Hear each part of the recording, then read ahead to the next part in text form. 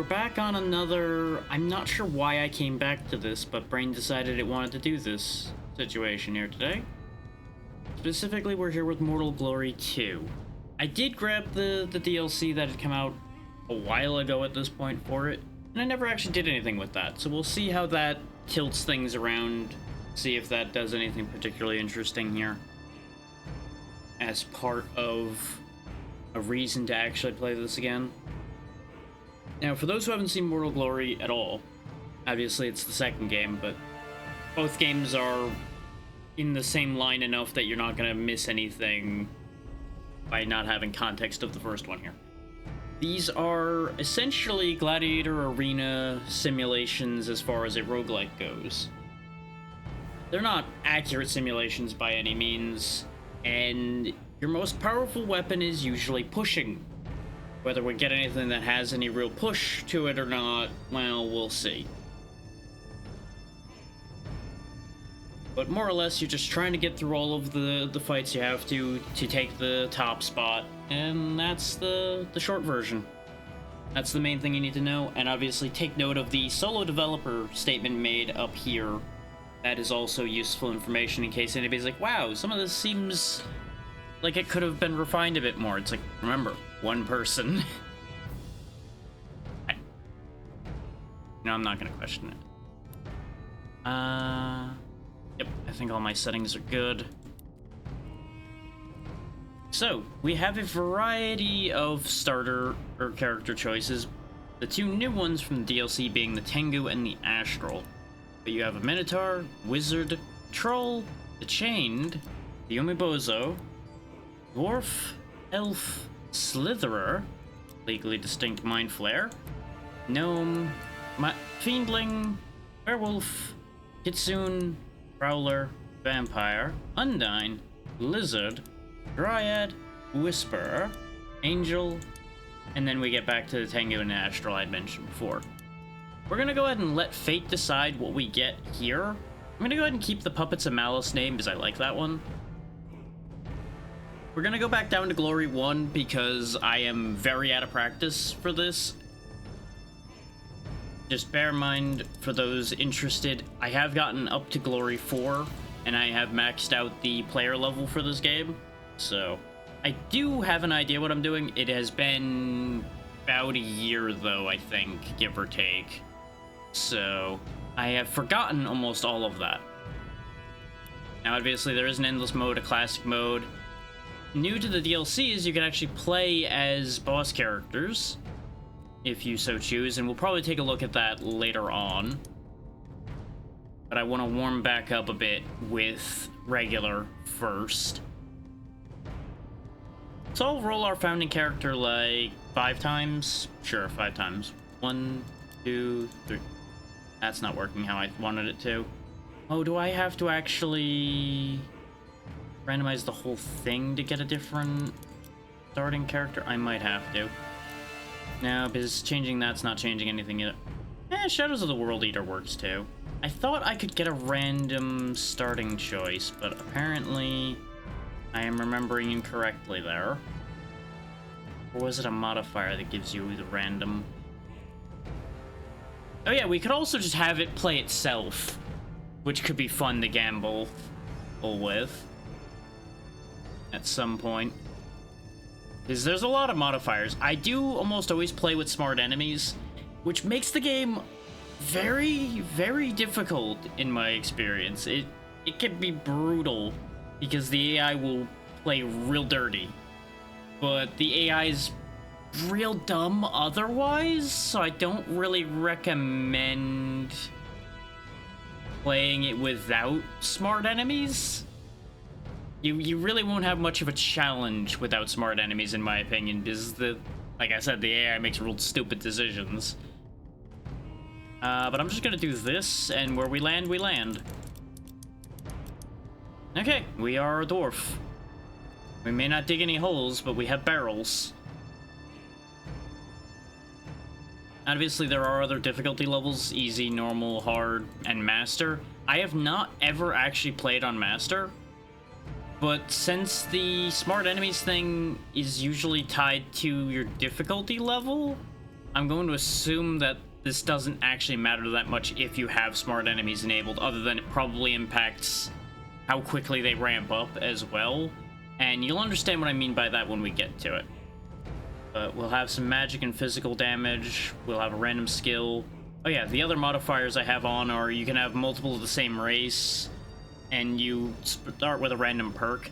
This can be a blessing and a curse. Sometimes the perks are not as useful as they appear, so if you try to leverage them when they're not actually any good, it's a whole thing. I am tempted by the rotating skills one as well, because just random skills can be really funny, but it also devastates runs sometimes, so it's just not very helpful. I'll go ahead and just go with this. Thagon and the Shadow of the World Eater. We, of course, start with our starting gear you saw. There's our patron over there. The smug fucking goblin that he is. Looking like we're gonna take Sinister Blade here. Rain of Knives is very good. We have some good physical power, so Sinister Blade wouldn't be bad. Rain of Knives for a ranged attack isn't a terrible... We'll have barrels, though, for our ranged option. It'll be okay. And, okay, we get 10 health when we critically hit. That's great, except for the fact that our crit chance is non-existent because we are a dwarf with the agility of a stick jammed into a piece of stone. But it'll be okay. Also, our strength is not as high as I thought it was. I should have looked at our stat line again before making this commitment. Well, barrels it is then. Barrels it is. Because I just looked at the hammer and went, yeah, +5 physical damage, that'll work. And, yeah, our magic is way better. Shame that there was no magic skills in that list. Get used to that. That's gonna be a running theme. But as you can see, you got your fight tiles, you got your shops, you got event spaces. These are guaranteed treasures. These are elites, as you might imagine. And then you go all the way up here to your boss fight. Pretty typical stuff here. You'll also have modifiers to certain combats. There will be special rules occasionally. It's a whole thing. All characters can only have 4 skills.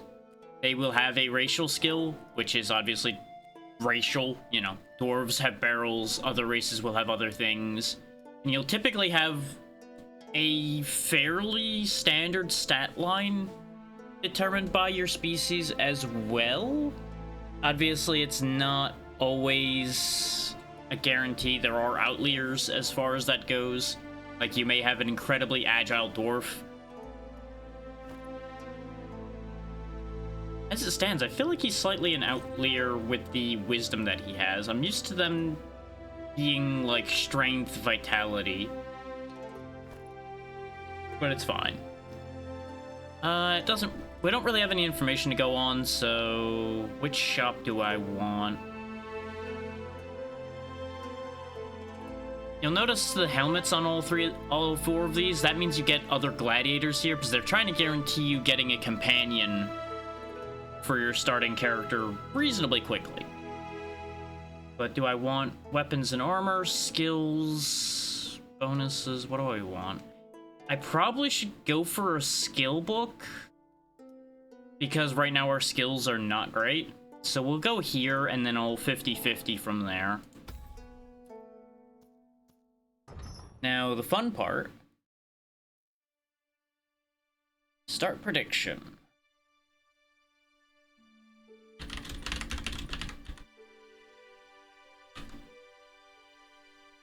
Will the Shadows of the World Eater win? Hello there. Hey there, Callista, how's it going? Or will the Challengers of Absolution win?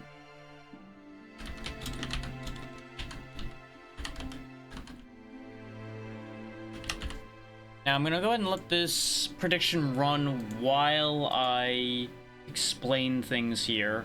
So it's not gonna be a long prediction. I'll give you like a minute to decide whether you think we'll win or not. There you go. I'll be running these for every fight just for fun. give you all something to spend points on.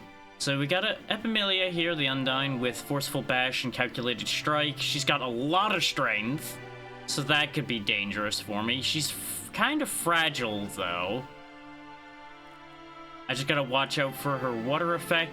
Ah, that's why she's so strong. She got lucky and got 2 to everything. Otherwise, she wouldn't even have an agility score to speak of. So we're definitely at a disadvantage there.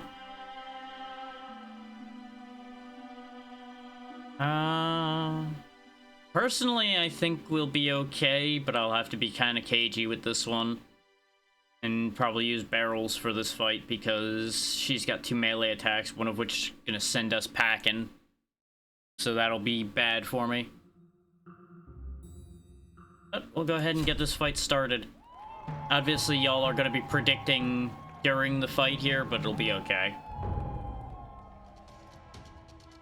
If the fight ends before the prediction window closes somehow, I will obviously just end the prediction with the result immediately. But as you can see, you've got your radial here of your directions to take yourself in. You get action points based on your agility, and then you have all your buttons for your abilities there. By default, all of your attacks are melee. Some skills will, of course, have range, but everything else is you bump into your opponent using the arrows to interact with the world. Same goes with bumping barrels around and things like that. Which we're going to shimmy on over here so we're in a direct line. Yeah, I kind of figured you were going to try to sidestep me there. So we step here, place barrel, send barrel. Oh, right, we don't have any increased range. For some reason, I thought dwarves started with increased barrel pushing, but I think I'm just used to them having an ability that lets them push the barrel at me. This is fine. Let them make the mistake. We're gonna end up setting ourselves on fire alongside them, but that's fine.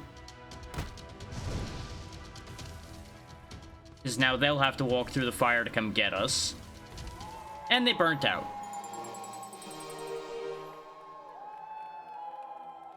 So, Shadow of the World Eater won that one. Obviously, nobody got in on that one yet, but that's a sample of how these predictions are going to work. Oh hey, we actually got a magic skill. We are now much more powerful than we were before. So I'm a lot less worried about needing to go buy a spell, though that is going to be a one-shot spell, since it's 15 mana and we have 24.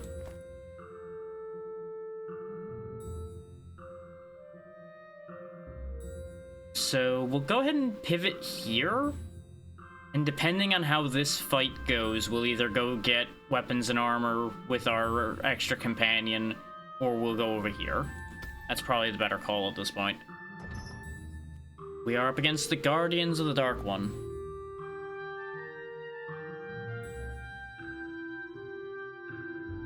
Thankfully, I can just Actually, here. I'll make this faster. I'll just label our opponent challengers. Because technically, we are being challenged by each of these. So you'll have a minute to predict this one as well. There you go. So we got Shmiz, the level 1 Fiendling here, with decent intelligence, kind of mid everything else, a healing ability and a knockback ability. And of course, being a Fiendling, they can set everything around them on fire. And they have Provocative, which only matters really for fighting AI, so this is useless for them to have.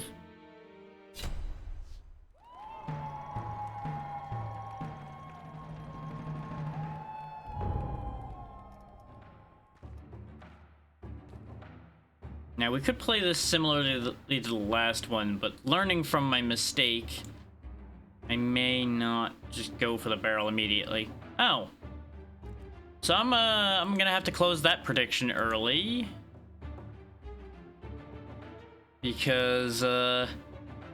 This is gonna happen. There you go. So that was unfortunately a little too fast for anything to really happen there. I'm gonna go ahead and wait until we get more significant opponents, I think, before I run more predictions, as it turns out. Because usually these early fights are kind of touch and go, but apparently these are just, nah, this is just over. Well, we have Ignite now, so we have another magic skill we can use. Not that we could use both of them, considering... Just missed that prediction message because it's already over.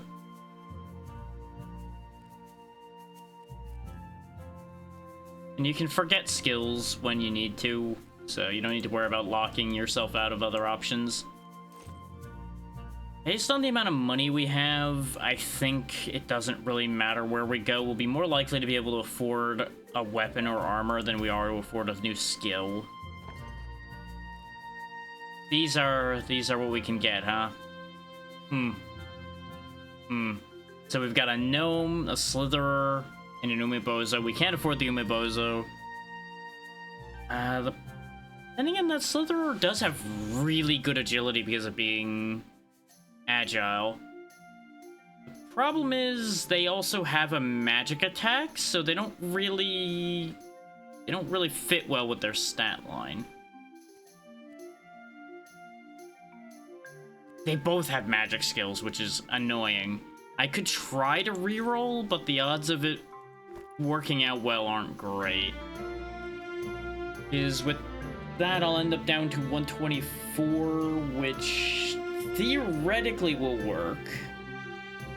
But purely theoretically, that's not... oh yeah, that'll definitely go well. I'm gonna do it anyway, though. Okay, good, we actually did get things we could afford. Definitely can't get the vampire, but that's not a surprise. We did sacrifice being able to buy any gear at all, which is going to be unfortunate, but it'll work itself out probably. Oh, you have hemophiliac. That's actually not a bad thing for you to have. Pounce is useful, but Righteous Outburst for you won't be useful other than the shield. So yeah, we'll take the Minotaur, Bumba. So now we have a second character. They've got Bull Charge, as you'd expect from a Minotaur, Mending Jab to heal themselves and deal some real damage. Yeah, considering the hammer is half of our magic attack, I'm not gonna hand the hammer over. I was debating it for a moment, but Bumba will just have to make do. We could try to swing for this other shop over here, but we're not going to make any real money before we get to that, so I'm going to swing out here to the left. So, it's the Shadow of the World Eater versus the Paladins of Prophecy. So one opponent fight here. There's only one of them because they're actually fairly potent.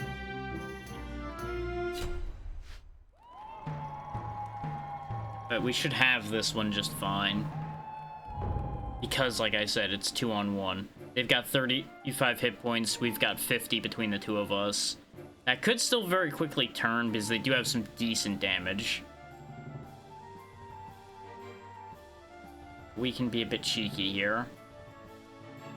Thanks to you having the extra AP. And have you stop there, though, for the moment. Okay. Sudden tackle went further than I thought it would. That's on me. So, Bumba's gonna... Oh, no, Bumba's alive. Bumba's fine. Bumba's not gonna be fine for long, but that's fine. They'll get back up after the fight's over.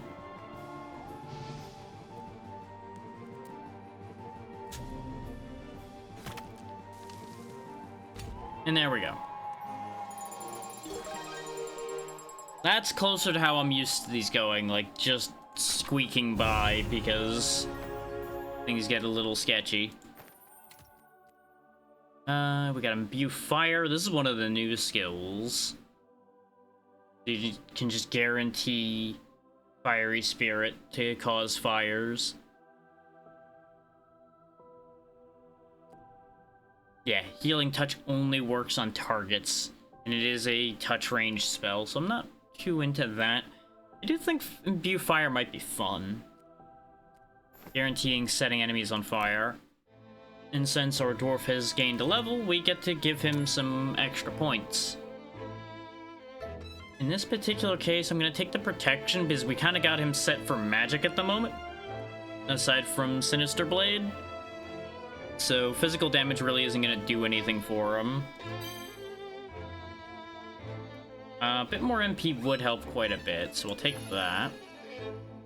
And 2 more magic damage or 4 more protection. Protection being your damage reduction, so you do want a decent amount of protection if you're ever expecting to get hit. Which, if you're not expecting to get hit, I got news for you. You're thinking wrong, because you are going to get hit at some point. It's kind of an unavoidable circumstance.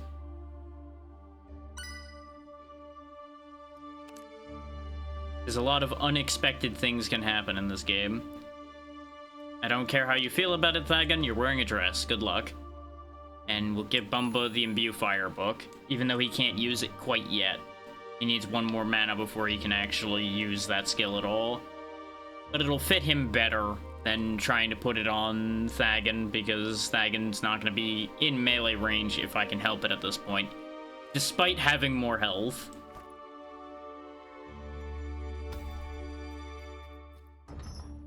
Okay, now we got the Oracles and the Nameless, a level 1 Dryad and a level 1 Vampire. Just based on how these 2 types usually go, this could be bad. Splash Zone and Righteous Outburst, which actually matches their stats.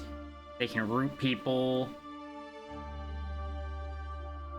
Okay, they get damage reduction if they've got cover as well, which is really annoying. And the Vampire, of course, has their drink blood, so any blood tiles can heal them. That's what makes vampires a problem, is they have a very potent self-heal.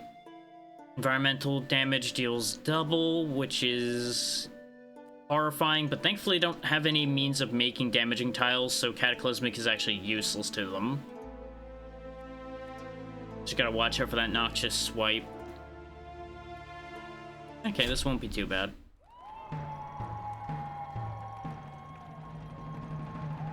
And as you can see, our audience is building as these fights go on.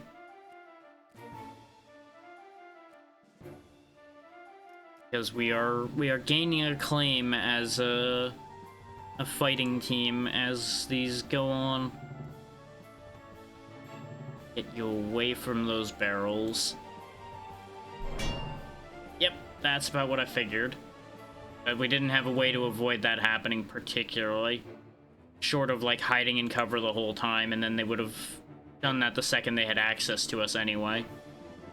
So, Bull Rush won't consume a turn, so just slam you, and then Mending Jab you, so we can hopefully eliminate the Vampire quickly.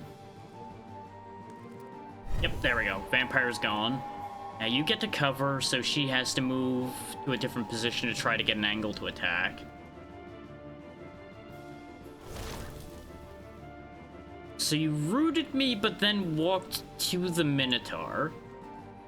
You really thought that that was the play there. With your 1 damage. Just go away. Shoo shoo.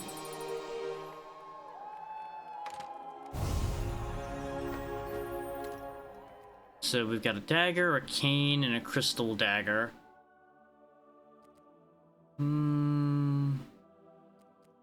This hammer's too good for me to want either of these, so it'll be the dagger to give to the Minotaur, so he has a little more physical damage. There's the sponsor chiming in, like, yeah, you're doing a great job. Just keep doing that. Let's see what our event holds for us. Walking along the coastline, and you come across a shipwreck that seems to be very recent. We can dive for survivors, which will gain us a character, but somebody's going to start with less health. Having an early addition to the team isn't a bad thing, but they may be kind of garbage. We could gain an item and start with only 30% less health instead of 60%, or we could just leave it behind and get nothing. Let's go ahead and go for the survivor, because again, more bodies isn't bad. The diving conditions are awful and lead to some injuries, but in the end you manage to find a survivor that seems eager to join your group. So we got Atlakion the Troll, with lots of vitality, and that's about it. They've also got Hallowed, so they start with a random long-lasting buff, which actually could be incredible. They've got Frantic Swipe, which would be great if they ever get debuffed. And of course, being a troll, they have Regeneration, which is another reason why trolls should always have lots of vitality, because without vitality, regeneration's useless.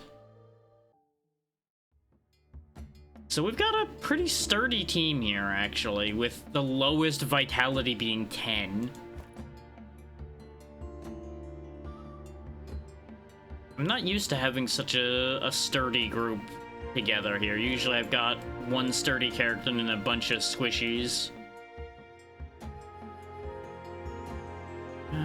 We could make a play for that shop. See if we get anything good out of it. So we've got the Shadows of the World Eater versus the Wardens of the Secret Door. We can start with 15% less health for a bit of money as our extra challenge. We're already gonna have one character that's down a ton of health, though. They are both fragile, but... Actually, yeah, their stats kind of stink. Do they have any attacks that are guaranteed damage? Yeah, instant missiles guaranteed damage. And doesn't consume a turn, but that's about the only threatening thing they have, so I'll risk it. Now, an important thing to note is... How to explain this? Oh yeah, one failure is not death. If you lose one match, you're fine. You just can't lose 2 matches in the same area. So, we've got that going for us. Based on this setup we've got here, though, I think this one will be prediction-worthy.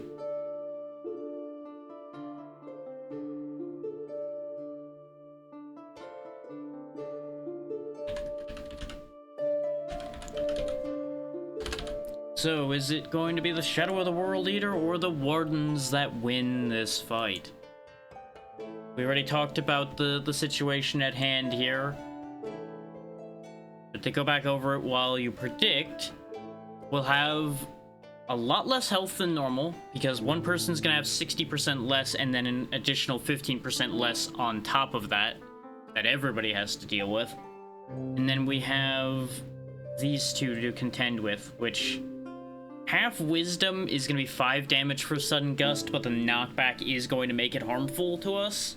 Obviously, the Dryad still has her root, and she has a guaranteed 6 damage ranged attack to use, which might kill somebody, depending on how the lowered health rules out. Like, if Bumba has the 60%, for example, he will probably be in one-shot territory, which basically will take him off the board. And then we've got Itri here with a 10 damage crippling blow, a 7 damage rupturing thrust, and then the ability to steal a blessing, which they'll probably just steal Lakjan's blessing straight up as soon as they're in reach, which is going to be really bad for us. But with all of that introduction out of the way, let's get to the battle. Got Mage's Might, which is 10 wisdom. You know what? That's fine. Go ahead and steal that. It doesn't help you either. You can have that one. That one's on the house. Oh, that's actually ideal that Thagon's the one who has the reduced health because he's our ranged attacker. He's the one who needs the health the least. So you step off to the side here. You are obviously going to go charge in. Keep that Prowler away from everybody. And you just kind of plod your way up. Yep. Kind of figured you were going to instant missile, but that's fine because you're dead now. There's the crit. But a counter crit ends the fight. I really thought that was going to get more complicated than it did, but we got very lucky with where the RNG landed as far as who was going to get hit with the reduced health. So that prediction is over in favor of the Shadows once again.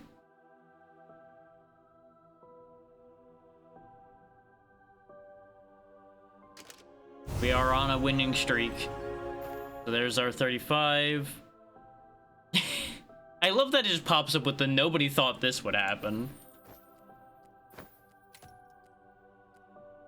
Hasty teleport to a random location. Kidney Punch has come back, and Conjured Tendril, which is a pull. The pull is actually kind of helpful, so we're actually going to take that, despite the fact that Kidney Punch would also be quite good. We're going to give the Troll the Conjured Tendril, because it'll be a means for him to actually get to fight something with his very slow movement. Acid Bolt is 20% of somebody's max health, but the only one who could cast it right now would be Thagan. So we're actually going to hold on to that for the second, I think. Go ahead and Wisdom up some more. Let's get you some more agility in the hopes that you get an action point.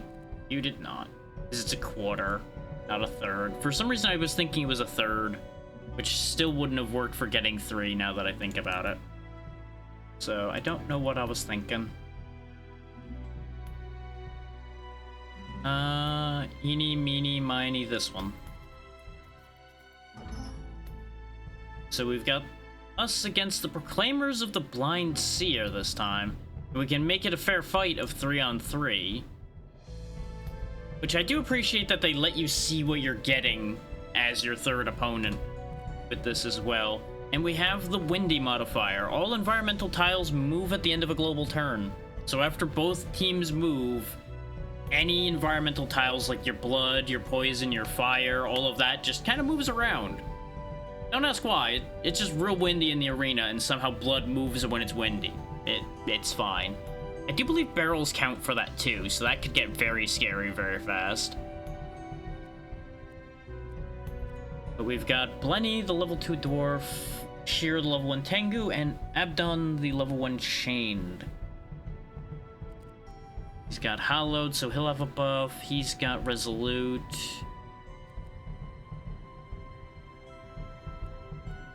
I just don't think that they're high enough quality a team to be too scary. I don't think it'll need a prediction for this one.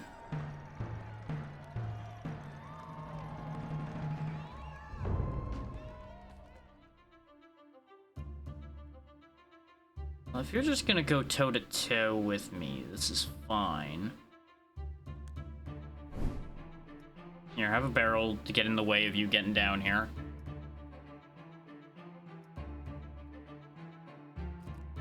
Let's see, that has a 5-tile range. So if I go like this, not quite in range. It's in range of getting the dwarf, which will work because he'll get slammed into the wall, so boop.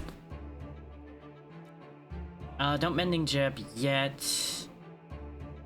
Go ahead and slap the Tengu as well. Problem is, support's not going to get up to him anytime quick, but that's fine.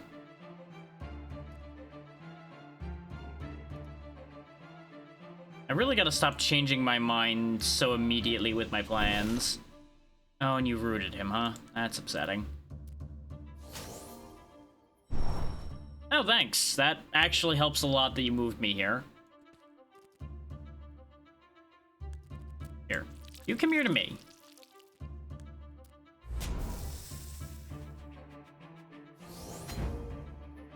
Crippling Throw is fine.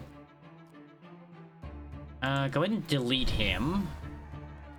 This way, you can make your way over here to start fighting him. Okay, you've decided to die. That sure was a choice he made.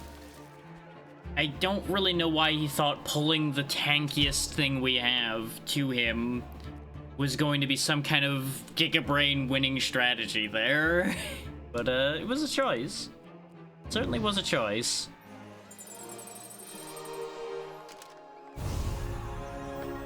Get our free money and our extra weapon. We'll go ahead and just take the regular dagger, I guess. And we get some rags, because I don't think anybody has any armor other than the dress. Yeah, the dress is all we have. It's unfortunate this is another wisdom-based thing. I'd I'd rather have the 2 magic damage than the 3 wisdom at the moment, since magic damage... Actually, no, magic damage is 100% wisdom, so this is better. He loses the mana, but we've not really been needing the mana. And especially if he does more damage, we still won't need the mana. We'll instead put the Minotaur in the dress, because he needs the mana to use Imbue Fire.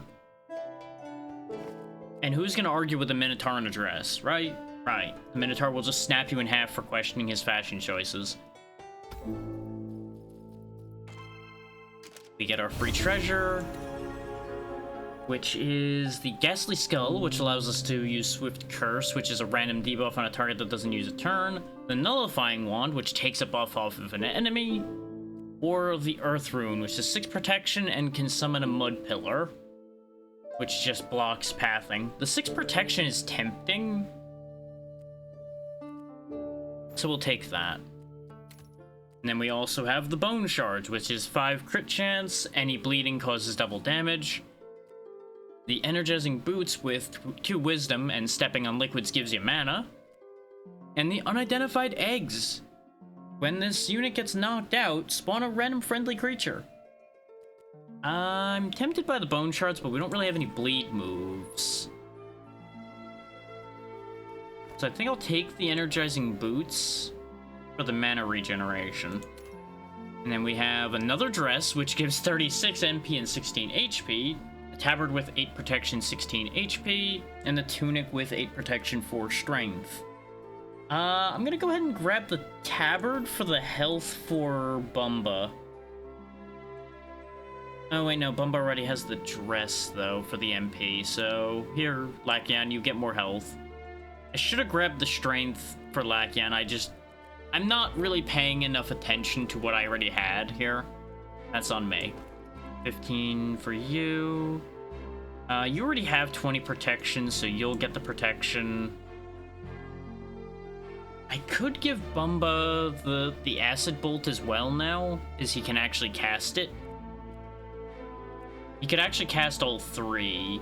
So yeah, on the way in, you Acid Bolt, then charge. Yeah. So Acid Bolt does take a turn. So maybe Lachyan would have been better off with it, but Lachyan doesn't have the MP to use it. We could get a 4th, but the better choices here are too expensive for us. Because we already have 2 melee guys now, so I would have rather have either the Kitsune or the Elf for a ranged user, but we can't afford them. And look at how expensive this level 6 elf is. Absurd. Demon Heart's interesting, because Berserk is fun, but it does tend to go badly. Restore MP on knockout and 3 extra magic damage, that would make our caster disgusting. And the Demon Claw, any units this unit summons get +5 physical damage, that's just kind of there. That's a lot of wisdom. Ooh, 6 physical damage on a tabard. We do not have a lot of money. The only problem. Here's what we're gonna do. I'm gonna buy the tabard. And the rest of these kind of stink, so I'm gonna reroll in the hopes that a better cheap option shows up. That works, actually. The Weeping Keepsake gives you a random buff every time you knock out an enemy. So if Lachyan gets a knockout, he'll have some free bonus there. Now, I did just set you up with this MP in mind. You don't need that health, so here. Now you have 13 physical damage. You're more likely to get a knockout now. So you can then scale up with Weeping Keepsake. I think that'll work. You also notice that it filled in these slots. Oh wait, no, it didn't refill this slot because we only bought that afterward. Ignore me. This does refill the slots, is what it's actually supposed to be saying. And as you can see, the rare items start getting really interesting, but we'll worry more about that in the future when we can afford such things. So we've got the Shadows of the World Eater versus the Specters of the Yellow King. We can start with 35% less health in exchange for a skill and a tunic. That's basically the tunic we already have, and $2 extra. I would like a free skill, though. Just gotta watch out, because that Whisperer does have a lot of health. The Werewolf, not as much.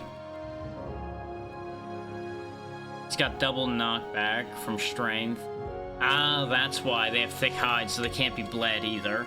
And they do have Mending Bolt, so that's gonna be annoying.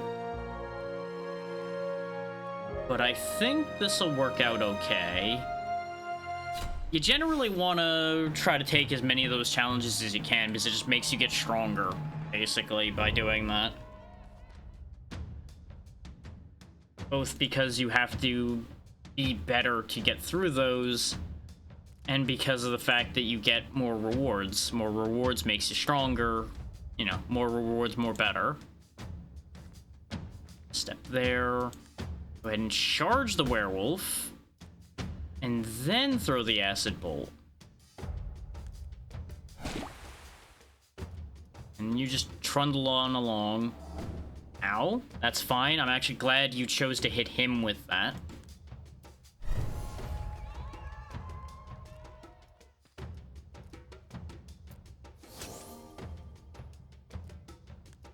Come here, you. Now, perish. Hey, you got Mage's Might again. Wonderful. I'm so glad we have the smartest troll on the face of the planet here.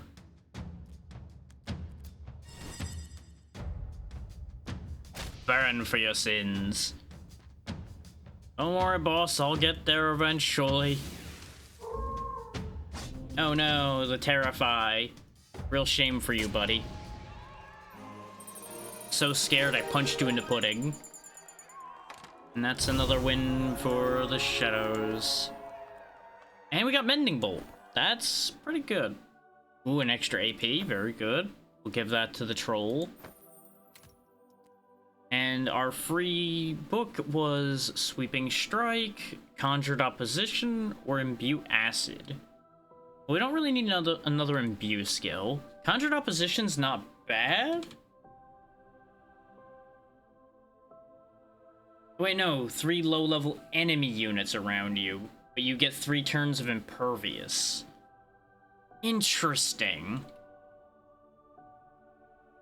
I guess that's a way to farm kills? Question mark? I'm gonna take the Sweeping Swing.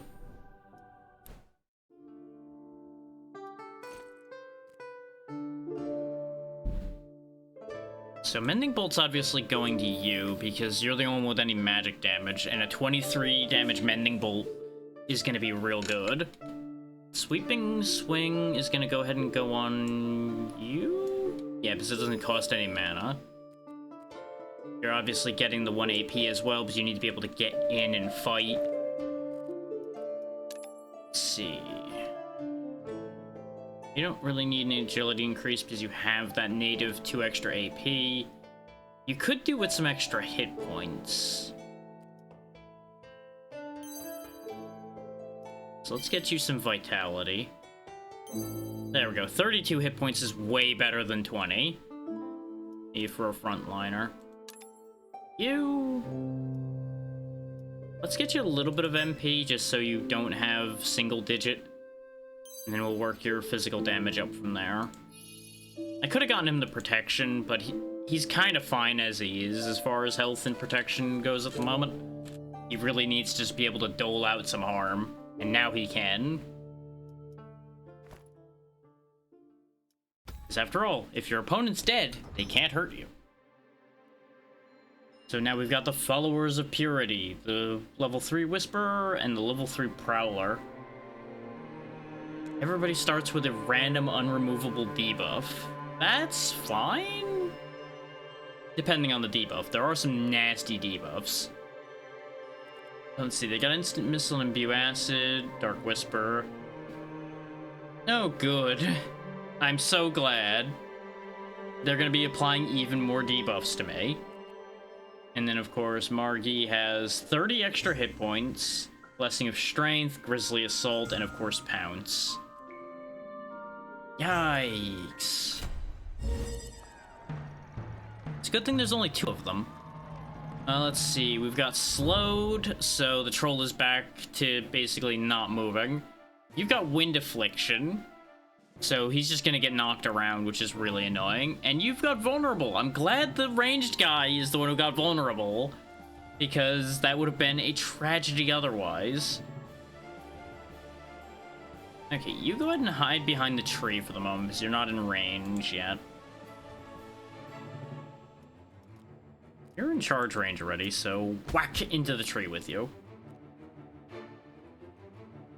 Summon Pillar will also actually be kind of useful because it's a global range, more or less. Like, it technically has range, but it has such long range that as long as you're not at an edge, you can basically globally cast it.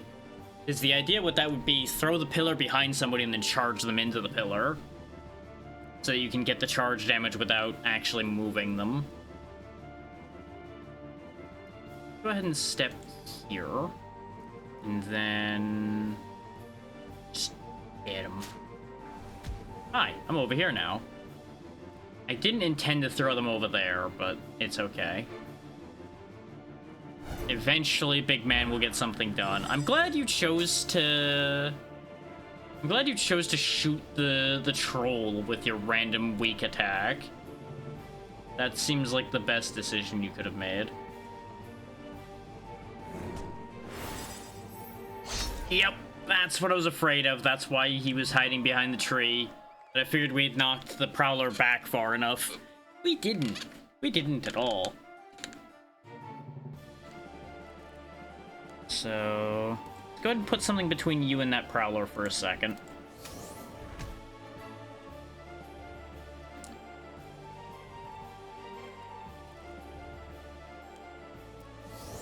Go ahead and get your regeneration going.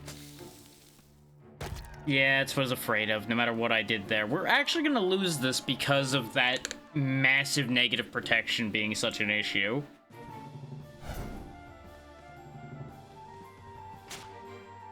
Because this Prowler is so powerful. You do have debuffs on you, so this will do actual damage. I think we just lose here now. Yeah, Brawler's Blessing's not gonna save you. We did at least take 1, but that was kind of doomed from the start the second we had our most powerful character basically going to die instantly. So now we are on the clock. If we lose another fight before we beat this boss up here, it's over. Let's hit the event. An overjoyed man approaches you. I saw the light and it spoke to me. I must now donate all my possessions to gain true clarity. Please help me by taking something of mine. We can gain an item by grabbing a relic, we can grab a gadget, or we can grab a book. The book will be a skill item, I presume. Gadget might be... Gadget and Relic are probably both going to be accessory items, if I were to hazard a guess. Relic sounds good. We got the Scroll of Excellence again. This unit gains a random buff when it deals a critical hit. Oh wait, yeah, because we have the Keepsake, not the Scroll. Well, you're the only one with an empty slot that'll have any chance of doing crits, really, so here you go, Bumba. Just more buffs getting handed around. And the music's really swelling up. It does get a little on the loud side, so we're gonna go ahead and just nudge that back a little bit. That should be a little better. I did a lot of the audio balancing based on the title screen and a little bit of combat, so not every bit of music had happened. 20 less health for more money. Against Fumiko, Shuria. You've got Frenzied. So you need to die rather than going down to low health, but the Spectre you're gonna summon is gonna be at low health by default. So your Spectre's gonna be scary. Because if I'm remembering how the Kitsune works right, their Spectre has all the same moves they do, as well as all the same stats and everything, but it starts at 1 hit point.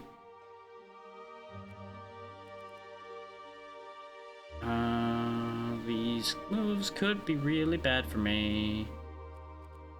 The good news is they have physical stats and magic attacks, so it's not as bad as it could be. And Tengu has Tackle, Renew, 7 extra Vitality, which is the only reason he has any real amount of hit points. Yeah, I don't think we're taking the extra challenge here, especially since we're at a disadvantage already because of having no spare lives. I suspect if I took the challenge here, I'd be throwing.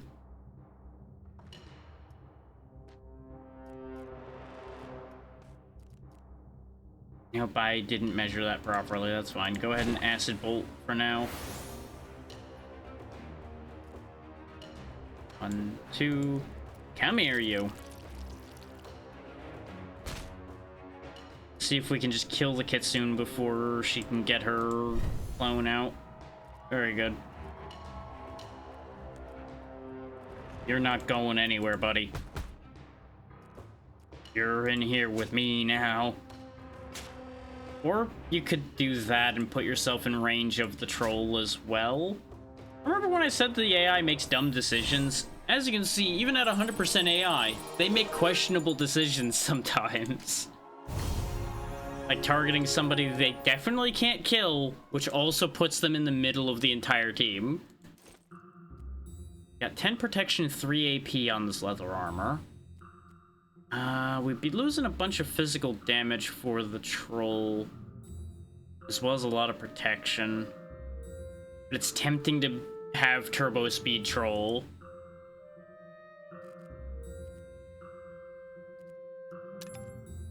Now let's see, you can have a default skill in Sanguine Bolt, Dancing Flames, or Soul Corruption. Sanguine Bolt is not bad, but it is best used if you've got somebody with a bunch of bleed, like a vampire or such. Actually, no, because this would consume the blood tiles too, so that's actually bad for a vampire, because then they can't use their heal. Then again, it would already be doing 27, so it's better than our melee move already. Of course, we have Dancing Flames, which gives every tile in a 5-tile radius a 50-50 chance to spawn fire. And the fires will move. And then you have Soul Corruption. Remove all buffs and debuffs from the target and deal damage equal to 8% of the target's max hit point for every effect removed. Again, kind of needs some prerequisites there. Either an opponent that uses a lot of buffs or somebody using a lot of debuffs on the target. So, little situation, a little sketchy. Considering we don't really have great options for applying things guaranteed, I'm not really going to go for that. I think Sanguine Bolt is still the best choice. Hang on, I need to forget this skill first, then we can grab Sanguine Bolt. Still not the best, but it is a usable skill for him. And it's technically going to be his strongest skill, because it has that +4, even without the blood tile bonus. And it's the same range as his longest range skill, so it's pretty useful. I could give up the mana and give you even more AP, but I feel like 7 AP on one unit is a little bit of a bad idea. Not because it wouldn't be helpful, but because it would tempt me into making bad decisions like I already make with the charge. I think I kind of have to do this. He gains more protection, loses some damage. Now these two have the same amount of physical damage, but the important thing is with 6 AP, he can keep up with Bumba better. So we don't end up with Bumba off on his own Because I'm trying to make use of his whole AP pool. It makes it harder for me to overextend without thinking about it. We've got the followers of the Impure Angel. With the level 4 Whisperer and the level 3 Prowler. With 60 hit points. Oh, and you've got Puppet Master, which is gonna be so annoying. Basically, if they, for example, hit Bumba, it might move Lachlan or Thagan around and be really annoying. Oh, they both have Puppet Master. I hate it here. That's gonna be really annoying because we're gonna get bumped around a bunch. Okay, they've got Beaming Wand, which just blows up a random item. That's potentially bad. I just need to make sure not to stand next to barrels or anything if I can help it. And you've just got a bunch of melee attacks. So you're scary, but not, like, concerning or confusing. You're just dangerous. As much as I would like the extra skill, the Prowler is a little too strong for me to be like, yeah, I'll just go ahead and have a quarter of my health taken off, sure. As it stands, she's probably going to be able to take a good chunk of somebody's hit points off in one go anyway. We do have a pit we can make use of. In fact, I have a great idea for how to use that already. It would just be a matter of getting the positioning for it, which we do not currently have, really. I think they volunteered to distribute. I'm actually gonna have you pass your turn.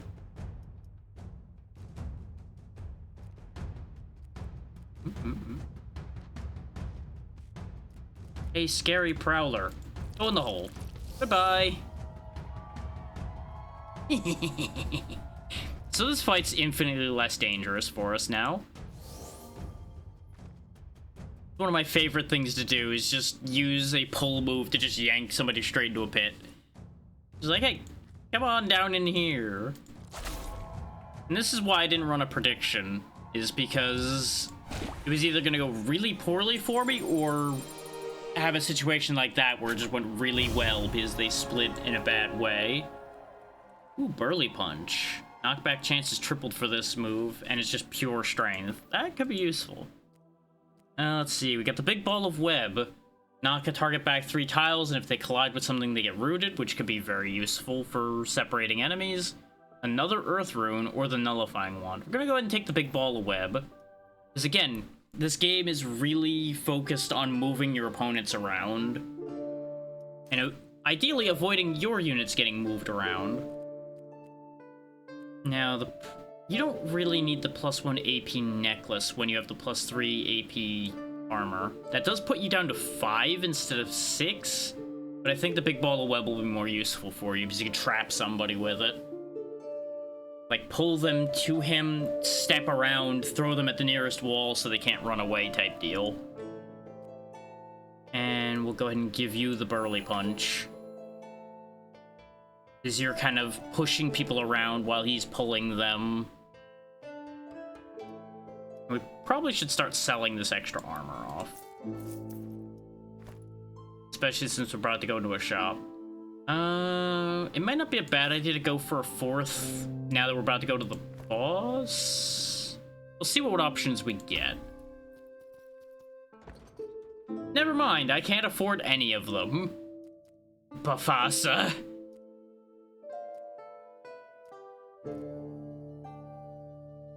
That scale mail's pretty neat.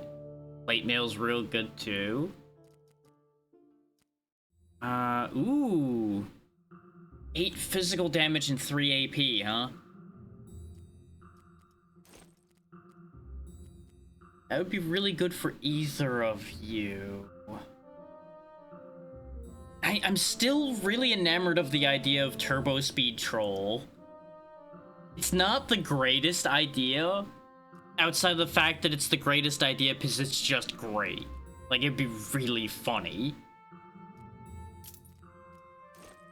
And now he really doesn't need that necklace. He has 8 AP with 4 agility.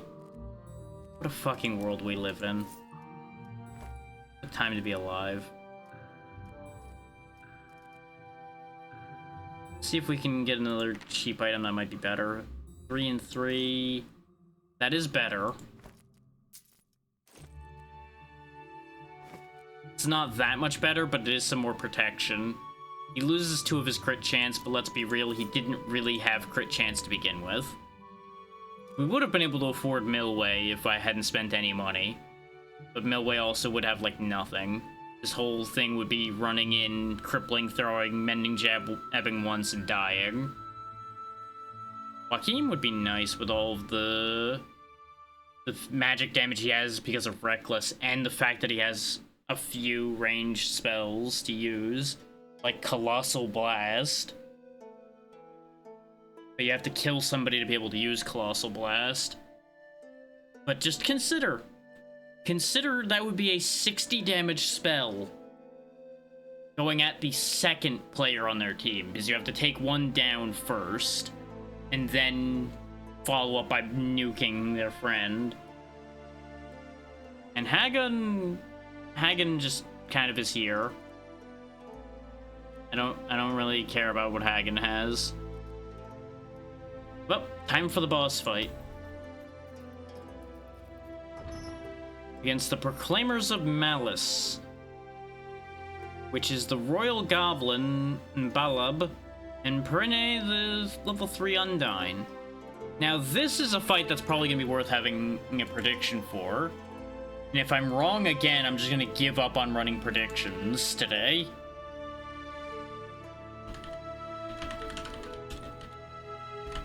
I'll go ahead and actually put their name in for this one.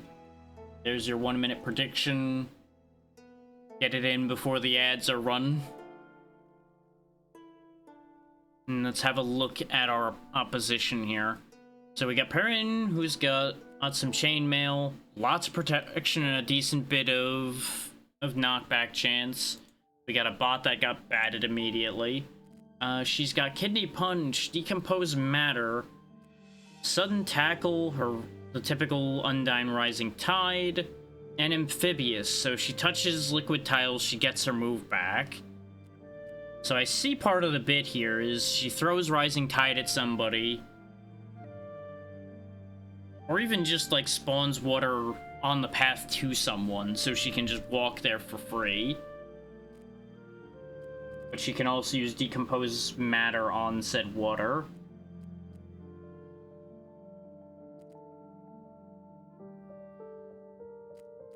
And then Balab has got a Trident and the Ring of Impact with Unleashed Pressure, which knocks people back 2 tiles per charge.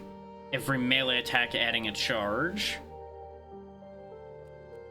They've got Putrid Presence, which is a debuff to everybody around him based on magic damage. Energize, which gives a charge to all skills that need charges, which is really only going to apply to his Ring of Impact. Mending Jab, of course, for self-healing. He's got Boss, which makes him immune to stun, cooldown increases. Medical Oddity, so direct damage from debuffs heal him instead, so you can't, like, bleed him or burn him or anything like that. And Bloated, when this unit gets knocked out, all surrounding units get knocked away 5 tiles. And of course, Grand Fortitude, heal himself for 28 hit points, which is going to make him kind of annoying to kill if I don't just kill him right out. Alright, let's see how it goes. Remember to get your predictions in if you're at all interested in how this fight's going to turn out.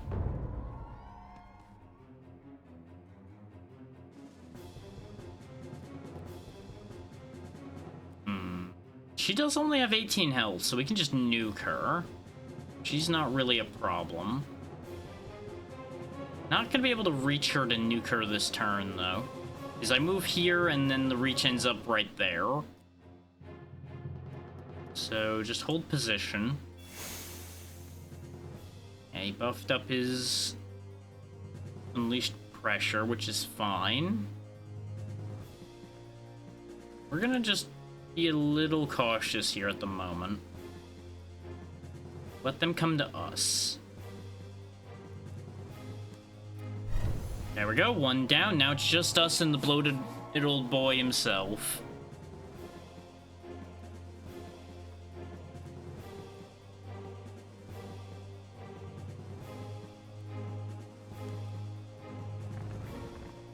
Trap him in.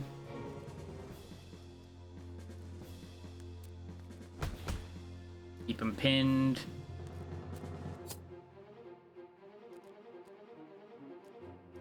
You go ahead and just get in there. Don't use any of your fancy stuff. Just go for him. He's already gonna be pretty low, but he'll be able to heal himself. He didn't... What? Why the hell didn't you grant fortitude? What? Did he use it already? No, because it would be on cooldown like Mending Jab. I guess he prioritized trying to do a bit of damage and also heal at the same time?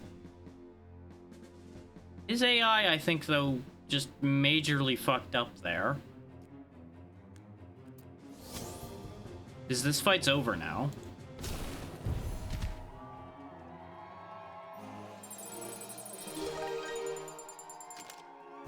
Maybe I should play on a higher difficulty before bothering with predictions.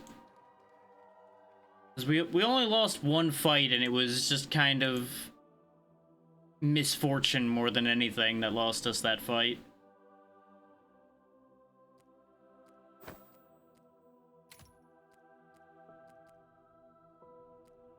These all aren't great, but I'll take the Jerkin because it's probably going to be worth the most money. Inconceivable Ornament. 10 health, all environmental tiles this unit creates have spreading. That would be very funny if I had taken Dancing Flames, because we could just set the whole map on fire. Melee attacks apply poison to the target. Mana costs are reduced by 40%. Give. And our gadget is Mana Potion, which is for each charge it has, gain 50 EMP, doesn't consume a turn. The Detonating Wand, which we saw before, and the Dust Berries, which do Smoke Bomb. Spawn thick smoke on target location and all tiles surrounding, which block line of sight. Blocking line of sight is really handy if you've got a bunch of ranged opponents, so they don't just eat you alive before you get a chance. I'm gonna go ahead and grab the Beaming Wand, though, because it can synergize with the Dwarf Barrel Summon. And we're off to Tournament Phase 2. And now we have lost the debuff from having a loss, so we're actually safe for now until we lose twice again. So we've got that going for us. And obviously, we've gained a level. You don't really need agility because you're being boosted by your gear in that regard, so go ahead and get some strength, some vitality, and some more strength. There we go.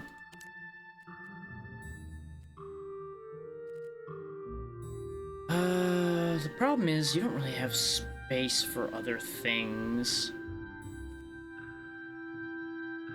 You still haven't gotten any options for more MP.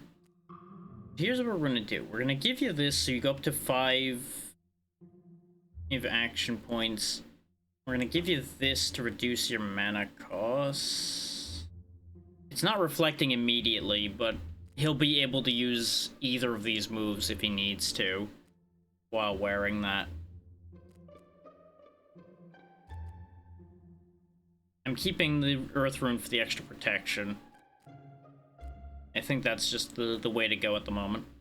We do probably want to try to get a 4th character now, though. Or not. We're not going to see one till like halfway up the line unless an event gives us an option at a 4th. Well. Hello there. Hello again, Callista. How's it going? Hopefully all's well.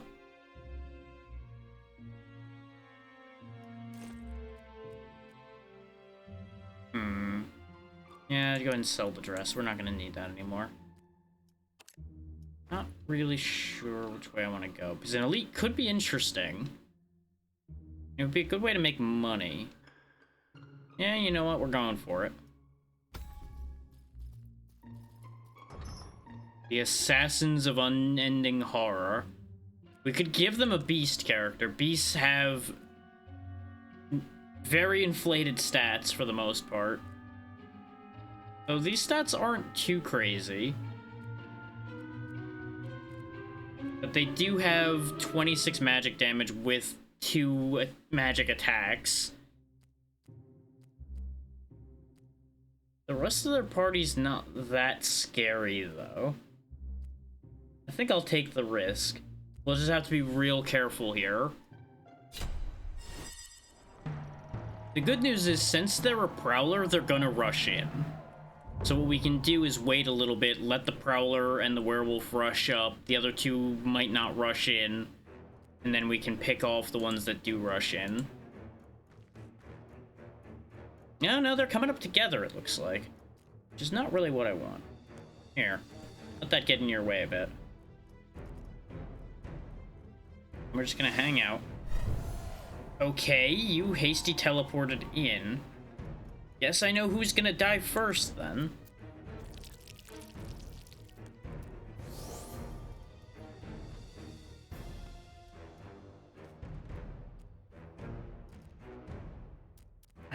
I was debating throwing him down towards the team. But he doesn't have any movement to speak of anyway, so he's not really going anywhere. Do you have any debuffs? You don't. You did get Corrosive Spirit again, which is not really what I would want.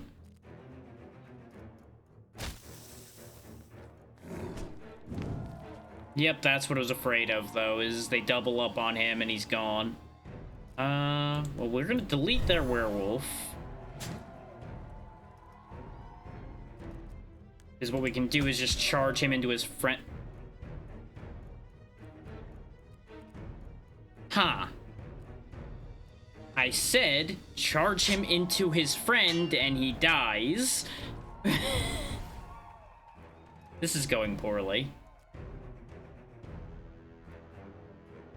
You're going next, so die.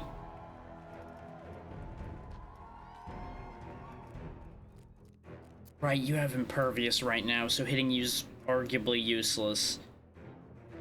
You've used both of your... No, you used... No, you did use both of them, just the cooldown on Ignite is real short, so you're gonna Ignite one more time. Which is a problem, because that's probably gonna be Thagan dead there. Try to knock you away. Eh, you got a crit. Oh, you got a crit on your Ignite, though, so that didn't fucking matter.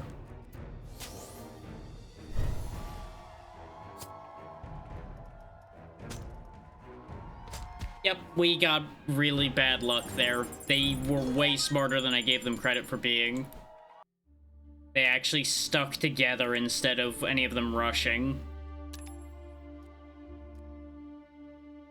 Oh well.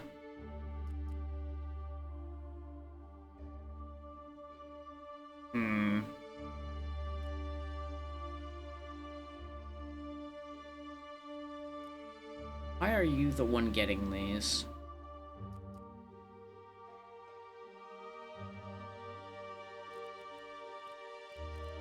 Like, you may as well get rid of Acid Bolt, because Acid Bolt's not really doing much for him at this point. But, like, he can't even cast Refreshment, even with the 40% reduction. Because he would need a 50% reduction to be able to cast it. And with his Wisdom, it would not do much. A 4 hit point heal... Well, then again, it is a heal that doesn't use a turn. The 50 MP doesn't matter. Like, this isn't even a discussion. This is about the only thing that would be useful at all. But... no, I may as well, because I'm not really clicking Acid Bolt. And that might help. Especially if he's gotten, like, dogpiled in debuffs. Problem is, that happened before we even went into the Elite fight, so I don't really want to risk the Elite now. We'll go the event instead. An old man with a strangely youthful presence approaches Thagan. I had a dream that you were in need of my special services. So, here I am to offer them to you. For a price, of course. So we can have him learn a random skill, learn a random racial skill as a normal skill, or gain a perk.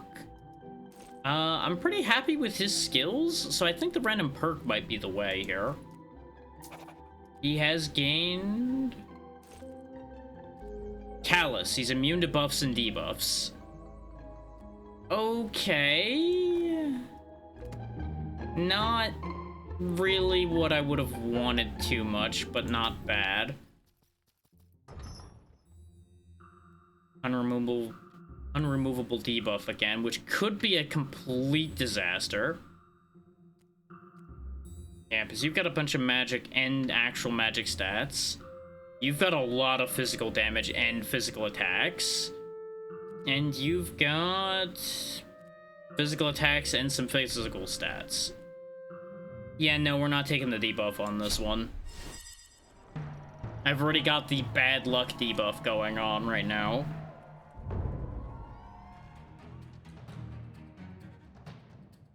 You just sat there, huh?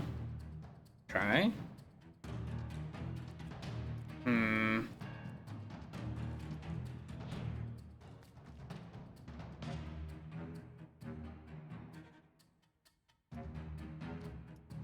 Let's wait a little bit here.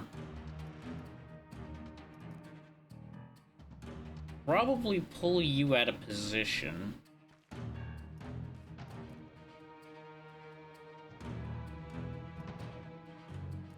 Will you do enough damage?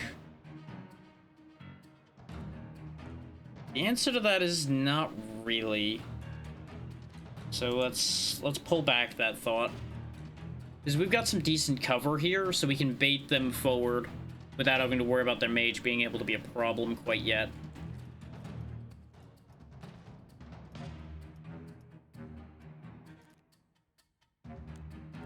Here, enjoy the Barrel of Mystery. It was a blood barrel. Anyway, just gonna put that up there. Don't mind me, I was never here. Okay, now we pull you out of position. Because we've got some room to work with here.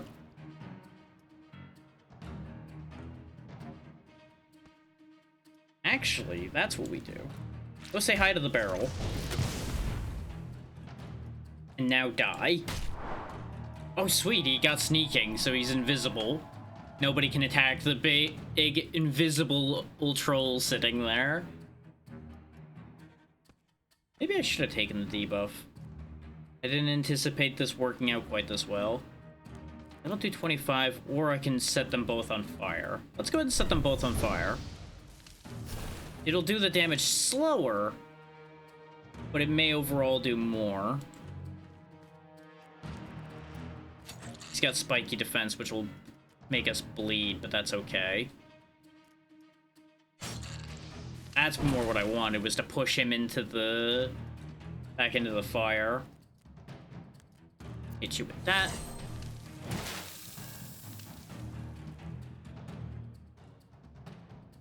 Ah.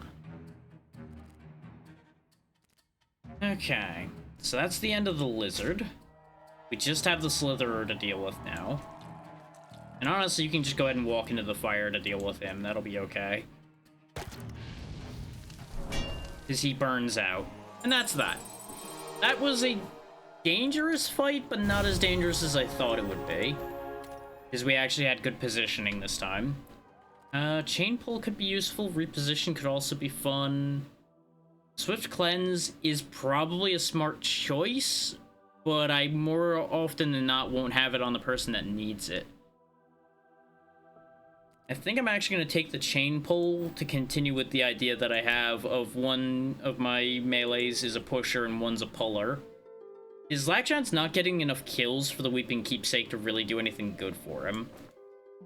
So what we can do is have Conjure Tendril and chain pull, so he can just move the entire enemy team around to suit my needs.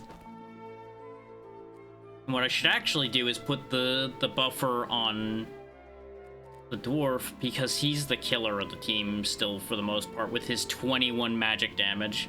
He did just lose 2 of it from that.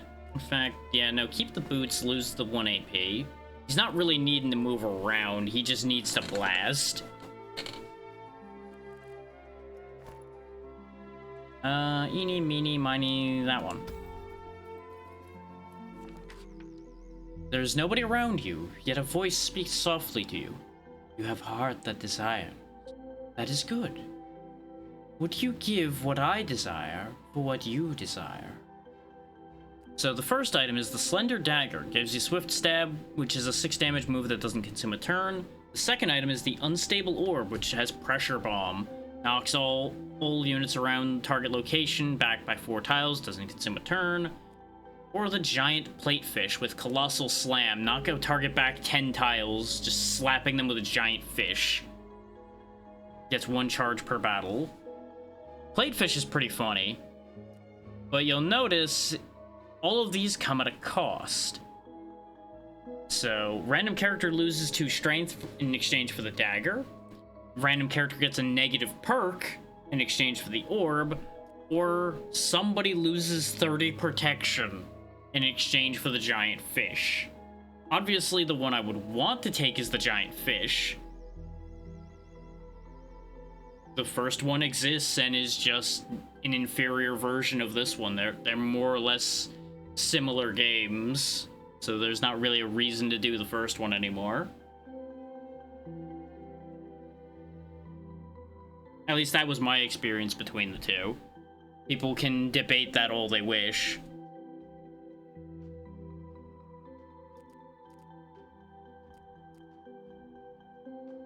I'm gonna decline here. You can deny what your heart desires only for so long.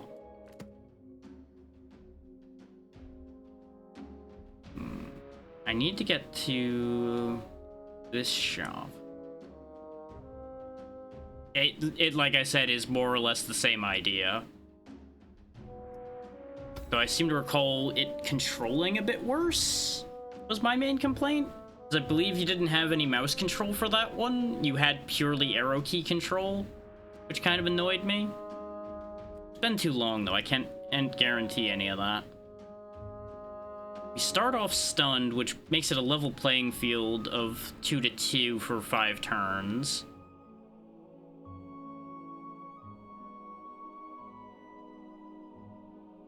Yeah. I don't even know if that's a difficult guess to make, particularly on that one.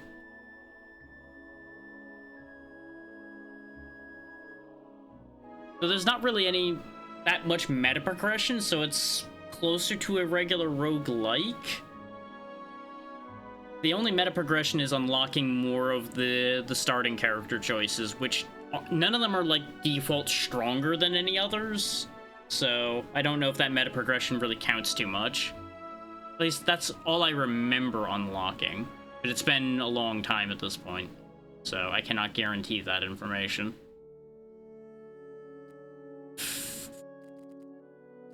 Do I want to risk the stun? You have a lot of MP, but nothing that's gonna make that MP that dangerous. You do have 25 magic damage for some fucking reason. Oh, the mage staff, okay.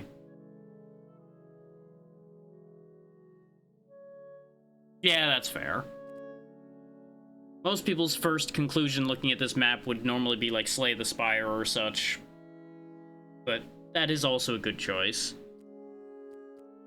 So at this point, like, every other game in this genre has this map, so it's not really a notable thing anymore. Ooh, interesting. Can learn duplicate skills. Doesn't matter for an AI-controlled character to have that, because they're not going to learn any new skills, but... Ooh, they can summon specters of themselves. Nah, we're not risking a stun here. This is going to be really upsetting to deal with. And they are both very potent, so not a good idea. Okay.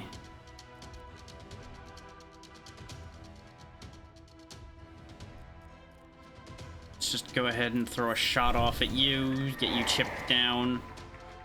There's the specters. Let's just start cleaning those up immediately. We don't want them getting any attacks in. we are gladiators trying to be good at being a gladiator. They don't really need to be... They don't really need more reason than that. If you're looking for deeper meaning, like something like Inscription, you're not gonna get that here. And that's the kind of thing I was afraid of, is a long-range shot just killing off one of my best SD units. This fight's gonna go horribly wrong, and we're probably losing this run because of this fight. These two really don't have it on their own here. This is why I didn't take the extra risk, and this is just gonna be bad. It's not a guaranteed loss yet, but it's not great. I think it's time to try to do something clever.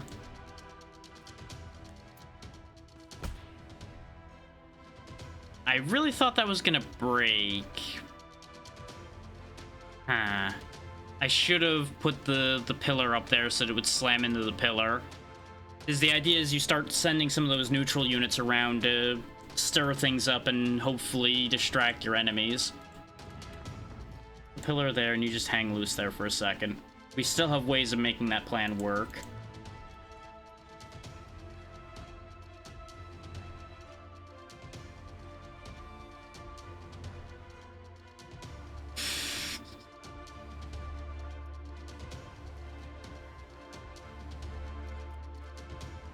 This will throw it.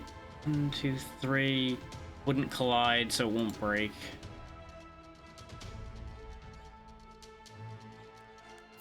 Obviously, you're gonna need to get your regeneration going. Thing is, she just has to take a step there, and then she has a clean shot at him. But she doesn't have any of her ranged attacks off cooldown, so that'll be okay. Stay there. Or... Eh? Why did you have that? That said it had 2 turns of cooldown. Where... Oh, the Scepter had a move too. God, missed that completely. I forgot that items don't put their skills down there. So that's a problem. He's not dead, but he may as well be with the minus 50 protection that he has now. That really sucks.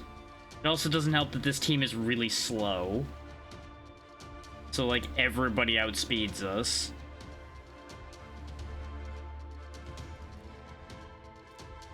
I could try to go for the knockback damage.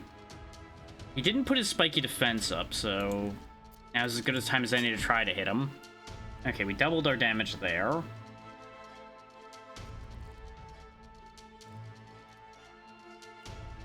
But why... Oh, you're fucking rooted. God damn it. Well, just break that open and hope that the cultist doesn't attack me. Yeah, no, we were just hosed on that one. They had such powerful skills, and we had just garbage. Oh, that run failed. Try again.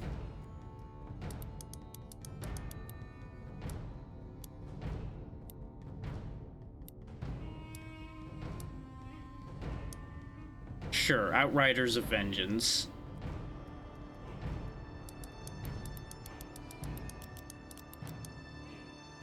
Okay, we got the Umebozo as our starting choice.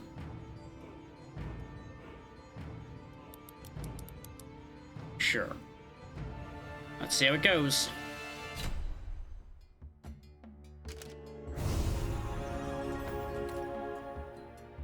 Renew, endure, or reject pain, huh? I'm so glad to not get an attacking move as my first move. Maybe the other book will be better, though. These are the utility books, so it makes sense. Let's see. Tickle Bolt. It's not terrible. Acid Bolt, no. Instant Missile, maybe. Yeah, because you have knockback is your only thing. You will survive lethal damage the first time, so you're okay as far as that goes. Your magic damage is 7.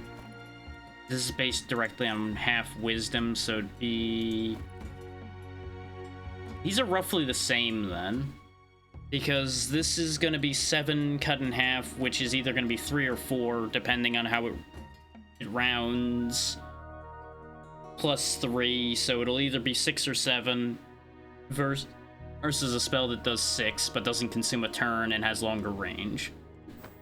So I'll take the instant missile.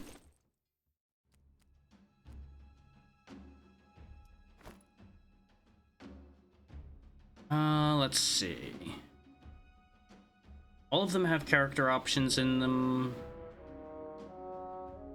Let's aim for this one so I can make a choice based on where we're at that point. We've got the Lovers of the Hungry one, with Furlon the Chained, who's got Sucker Punch, Frantic Swipe, and he's Frenzied. Okay. Well, we can't kill him immediately, so the Frenzy might actually be a threat.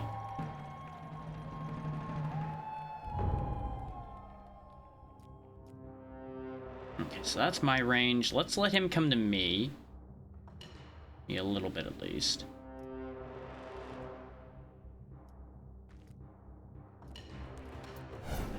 We can ping him with that and step back. Play around the fact that he's got that soul chain. And there we go. This is why I wanted instant missile. That standoff range is very helpful. Let's see. We get Sinister Blade, Tackle, or Tickle Bolt. We'll take Tickle Bolt because it's another ranged spell for us to use. Smoke Shroud, teleport target at thick smoke.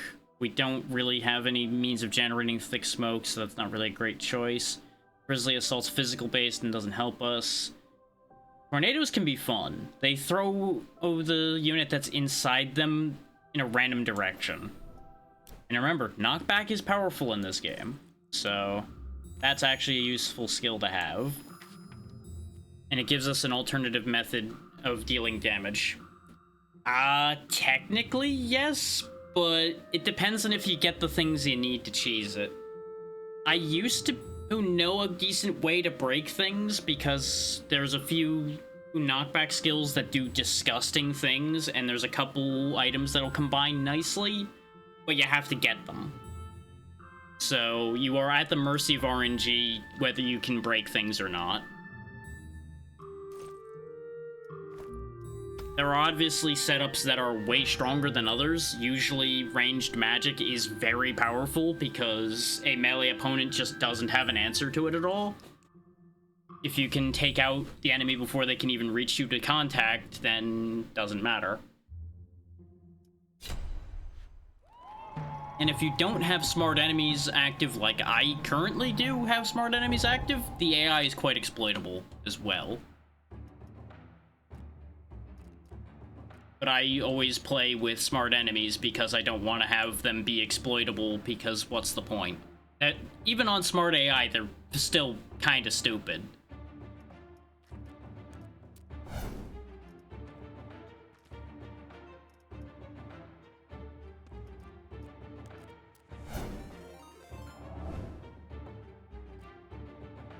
Oh, a double raid, I think. Hang on. Yes, Sweet Bear VT and Sakura Witch Gaming, thank you both for your raids. What were you up to today? I assume you were there together? Or was this a convenient bit of timing? Either way, hopefully you all had a good time with what you were doing. And welcome to me trying to lead a little band of gladiators to victory, fresh off of a failed run a few minutes ago. Unfortunately, I couldn't give the Twitch shout out for both of you because timers, but we at least have what we have there.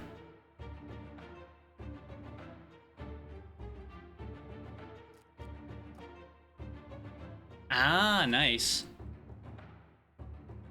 Everything's going fine so far. It's a good day. Hopefully you had fun with Phasmo. I do recall that there was a relatively recent update to that. But I do recall people saying there was some bugs with it, so hopefully you didn't run into any issues there. Go ahead and hit ourselves with some renew here. Hit him with the tickle bolt and hope for the best.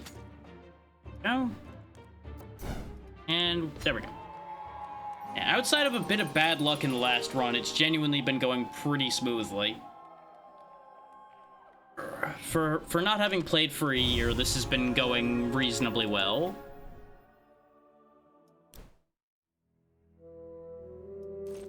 And of course, if you need to raid and run or anything of that sort, by all means, it is important to take care of yourselves. I'm glad you had no problems. One more magic damage and some crit chance, or... And no, we need the MP too much right now.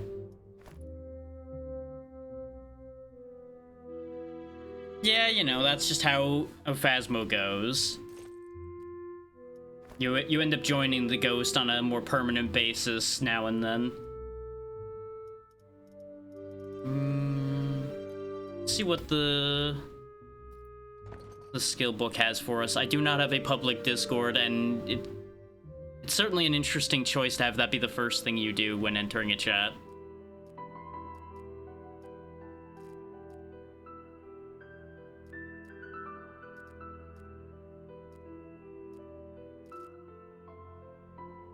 We could start throwing neutrals around, which could be fun, but that'll backfire potentially as well, and we need to get our companion anyway. We already have a caster, so let's go ahead and take the angel. His angels can kind of go multiple directions, instead of just being only casters. Which even the wizard technically can be not a wizard, but as you can see by that very heavy wisdom leaning there, not really a great choice to have him be something else. Cataclysmic could be interesting, especially since they start with Ignite. Yeah. We have no money to buy anything else, but this will work. This will work. I could also probably pivot the Umebozo to be something else. And have somebody else become the caster, but this will work either way. So we're up against the Spectres of Retribution with Quor the level 1 Tengu and Zibi the level 1 Troll. Quor's got Firestarter and Tickle Bolt. Umebozo is a thing in... I don't remember what folklore. It is actually a thing as far as I'm aware, though. I don't know exactly what it is anymore. I used to know.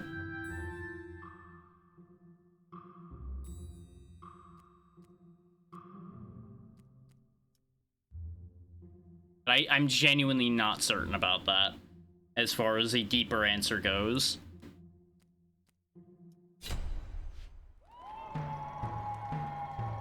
I think it might quite literally just be some kind of shadow creature, though.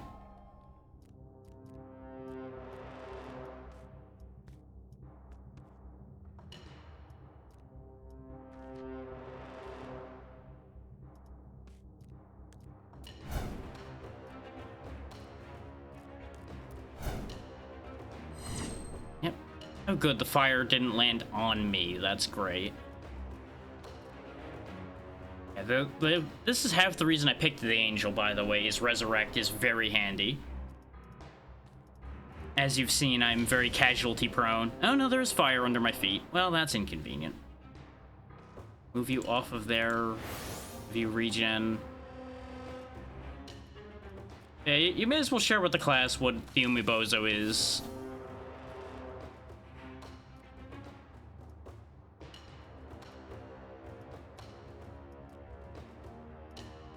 Go ahead and just shift over so you might actually have a chance to use that.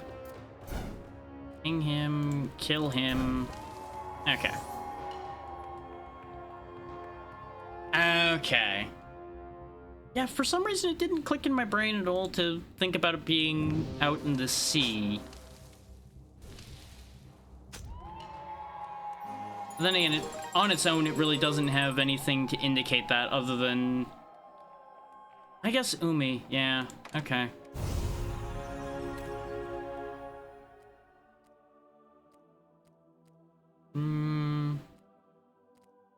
Let's go ahead and grab the giant knife. What kind of armor do we got here? 3 protection, 1 wisdom, 2 protection, 2 agility, or 16 MP, 8 HP. Let's take the protection agility because it might get the angel sped up a little bit. Not quite enough for another action point yet. You don't have any physical damage moves yet, so let's not do anything about that part quite yet. You obviously still need your magic damage to get higher, so just keep doing that.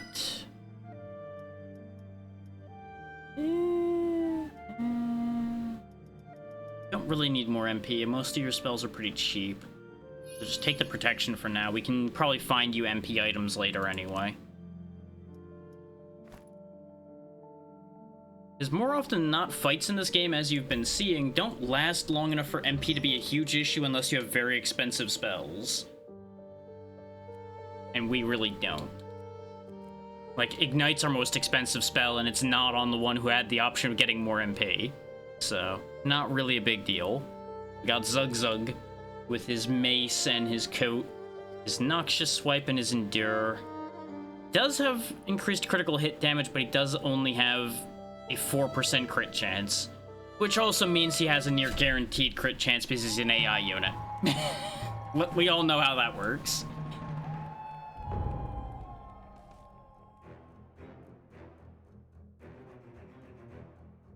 I mean, I'd be confused if you offered me a bottomless ladle too, because what do you do with that?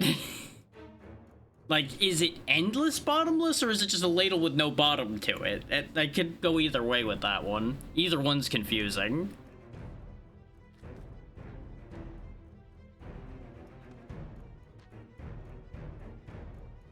But I assume part of the thing is maybe it, like, fills the boats with water and that's how they drown people? So if they can't fill the ladle, then they just keep stuck in a loop? I guess that makes sense.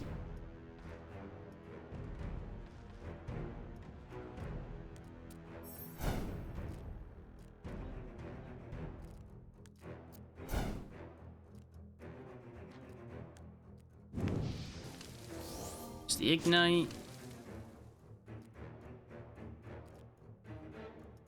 Let's show off how the tornadoes work. Oh, right, it's all tiles around Caster, so whoop. There you go, now he's over there.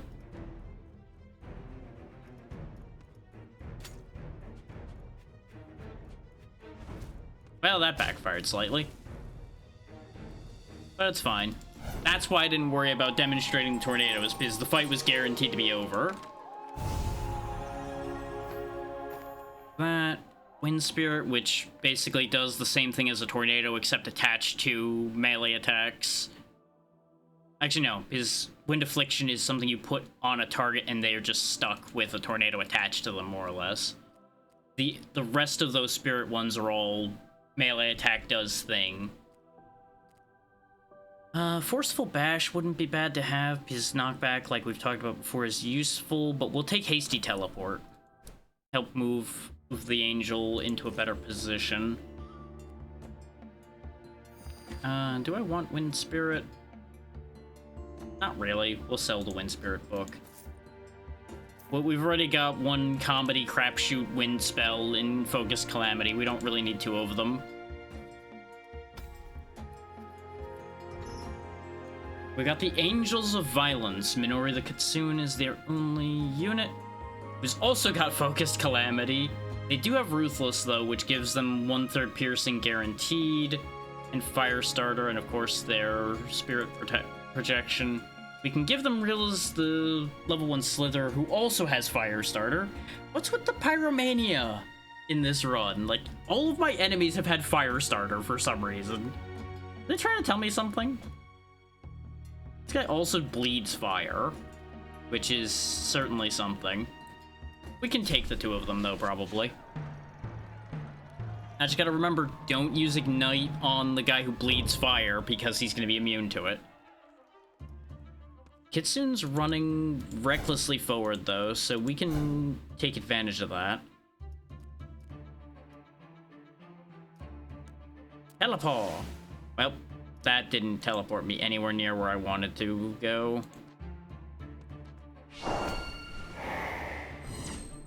And that's why Kitsunes are dangerous, because they can summon a clone.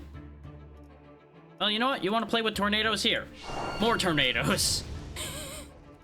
The hell with it. Whee! I'm over here now. I may have goofed around a little too hard here. This might actually legitimately backfire on me.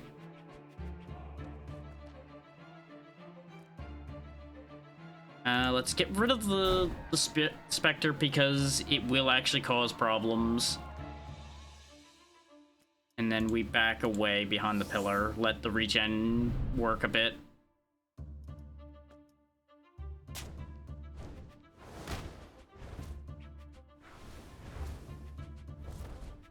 And that's why you don't let so many tornadoes build up, because you'll notice just chaos is ensuing on the map now. Things are just getting thrown everywhere. Nothing's really happening too much from it, but chaos is unfolding regardless.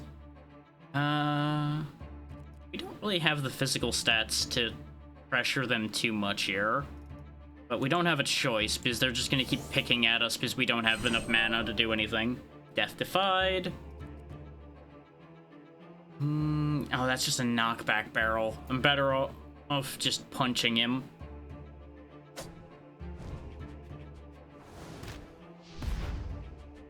And the thing is, he's standing in fire, but he's the one that's immune to fire. See, joke's on you. Oh, wait, no. I need to be in reach to revive them, right? I need to get back down there, then. That kind of worked. Use the tornadoes to my advantage. I did not really want to land in fire, but... Ow. Of course you got a crit. Of course you did. And now you're standing on the corpse, so I can't revive them. I have really screwed this one up, because I messed around too much. This is why you make sure to take your opponents seriously and don't just die. It's okay, though, because one defeat isn't the end. You have to be defeated twice to lose. That should have been some easy money, though. And I just decided it would be too funny to try to beat them at their own game. Any good skill books in here?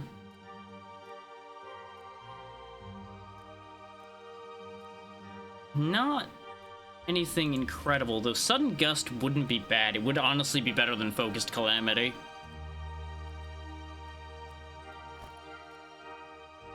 Because at least it does damage on its own. I'd also give it to you as another move. The hasty teleport, though, I think is what threw that entire round out of whack, because I miscalculated thinking I had enough MP to cast Ignite after teleporting.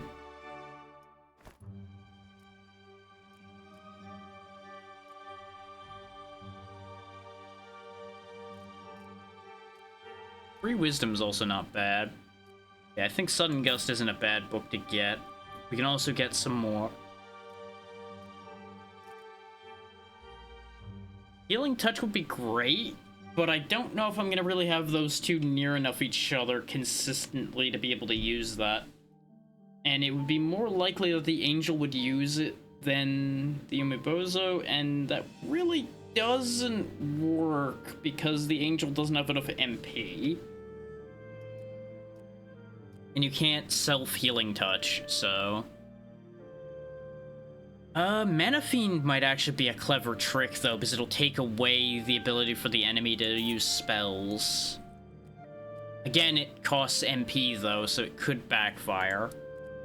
Get rid of Focused Calamity. Do that. Give you the Mana Fiend. This is another thing that they can't use in conjunction with Ignite. I really need to give Vishiana some actual MP to use.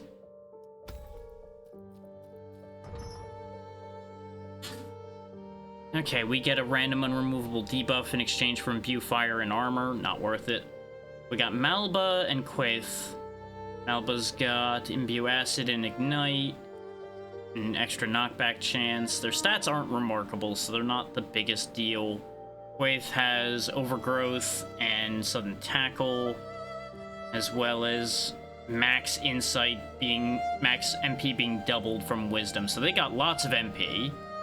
Well, they would if they had any Wisdom. They're dumb as rocks, but very, very insightful idiot over here. Interesting that they have the same health and mana pools.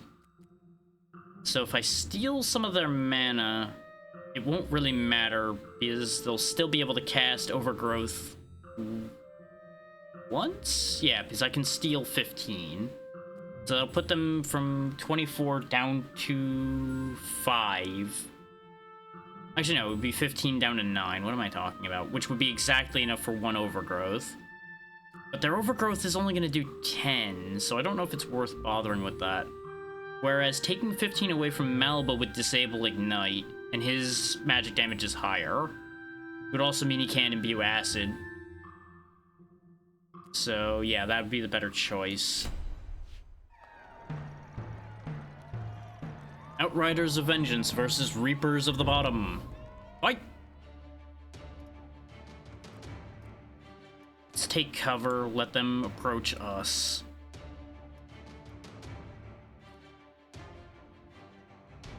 If there's any 3 things I would say are the most effective things to use in this game, it would be abusing line of sight, knockback, and, well, hits is connected to knockback, and then range. Those are your 3 best options most of the time. Hit them before they can hit you, knock them in holes, and manipulate when they can hit you. It's like I can pop out, shoot the instant missile, and get out of the way, for example. So he has no return. Now we take away his ability to cast his spells. Pop back in. That's fine, I live here now. You've rooted me where I wanted to be.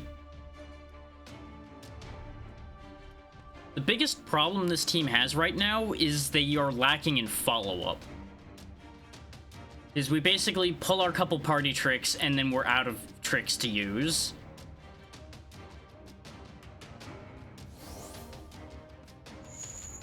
Oh no, you've pulled me to you. But, wait, how did you use Imbue Acid? You should not have had enough MP to use that. Oh wait, yeah, I think you do get a little bit of MP back, don't you? That's inconvenient.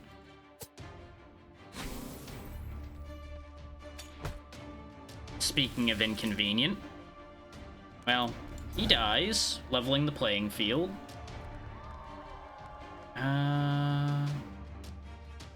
You've already used your sudden tackle and your haste.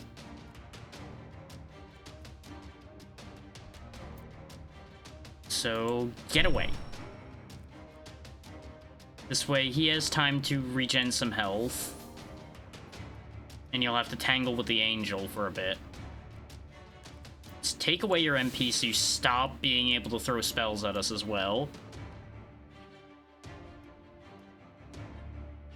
Okay, you didn't get that much health back, but you'll have enough time to regrow again. Yeah, because our biggest problem is all of our physical damage is very piddling and weak. We have exactly enough to do this, and this doesn't consume a turn, so do this first. Then ping. Now we're out of MP, though, so it's going to get a little sketchy. Because they do have higher physical damage than we do.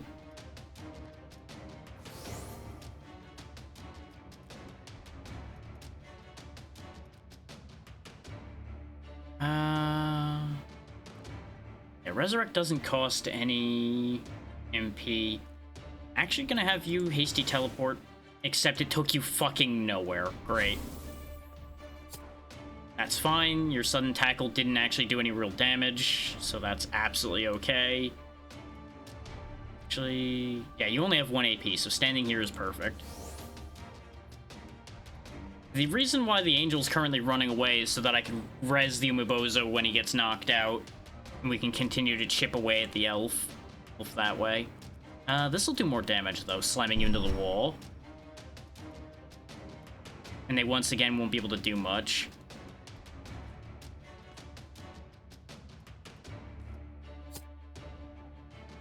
We should be able to just commit and win now. There we go. Had to be a little cagey there, but we worked it out.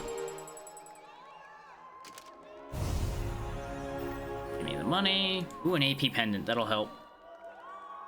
And of course, the Cloak of Protection, which probably isn't going to get used.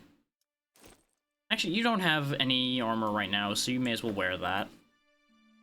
Is a little bit of protection and vitality is nice when you don't have any. You need more wisdom. Keep your MP high enough that you don't keep burning out of it, and you do way more magic damage, which will make all of these spells, aside from Instant Missile, way more relevant. The 1 AP increase is going to be better for you, so you can play Keep Away if we need to get to that point. And we get our free treasure, which is... Energizing Boots, a Jagged Ring, or a Mana Stone. If I grab the Mana Stone, that would help a lot, actually, towards keeping the mana issue at bay. The Energizing Boots wouldn't be bad, because it would increase the mana pool as well. Then again, if she's going to be mixing it up in melee, that kind of works, because there's decent odds on there being blood and such to step on to get MP. So actually, yeah, the Energizing Boots. Firestarter, Grisly Assault, Calming Touch. Calming Touch can be used on self, I think, since it doesn't specifically say you can't, so we'll take that. And then we've got Sacrifice Minion, Righteous Outburst, or Barrel Leap. We'll go ahead and take Righteous Outburst, even though it is kind of expensive, mana-wise. Give you Calming Touch. Righteous Outburst isn't going on anybody quite yet, I don't... because it is only a 3-tile spell. And both of them are already filled out on spells. We don't really have enough money for the shop, so let's take this event, because I'll have the choice between the Elite and the regular fight, depending on how the event goes. That'll be the best choice we can make here. Oh, it's the Overjoyed Man again. Very good. Let's go ahead and take the book this time. Well, no, because we're already filled out on skills. We don't want the book. We grabbed the relic last time. We'll take the gadget. We got the sprinting boots. Does not consume a turn, gain a charge when the unit performs a melee attack, and you can just sprint towards a target with it. So probably not gonna really be using that right now. Is the only one who has a space is not going to be wanting to sprint towards people if he can help it.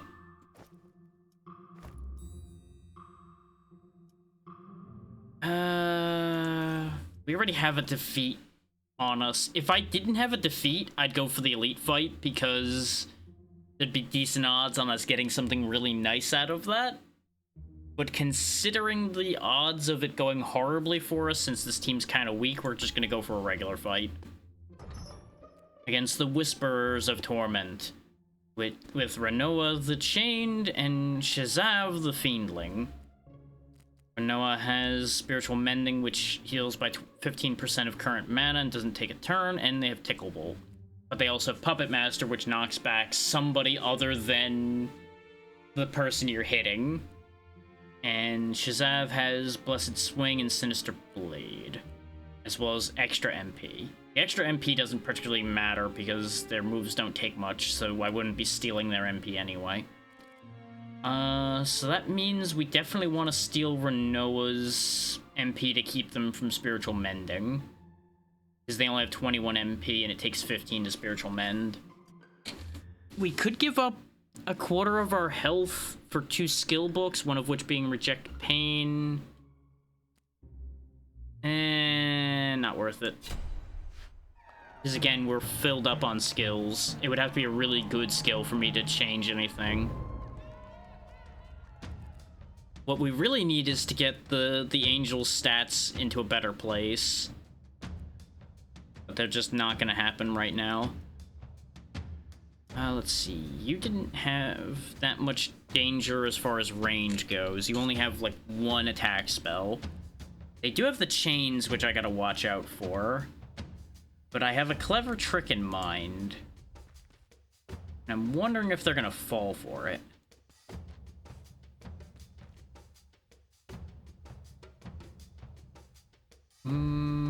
They're not in position for it yet. So let's shimmy over here. That's not quite where I want them to be either. I don't think the plan's gonna work. Because the idea was I was trying to line them up to get in range of the explosive barrel, and we were gonna use the 4-tile knockback racial skill to throw the barrel at them. But because they have that spirit chain, they're gonna end up changing how that aligns for us. Let's go ahead and take away their mana, though.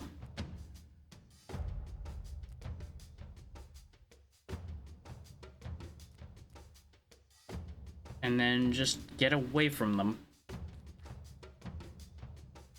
If this barrel was, like, in just a slightly different location, this plan would still work. Ooh, I could sudden gust the chained away, actually. You. Shoo. That'll delay them getting up here, and we might be able to dispose of the Fiendling while they're separated slightly.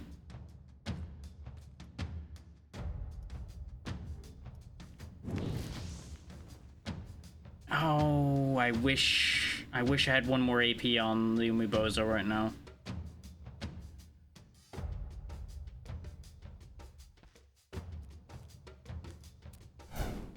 It's okay. Just pound them with magic damage. And away they went. We might still be able to make the plan happen. Nope, they're gonna pull the angel all the way across. That's kind of the smartest choice they could have made there. You just need to get away from him. Because you're not winning that fight. Especially while you're on fire. So, being on fire probably means they're going to just burn to death, and I probably should have just committed to the bit at that point. Yeah, because they're gonna die this turn. At least you got a crit before you passed out.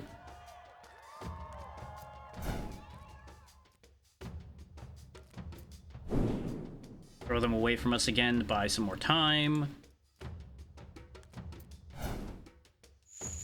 Oh no, you pulled me to you when you're nearly dead. What a shame for you, Perish. Hello there. Hey, ABC. Well, he's dead. Well, they are, yeah. He will be missed. I don't know if they'll be missed. Mending Jab's not bad. Let's see. We don't want Smoke Shroud. So yeah, we'll take the Mending Jab. We might hold that for when we get a physical attacker. Our own Spiritual Mending wouldn't be bad to have, because it doesn't take a turn. Let's see if we can get our Angel some actual MP to use. There we go, 5 more, that helps. Another 5. And some protection so they stop getting shredded, yes. Okay, that makes Righteous Outburst a more worthwhile choice for them to have. Especially with the shielding. Mana Fiend is still useful. I think I'm gonna get rid of the Hasty Teleport, because it's not done anything good for me. It's a funny move, but we need to start replacing the funny moves with useful moves here. We're keeping those sprinting boots for when we get a melee character as well.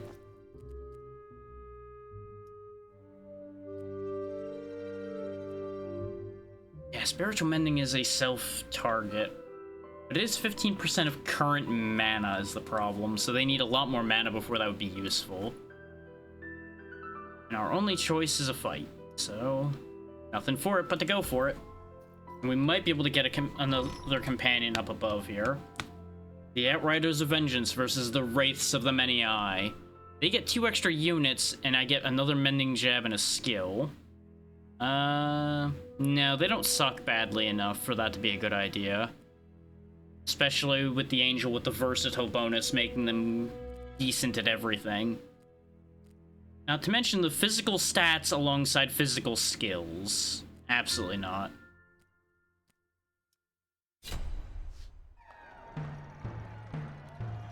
As it stands, this might actually be bad. Alright, good night, ABC. So we're gonna have to be a bit careful here. Oh good, their hasty teleport took them nowhere. Thank you for proving why I got rid of hasty teleport there, game. Yeah, the good news is they have to come up to me and get in melee range, so I can take advantage of that. So actually, I shouldn't be hiding. I should be out in the open and manipulate the fact that I have the ranged advantage.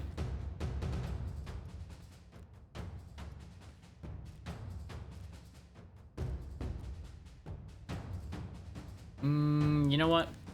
Give me your mana. This way they can't use another hasty teleport. I thought these were mana melee moves. They weren't. But that's fine. Go ahead and back up a step now that you've done that. And we'll keep picking away at the dwarf. In fact, dwarf, go away. Go back over there and think about what you've done. Or, in this case, what you haven't done, which was accomplish anything.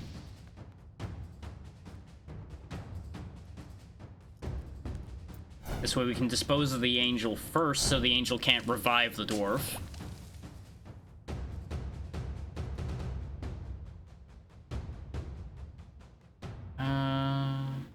Yeah, since you're kind of waiting on things to happen anyway, go ahead and calming touch his health back. Now, do I throw you away from me? No, I don't think I do. I think I put the regen on to counter the poison and just hit you. Yep, that's kind of what I was expecting. That's why I wasn't worried about that too much. They'll burn to death now, though. On their next... Actually, yeah. Let's kill them before their turn starts, actually. Because they would still get an attack off before they burned, so they would be a threat still.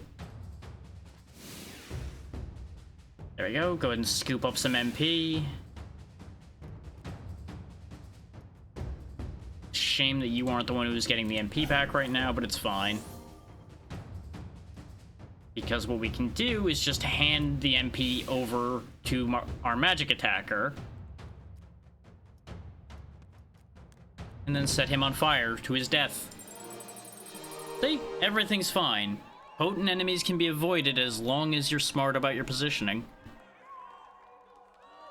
Especially when said potent enemies are pure melee. Yeah, these are what I would have needed when I was trying to go for the dwarf push before. The extra knockback distance when pushing barrels. Procurement order... Actually, yeah, both of these together is crazy useful because you put a bunch of barrels on the map and then you just start pushing the barrels at your enemies over and over again until they die. Let's grab the unidentified egg. Because at the rate our characters are getting taken out, the egg might actually be useful.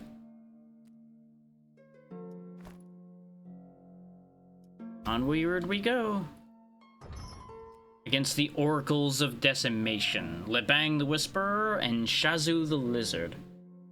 Lebang has Sudden Tackle, Focused Calamity, and Mending Jab to go with a boosted critical hit damage. And Shazu has Grisly Assault, Noxious Swipe, and extra MP that they gain every turn. Thankfully, they have the MP pool of a small child, so that's kind of fine. But the only thing they have that uses MP is Noxious Swipe anyway. That hammer is going to be concerning, though, with that extra knockback chance.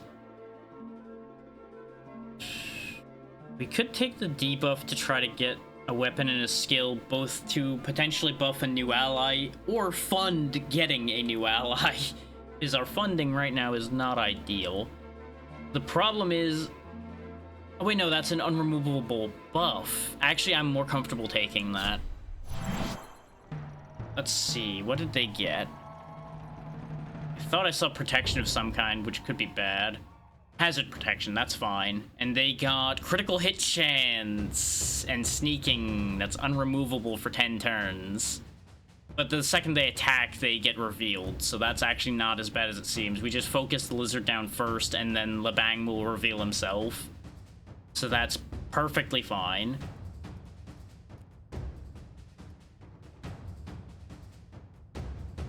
In fact, I've got something funny in mind. Is what we do is we wait for them to move forward, and this barrel goes 1, 2, 3 into that barrel, which sets off a whole to-do. In fact, I may as well just do that now, thinking about it. Whoop. Not as much of a to-do as I thought. I was expecting that barrel to get thrown too, and then that might cause some havoc. But this leaves a bunch of fire. Oh, right, he's got hazard protection, so that doesn't do anything. Well, it changes Lebang's movement, which isn't the worst thing.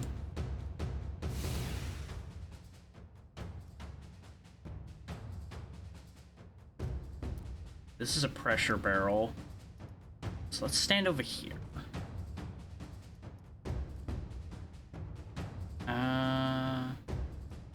Back up and hold that thought.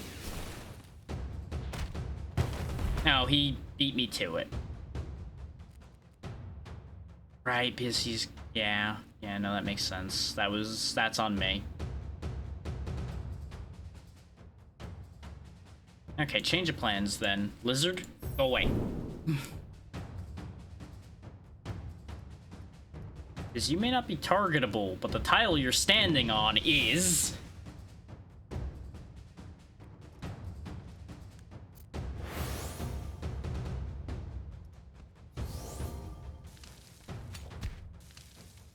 There we go. He's revealed himself and dies. Okay, now it's 2-on-1.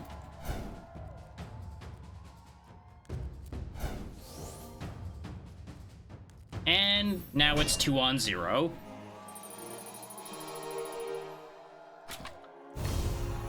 Look at all these goodies we got. All because we totally took an additional risk. Uh-huh. Totally took an additional risk. Lacerating Thrust is pretty good. Grizzly Assault's also pretty good, though, especially since we do have the get mana from liquid tiles thing. Take the club, I guess. Forceful Bash for the new guy. I'm really banking on getting a physically oriented character out of the shop.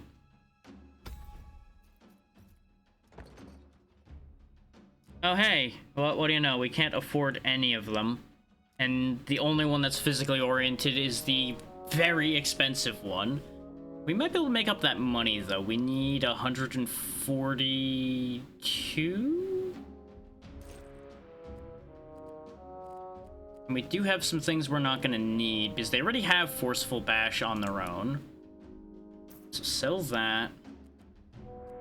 And based on what they've got... It's like, the alternative is we take either the Elf or the Dryad.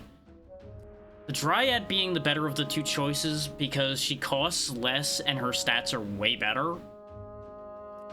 Though the Elf... haste ability is quite nice, because you have 4 shots of 3 extra AP, allowing for a lot of good movement.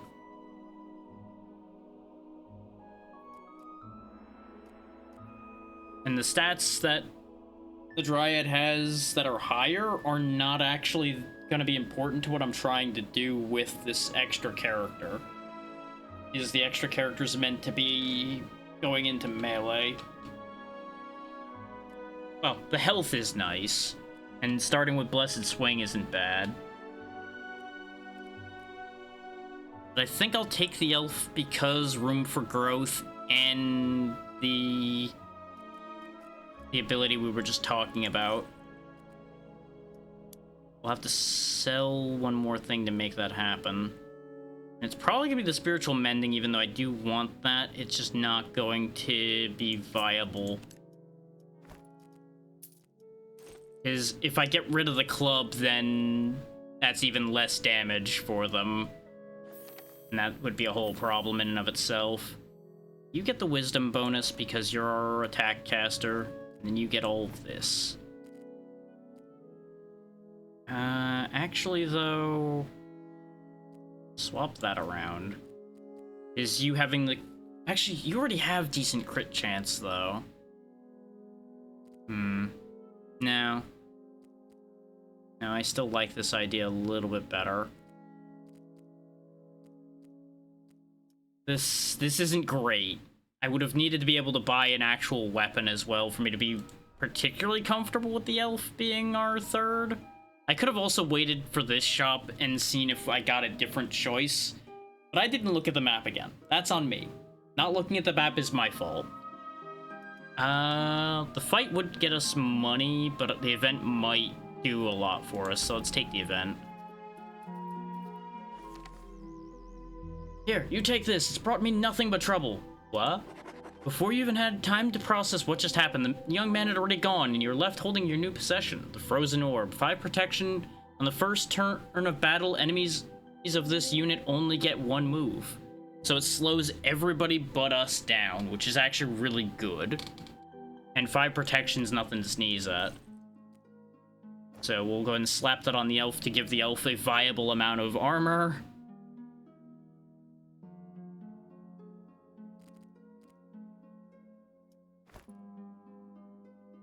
And now we look at who we could have had and be sad. Oh, we weren't gonna be able to afford any of this anyway, never mind. Because the troll would have been, like, the near ideal choice for us for what we were trying to get. With his 11 strength and 15 vitality. And 4 AP. Though he does have that reduced health, which is never exactly what you want. And any of these weapons would have been nice as well. We could potentially sell the egg and get 64. The mace is decent. What else do I have that I don't care about? The magic damage for you only really helps your Righteous Outburst. Ignite's damage is primarily the fire tile. Still, so that's not terrible. I'm running some math here. Oh, actually, hang on. Why didn't I switch these sooner? Oh, right, because I wanted you to have the crit chance. That's why you have that.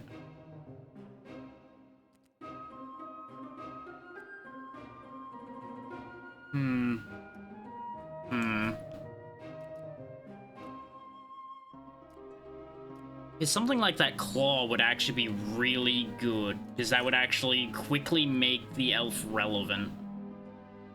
Not super relevant, because she would still have a fragility problem. But I do think selling the unidentified egg is still fine. And we'll go up to 90 if we sell the club, which isn't quite enough to get the claw. We could get the mace right now. The only reason I'm even sitting here doing all this faff right now is because of the fact we're about to go into that boss fight. It feels like it would be important to try to get the best weaponry we can get. Honestly, the 2 protection, 2 agility doesn't matter that much compared to her being able to do damage. So I think we sell both of those. But the question at that point becomes, do I take the pike instead then? Because 12 crit chance would get you up to 19. But a bunch of protection means you actually stay on the field longer. And it's only 1 less physical damage. Yeah, the pike is the better choice. There we go. She's got 21 protection and 10 physical. That's usable. Like, Grizzly Assault to do 15. Mending Jab still is unfortunate at 8, but it'll heal her for half her health. These two are gonna have to work together with cover from the Umebozo and just hope for the best. This is not an ideal scenario here, but it'll have to work. Oh, this is not good. The Outriders of Vengeance versus the Outriders of Massacre. Minori makes a return with Renew, Blessed Bolt, and Mending Bolt. Visionary is great for an AI unit to have because they just get the MP. They don't have the negative side of theirs. Oh no, every time a skill's used, it's replaced. So no, they'll be affected by that. For some reason, I was thinking it was every fight you get random skills. So we only have to worry about them using each of these moves once, and then they'll become something else, which is great for them because that means their cooldowns aren't going to be a problem. And then, of course, the boss himself, Atheros, the giant minotaur, with less strength than you'd expect a giant minotaur to have, but he still has some sizable damage with the club, and he's got the Holy Stash. If he had the Holy Sash, rather, if this unit doesn't have any buffs at the start of the turn, he gets a random buff. So that's upsetting. He also is, of course, a boss. He's got Savage, so he does extra collision damage. Oh no, he gets cooldown reduction from knockback damage, and he's got increased knockback distance. Power Blow already gives him 5 tiles of knockback. Grand Drop has 3 tiles of knockback against everybody around him, and he's got Chain Pull to bring you to him to then knock you away from him. This is gonna be a bit unfortunate. Ideally, we want to get rid of Minori first because her health's low. And then we can focus the boss down. Problem is, the boss does that. He just is here now. Set him on fire. Thankfully, for being a boss, he doesn't actually have a ton of hit points. 60's not as high as it seems. Okay, here's the plan. You haste up, and you go tangle with Minori to keep her from being as big a problem as she could be.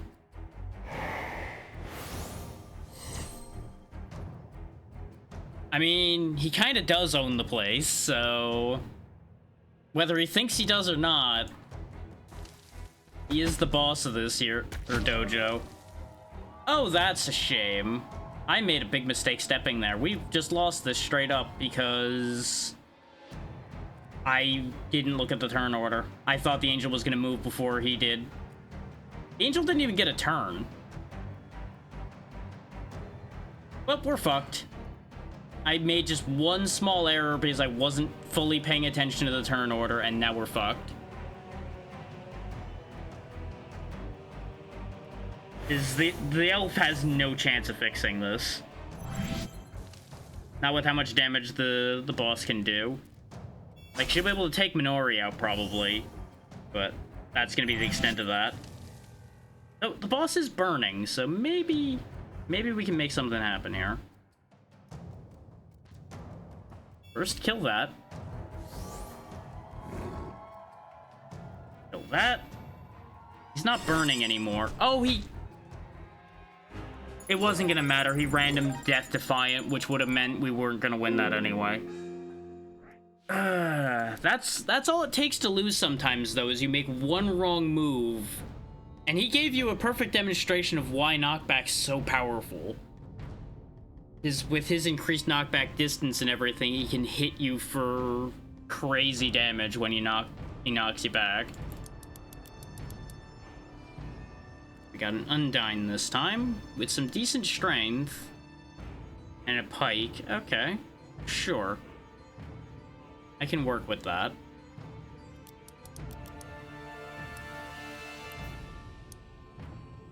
Duelists of Devastation, sure. Now, the question becomes, do I get a skill that actually works for this at all? Mana Shatter's not bad, Rupturing Thrust isn't bad, and Sudden Tackle's decent, too. Well, you got options for what the most obvious joke there would be, but yeah, probably not.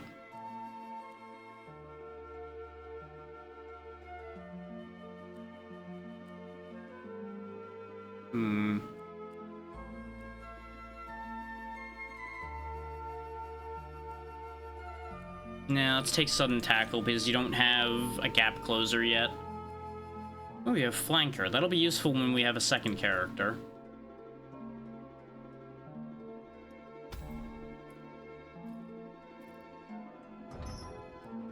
The Duelists of Devastation versus the Warlords of Violence. They got Sucker Punch, Endure, and extra knockback. That's fine.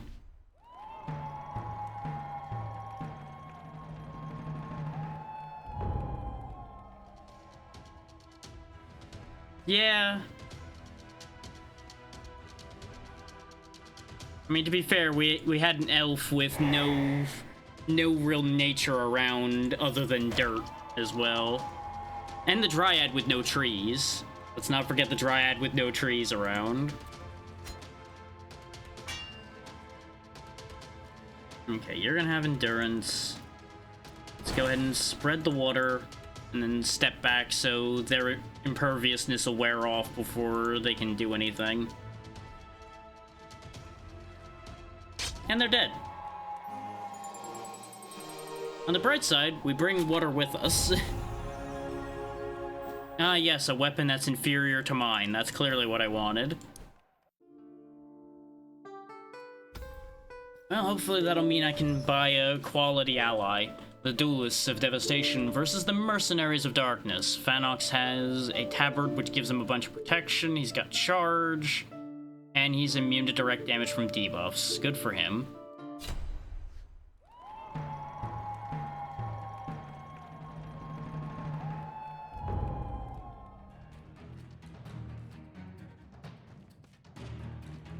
I don't want to be in a good position for him to charge me. I'd rather get to hit him with the sudden tackle.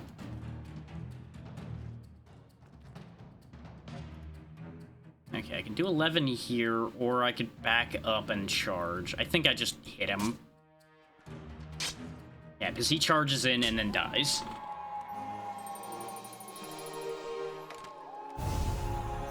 Hey, look, another weapon I don't need. Game, please. Have you considered that armor is a concept? Let's see, we can get a dryad, a troll, or a dwarf. We haven't had a dryad on the team yet. And we do need a caster since we actually have a physical fighter this time. We could also pick up Magic Needle, which is a pretty good spell since it skips half protection. So let's grab you. You don't really need either of these weapons, but you'll take the knife because it'll give you protection. Then we'll get you Magic Needle. Apparently, nobody knows because we ain't got any.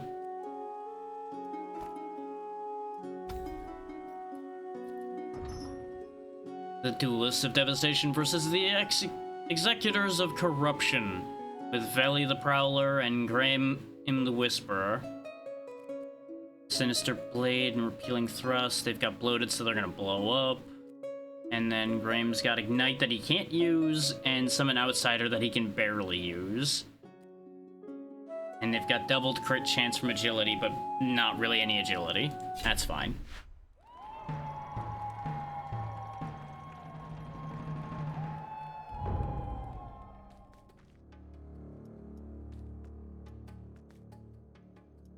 Oh, you only have one movement, though. Ew. Good thing your spells have long range. Ow.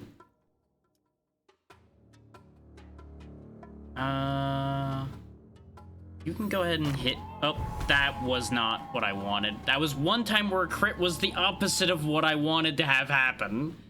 I wanted them to be set up nearly dead so that the Dryad could have gotten out of the way before the explosion happened. But, too late. And besides, the Dryad wasn't really going to get out of the way of anything. And you're just going to die now. Behold the power of having somebody that can actually do damage on the team. These earlier fights just turn into an absolute joke if you can do damage. Because they just crumble. Let's go ahead and take the HP. And then some more HP. Now we'll take the protection, because now we can have our cake and eat it too. And onward we go, against the Heralds of the Ancient. With Banzu the Troll and Angelica the Vampire. who's got extra health and a couple... No, just a magic attack. Okay, that's not too bad. You've got 2 physical attacks, but your physical stats are currently trash, so you're not really a threat.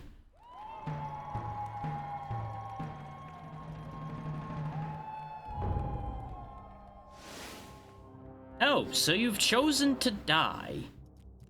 You know what? Fair enough. Just teleported right into the waiting arms of your opponent. In fact, stay there. You don't get to regret your life choices. You will sit there and take what's going to happen to you.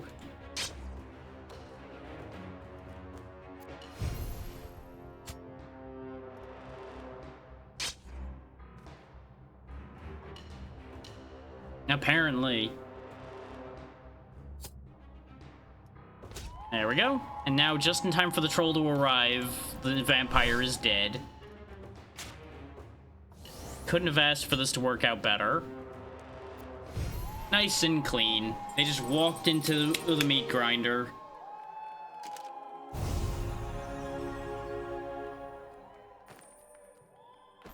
Nice mana potion. That'll keep the Dryad going. Because right now her MP is her biggest weakness.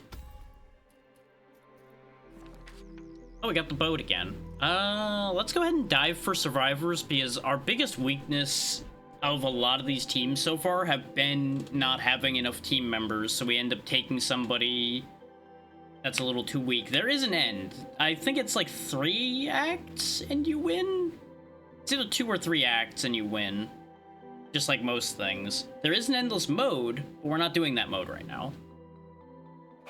We picked up a dwarf. Boffin the dwarf was in a boat at the bottom of the sea. And now he's going with me. Oh boy. You know, that actually fits for somebody you fish out of a shipwreck, though. He's an amnesiac, so I basically may as well not worry about giving him skills. He's just gonna have something.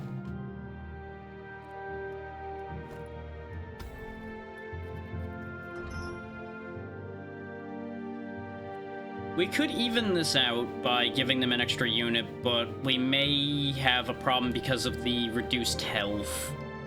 Then again, they both only have 18 hit points. It's really only fair we give them a 3rd character. He says, knowing that he's going to regret playing fair here against the maniacs of the Dark One. Okay, the Dryad's the one who lost the health. That's fine. She's a ranged attacker. That's the perfect one to have. You got contagious combustion, so you could just stick a bomb on somebody. Good.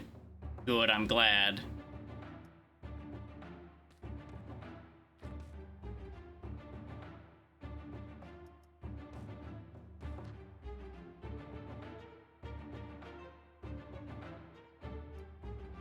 Oh, you may as well just go for it, buddy. You'll make a great distraction, and if nothing else. Yeah, he's just gonna sit there and eat all of the shots. That's gonna just be kind of his purpose in life right now.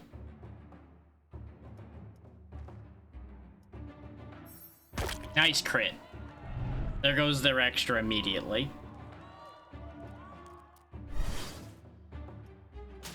And Bufflin even gets to have an attack before he dies. Yep, they got a crit of their own, but it didn't matter. This fight is over.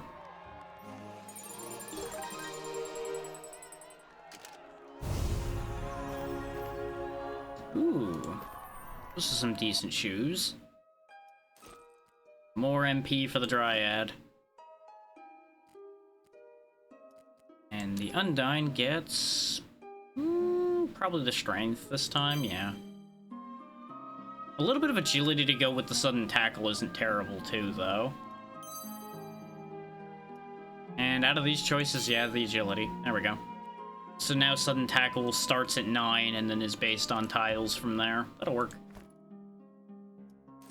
And also an extra tile of movement, which will help a lot. We'll head toward the right here. The Assailants of the Unnatural, an elf and a slither are working together. The elf has Cement Blood, which removes blood tiles and roots people.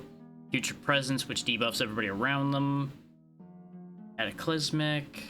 Zelatho has Ignite, Tickle Bolt, and Lacerating Thrust. Okay, not too scared here. We get the random unremovable debuff for a cane I don't need and a little bit of money. Nah. There's also random tornadoes everywhere that might cause this whole fight to go any particular direction. Look at all these tornadoes. This fight is going to be chaos. Just complete chaos.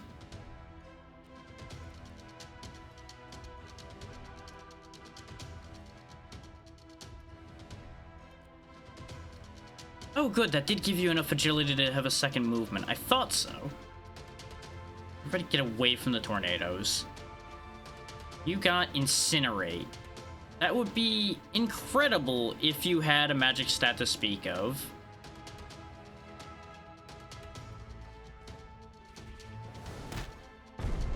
And that's why this is going to be messy, because the barrels are going to get thrown around and explosions and all of that. Here, this is for you. Goodbye. Oh, good. You got Life Leech conveniently. How nice for you. Unfortunately, friendlies do block line of sight, so we have a bit of an inconvenience there. Oh, hi. Guess I'm over here now. Yes, attack the one who... Why did you attack the one who has more health? Huh? The AI once again making fascinating decisions.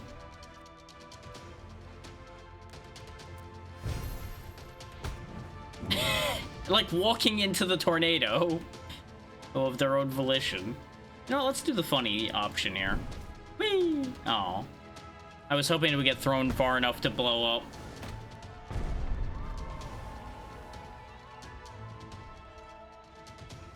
This fight was in the bag, so I'm like, you know what? Let's spice it up by chucking a barrel into a tornado and seeing where it goes.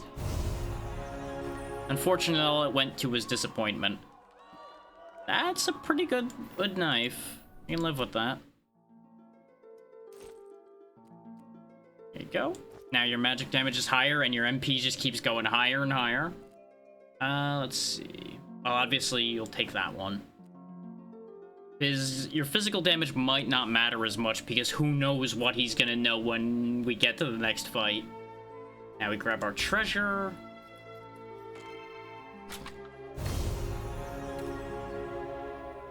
Bouncy shoes are pretty useful, because being able to move around the battlefield without worrying about pathing is helpful. Big Ball of Web is a good one to have. We didn't get to use it last time we had it too much, but it is useful. And the random debuffs are fun. I think I'm going to take Leap. And then we also have Mana Conduit, which can get us free MP when we kill somebody. Frozen Orb, which we talked about before. Ugh. The Wizard Hat. This unit gains permanent unremovable phasing. At the end of every turn, they teleport somewhere random. Where? Random! In my experience, phasing has an unfortunate habit of placing your squishy wizard right next to the most dangerous physical attacker the enemy team has, with remarkable accuracy for being random. We're gonna go ahead and take the Mana Conduit. And we will grab the Tabard? Tabard for 6 more magic damage isn't a bad idea. Yeah. There you go, you have 20 magic damage now, so the Dryad is a threat. And is also arguably the tankiest member of the team, which is kind of funny. Second highest protection and 16 more health than the next highest. Let's see what we can pick up here. We could grab us a Prowler for our 4th, a Vampire. A level 6 Slitherer is not happening because he's too expensive. We can get some stat increases or any of these skills. There's, like I said, there's not really a point to buying skills specifically for our dwarf, but there is actually a reason to get him some skill books in that it gives him more slots to random between. Because it'll random every skill he has at the start of a fight. Oh right, you have... Well, we don't need the mana potion if we have the mana conduit, and you have so much MP that you don't need that. You're getting leap, and then we're selling the mana potion and the giant knife. So now we could afford the prowler if I want. And having an agility character as well as all of the others we have would round out the team. And, ooh, you have ambidextrous, which is fun. Is 2 weapons instead of armor. Sure then, we'll pick you up.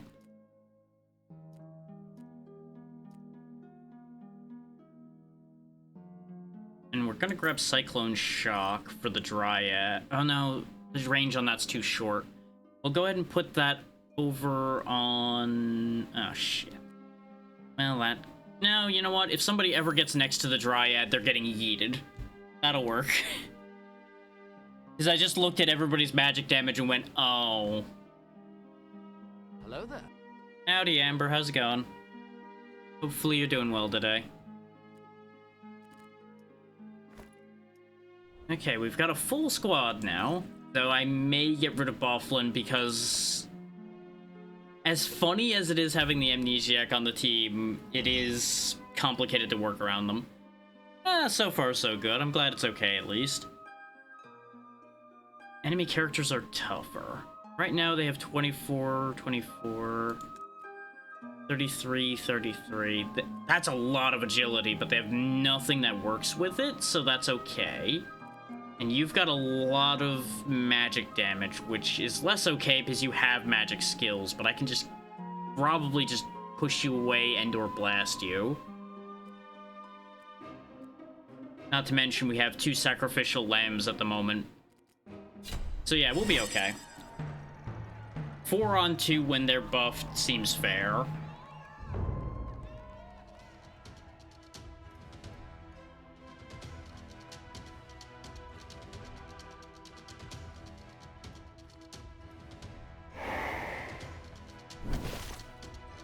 Oh no, you've rooted our ranged character. Ooh. Random debuffs for everybody, except me. 2 of them are lethargic, and that one got wind affliction. That's not bad. Is that just nuked the damage capabilities of this Kitsune? They can't physically attack me, and their magic is useless because their MP pool is now too small to even cast anything other than Tickle Bolt, which does negligible damage with no wisdom.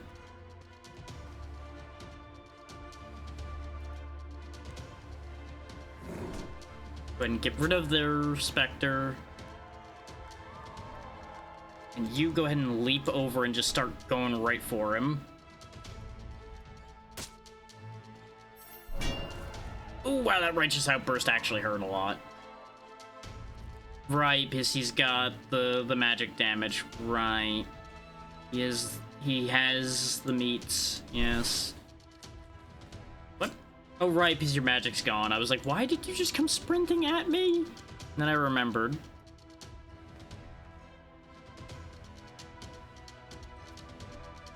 Okay, our best physical attacker is in danger here.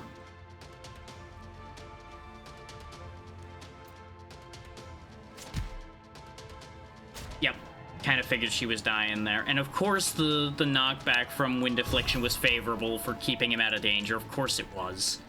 That's why I don't like using Wind Affliction, because I swear it's like auto-favorable to the enemy half the time. Whereas if I have it, any wall that's within a country mile of me, I get sent to. Oh, he had Death Defy, and of course he did. It's fine. You just get behind cover. He's basically a corpse walking around right now. He's gonna be shielded, which is annoying, but he'll still die. Alright, that got a little rougher than I wanted it to, but we won. We get all the extra stuff. Decomposed Matter's not something I'm gonna keep, but it's free money. Sturdy helmet might actually be really good. Helm of Invigoration, gain MP equal to 20% of max HP at the start of its turn. Ooh, I don't remember that one. That's actually really good, so we're taking that. This probably means I take away your shoes and give them to somebody else. Especially now that you have the agility to have movement without it. So you basically just have a mana battery now. The Dryad doesn't need to worry about that at all. You're getting the agility shoes because your whole shtick is you're going to be fast. And speaking of, this has critical chance, so you're already up to 31%. That's fantastic news. We're gonna go ahead and sell the book. And probably be sad when we get to this shop, but we'll at least take a look. We may end up having a window shop here, but do what we can and all that. You know, it's less window shopping and more being disappointed with my options, it seems. But I may grab some books for our Amnesiac Dwarf anyway, just to give him more role options. It's either that or buy him this 16 health armor. But I think I'd rather him have more skill choices before I worry about survivability for him at the moment. So it doesn't really matter which book I grab for him. It's not going to be that skill in a minute anyway. Let's hit the event because we might get something good out of it. A shortcut through the forest leads you towards ruins of a fortress. They might be worth exploring. We can gain an item by exploring the tower, get 3 goblins on our side by exploring the dungeon, or gain 70 experience for the whole team by practicing.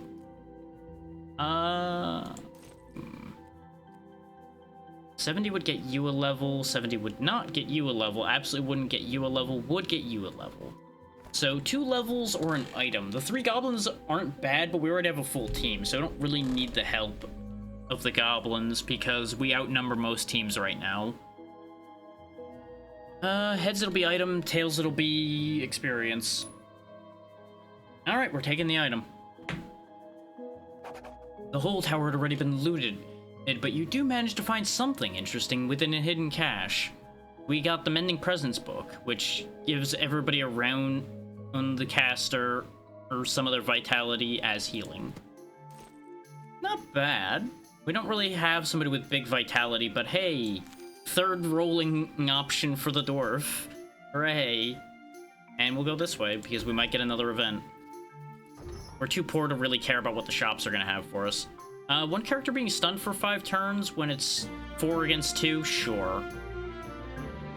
Turn all blood tiles into fire tiles with boiling blood is also an entertaining concept. Ooh, what is that? Mortal Blade. Gain an Undying 2 if this skill knocks out the target. Yikes. She's also got a decent bit of movement, which could be a problem. You've got Teleport. You can't even use Grand Fortitude, so way to go with the randoming there. He does have a long-lasting buff. That might be upsetting, though. And he can throw a curse. Oh, let's see who gets stunned. Of course, it's our most powerful unit, the Undying. Well, not the most powerful. The Dryad's technically the most dangerous one. Oh, you just conveniently got the best possible landing spot for your random teleport, and you got a crit. Joke's on you, though. You're going to die for your sins now. You know, I said that. I did not expect to get my own crit there, too. Whoever wrote the script for this fight really just went all in on the hype immediately, huh? And fight's over. Just a really fast and bloody fight, apparently. There's the boiling blood, and we get a piece of jewelry. The ornate collar with its 1 agility and 3 wisdom, not really. Shoes with 2 agility, 8 health. Or the diamond ring, 6 crit chance, 16 MP. Let's go ahead and take the shoes and just keep stacking agility. Our Prowler with her 2 pairs of shoes and her Red Riding Hood shawl. Here, have another random skill.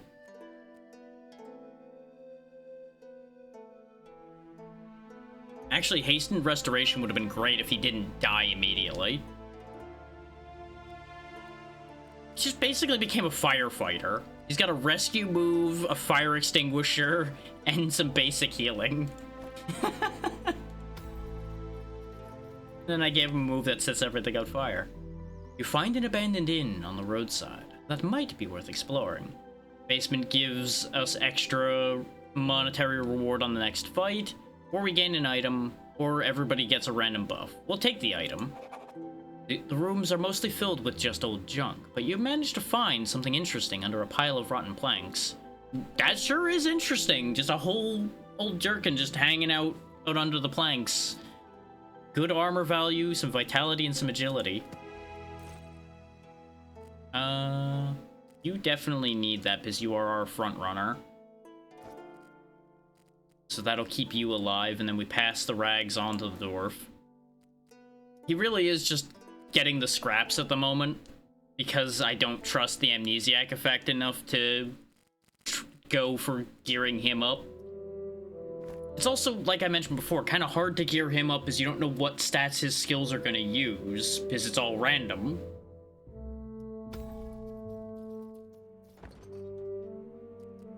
Let's see. Some extra free agility wouldn't be bad, but we could also get an actual weapon for our Prowler.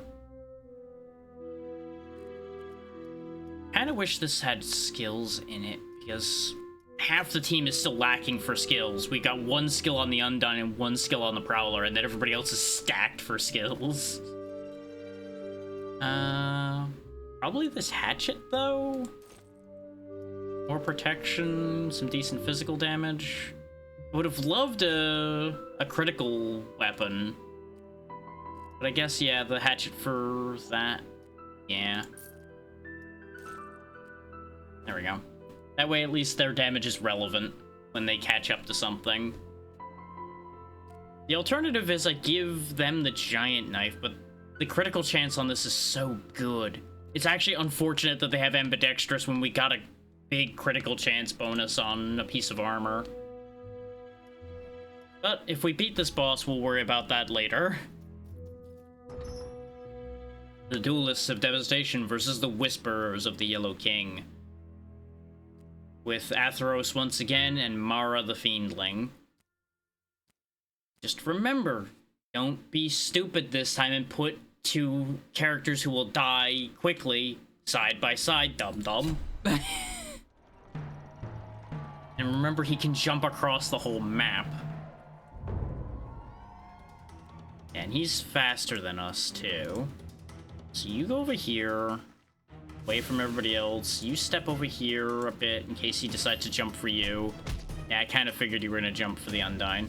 You've got Telekinesis, Singular Punch, Steel Blessing, and Summon Spectre.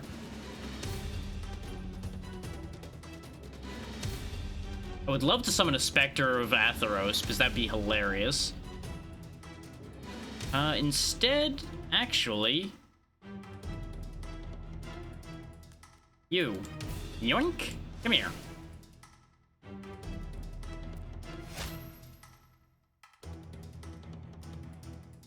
You may as well just fight him straight up, because you don't really have any other options here. Ow! Okay.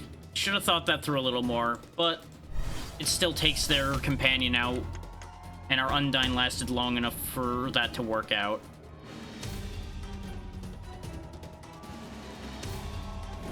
Please get a crit. Nope, no crit. That's okay, he's dead. Aha!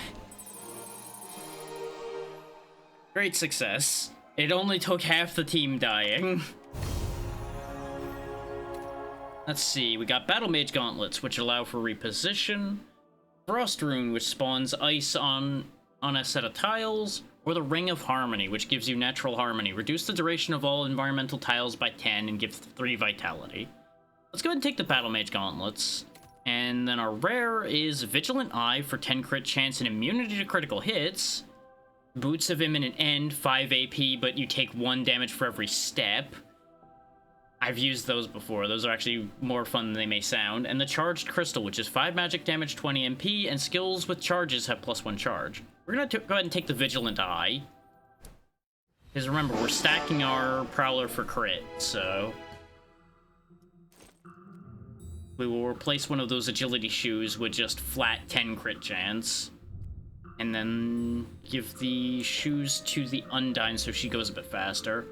And we'll give the Battle Mage Gauntlets to Bofflin so he can teleport in and hopefully do something with his random skill set that he has. That may be wishful thinking that he accomplishes something there, but I gotta give him a chance sometime. Both of these take us on the path for the shop in case we have the money. I'll go this way because it'll be shop or elite. I like that thought.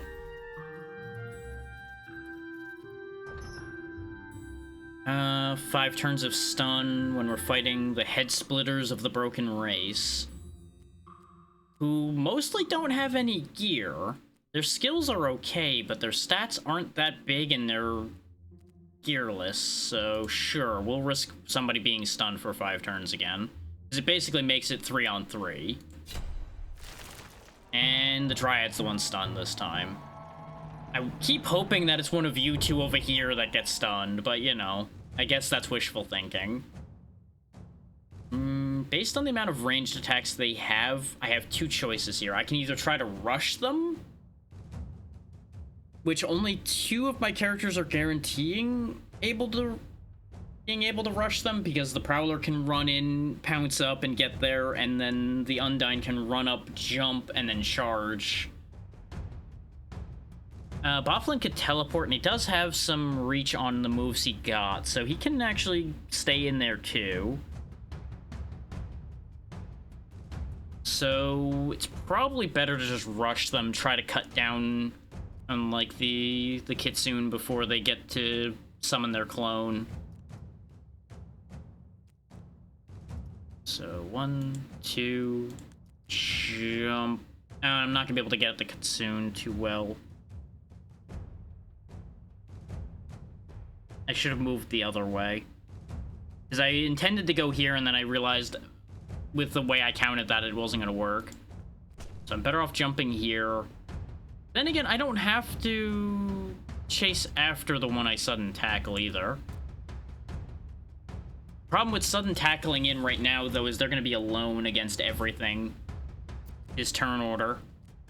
So let's not follow up on that. Just stay there for the moment. You're stunned. You'll take a couple hits, but you'll be okay. Go ahead and teleport up a bit.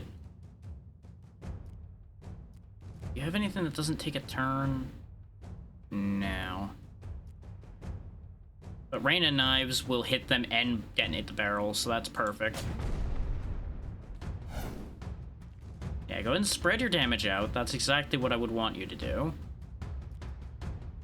1, 2, 3. Yes, I'm pouncing you. Wham! Okay, well, since they summoned their Spectre, it might be in my best interest to just eliminate it.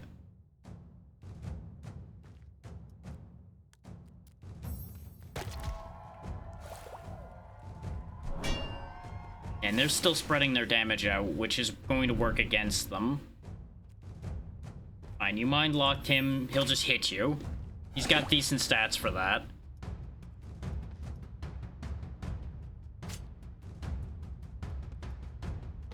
There we go, the Kitsune and their Spectre are both gone.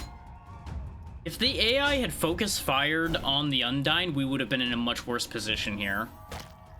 But this is what I'm talking about, with even 100% AI intelligence, they don't make the right decisions half the time. So imagine if this AI got any dumber, and you'd understand why I don't let it go with anything other than the highest possible intelligence. This just wouldn't be fair. Infused Bolt is good. Firestarter's fun. Dragon Breath would be on brand. Because it would also, and it also sets fire on every tile leading to the target, but that's got decent odds of me setting my own people on fire, though. Let's see, Primal Necklace, 3 Agility, 12 MP, 2 Wisdom, 2 Vitality. Ugh. Why do I keep ending up with the same things? Take the Primal Necklace, because the MP might be useful.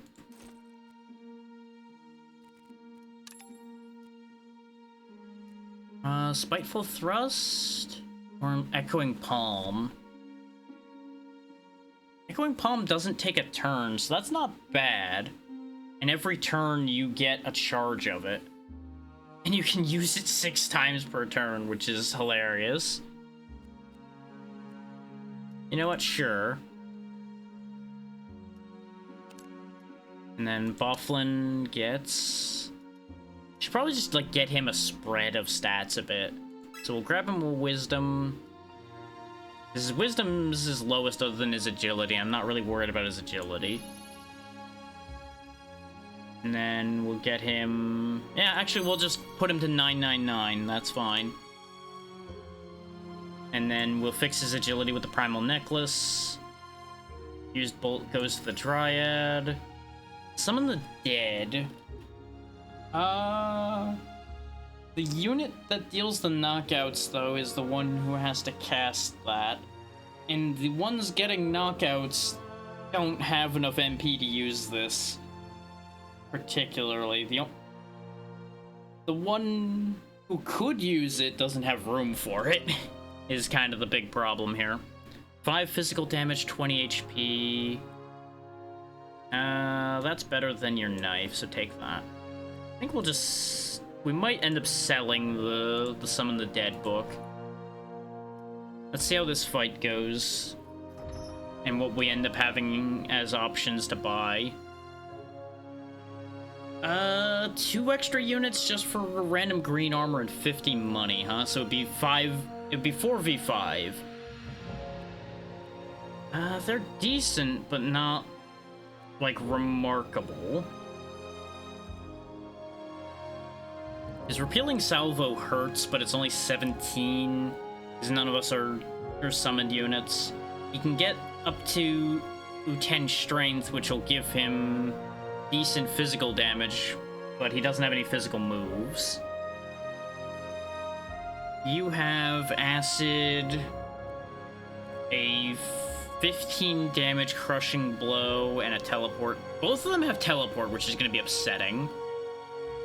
And then you have a 9 damage Tickle Bolt,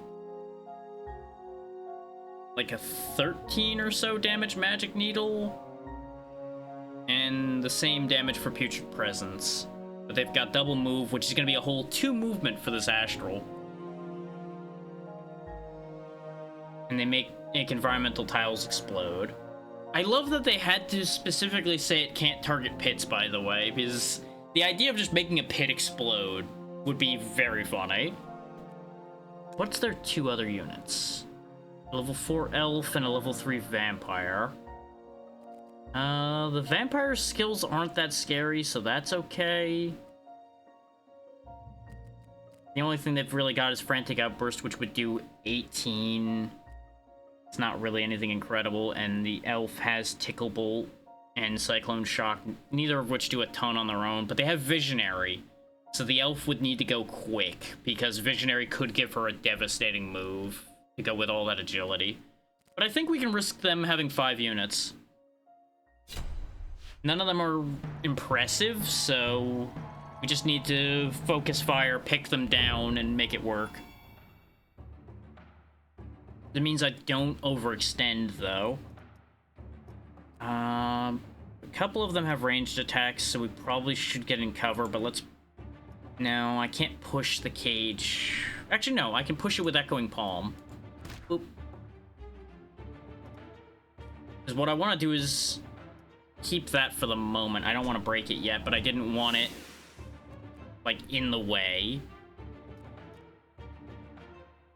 I wish you were where the Undyne was so I could push the cage to him and the neutral would go and harass them, which would be the perfect plan. Better off hitting you with the attack instead of pressure barreling you. Okay, you chose to open the cage. Interesting.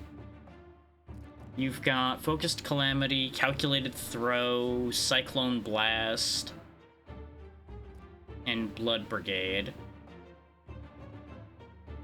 The Blood Brigade could actually be really handy for shutting down the vampire, because the vampire will... If in an ideal scenario for a vampire, they would try to set up a bunch of blood tiles to then use for healing, and then I'd be able to steal those and turn them into units instead.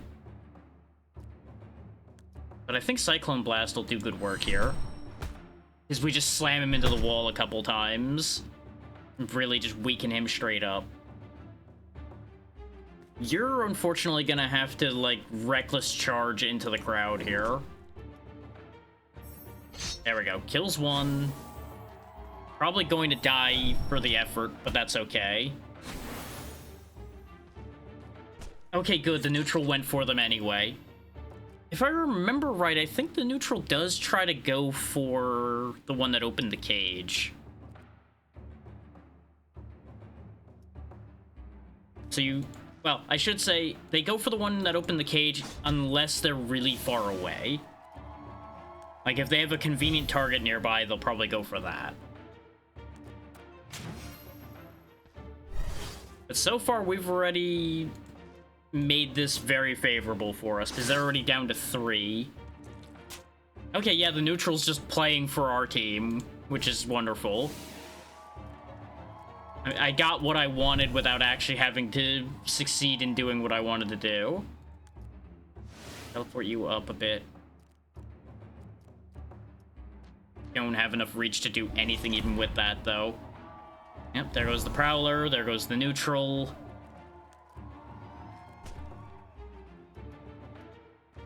Step up here, palm you into the wall, palm you into the wall, palm you into the wall again.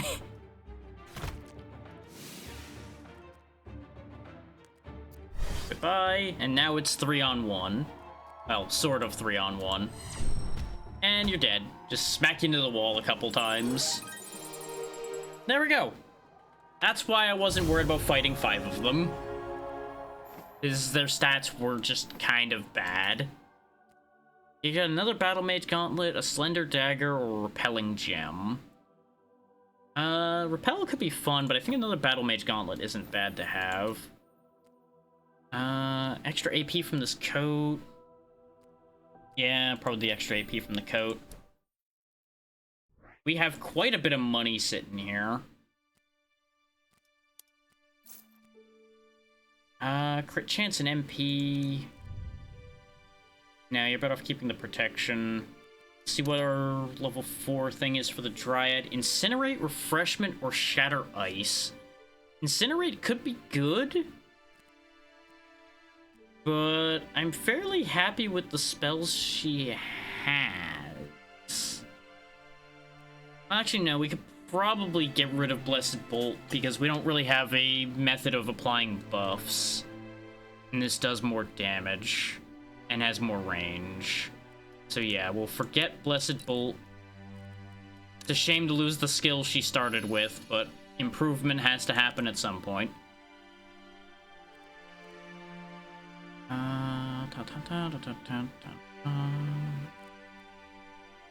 Yeah, and thinking about it, yeah, the 1 more AP is more useful than the little bit of HP.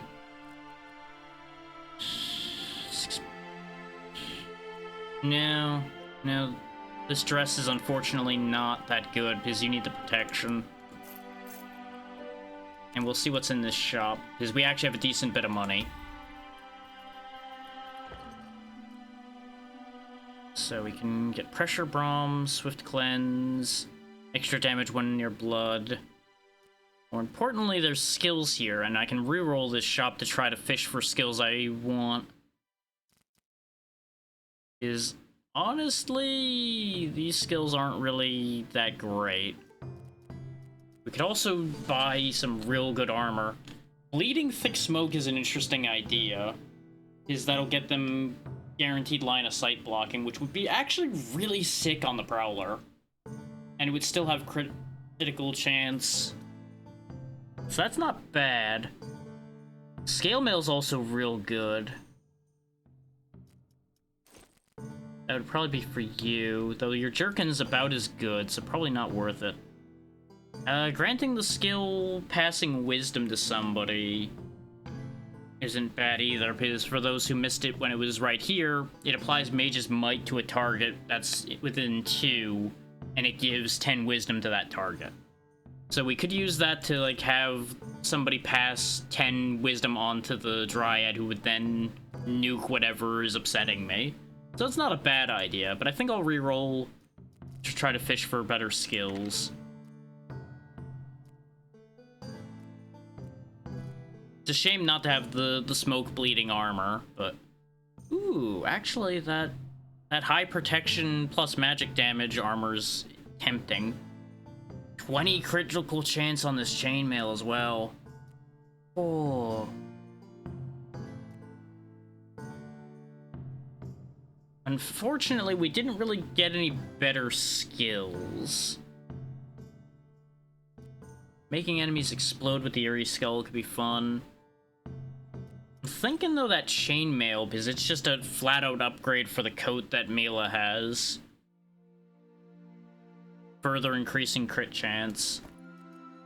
But also getting more protection.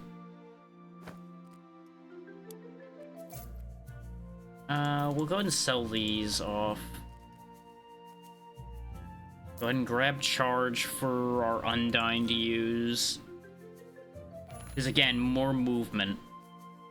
That's basically gonna be that whole set there is gonna be things that allow you to move yourself or move an enemy. I wish I could move Sudden Tackle over to the Prowler. Or because of the... Actually, no, they have the same agility, so it's fine over there.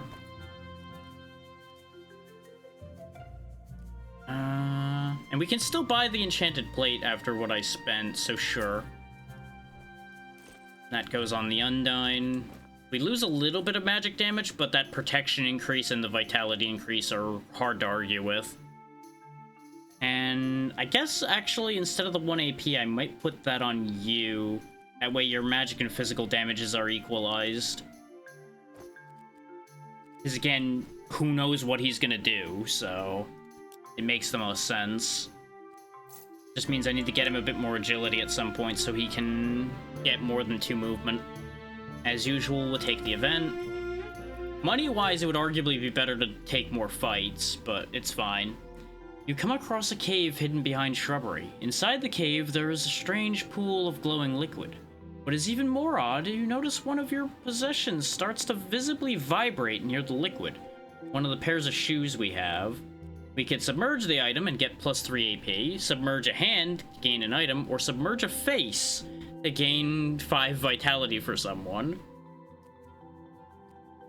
Plus 3 AP on these shoes would be kinda nice.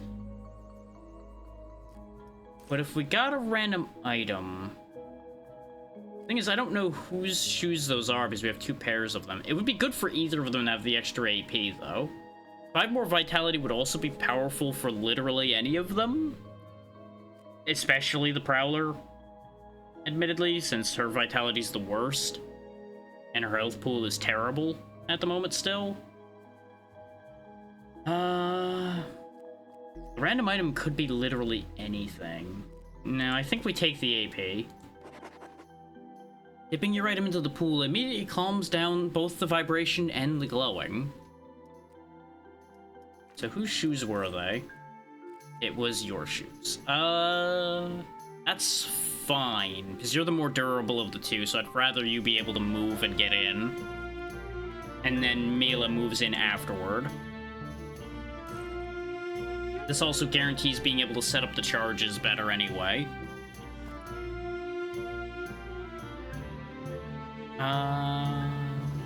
We'll go ahead and go down the middle so I have a choice between the elite fight and the event. But still access to the shop. the Duelists of Devastation versus the Recruits of Mortality. They can get a buff, and I get some money and some armor, sure. They got Ambush and Raging. Raging being extra knockback chance, which on a caster's fine, though I just realized he has 33 wisdom and a slew of magic attacks. So that's upsetting. That's very upsetting. And the Undyne is unremarkable. And literally unthreatening. She has a nifty sword, though. With extra crit chance and a bunch of physical damage and AP.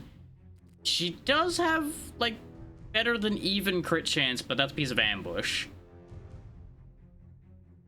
So, actually worth killing.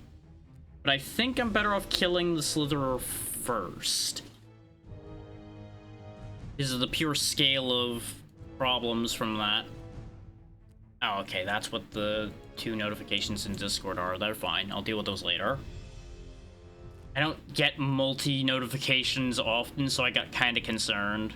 But technically, it's the same notification twice. The Slitherer will move after you do. You've got the movement to close the gap. That'll do 11. That'll do 10.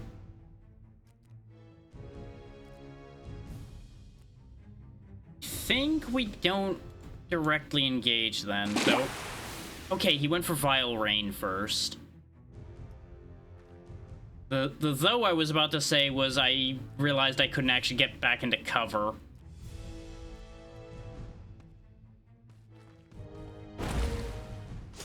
That's fine.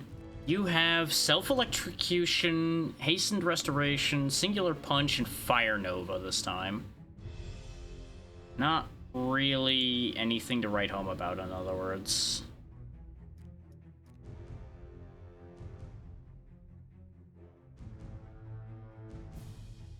Like, this would be great over here, but it would also hurt my own people, I'm pretty sure. Just start moving up, then. Ditto with you. Okay, and since the Undyne has chosen to jump into this mess... Oh, right, you're slowed now, so you can't actually reposition the way I'd want you to unless I leap. But that's okay. Hop over here. Say hello to the wall. Say hello to the wall again.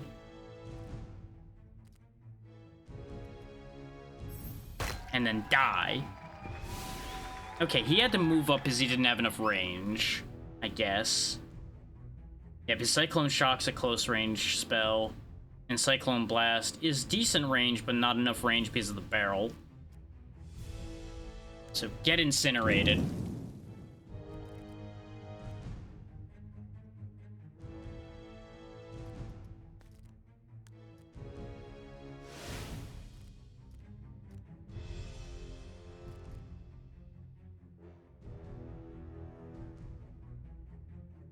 You know what? Worth it. There we go. Took care of that before he could be a big problem. Prowler didn't get to do anything, but that's okay. They need to get a bit stronger before they can really make full relevance. Ooh, Battle Staff. 6 physical, 6 magic, 8 wisdom, mending warm-up. That's all good stuff. This armor isn't as good, but that's fine. Now, the tricky part to this becomes, do I give it to the Dryad, or do I actually give it to Bofflin? Because Bofflin uses both. But I think it's better to give it to the Dryad. I don't know what Mending Warm-Up does. Oh, right, that's the one that applies relief to a target, so that's fine for you to have, too. Is the magic damage plus the wisdom just means she devastates anything she shoots at. Obviously, your agility continues to rise.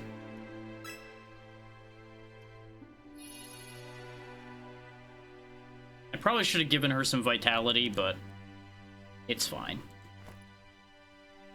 With how well that fight went, I'm kind of tempted to take the elite fight. Because we can then try to buy some better gear immediately afterward. The Zealots of the Rotten Bird, who have, once the text gets out of the way, Summon the Minotaur, who's got Mending Jab, Sweeping Strike, Magic Needle, and Perforating Stab, but no agility and no wisdom at all. He does have some decent strength to back up those physical attacks, but his Magic Needle does basically just 5 damage. Theron the Beast Wizard. So he's got boosted stats. He also heals every turn. But he has no magic attacks. Oh, this is so unfortunate for him. He rolled literally the worst skills for him. Noxious Swipe's not terrible, actually. That'll do some decent damage. Because that is half physical, so that'll be like 7. And then half magic, which will be another 6. So that's like 13 plus... no. Yeah, just 13. And then apply a debuff. He also can move around a bit, and he can teleport and all that. And then Littlewin, who sure is there. I could probably get away with somebody being stunned, because 2 out of 3 of them are really fragile. Really depends on who gets stunned. But yeah, the elite fights guarantee you an opponent with Beast, in case people are wondering what's elite about this, since they seem to be mostly the same. I probably shouldn't overextend, but I'm going to anyway because I'm a silly man.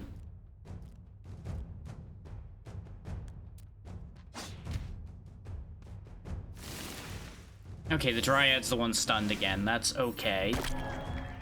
Oh, you gave him Plague, huh? Well, that's not ideal. So you've got Hulking Charge this time, Leech Life, Blessed Touch, and Ensnare. Well, go ahead and Leech Life him, because that'll help keep you alive. Then you hit him. Though he's probably just dying right now. No, not quite, because I didn't jump him. Elf's dead. Dryad's still stunned. He dies to the Leech Life.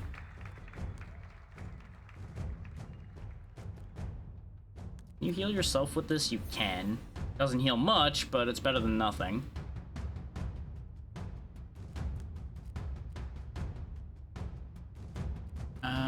Hulking Charge can go really far. So yeah, warp over there. Hulking Charge! Bonk.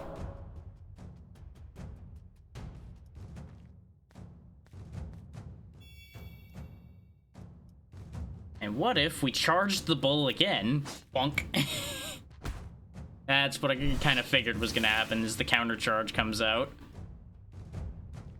Hi, I'm still here. Get distracted while you get stabbed in the back. And then stabbed in the back again. Nice and easy.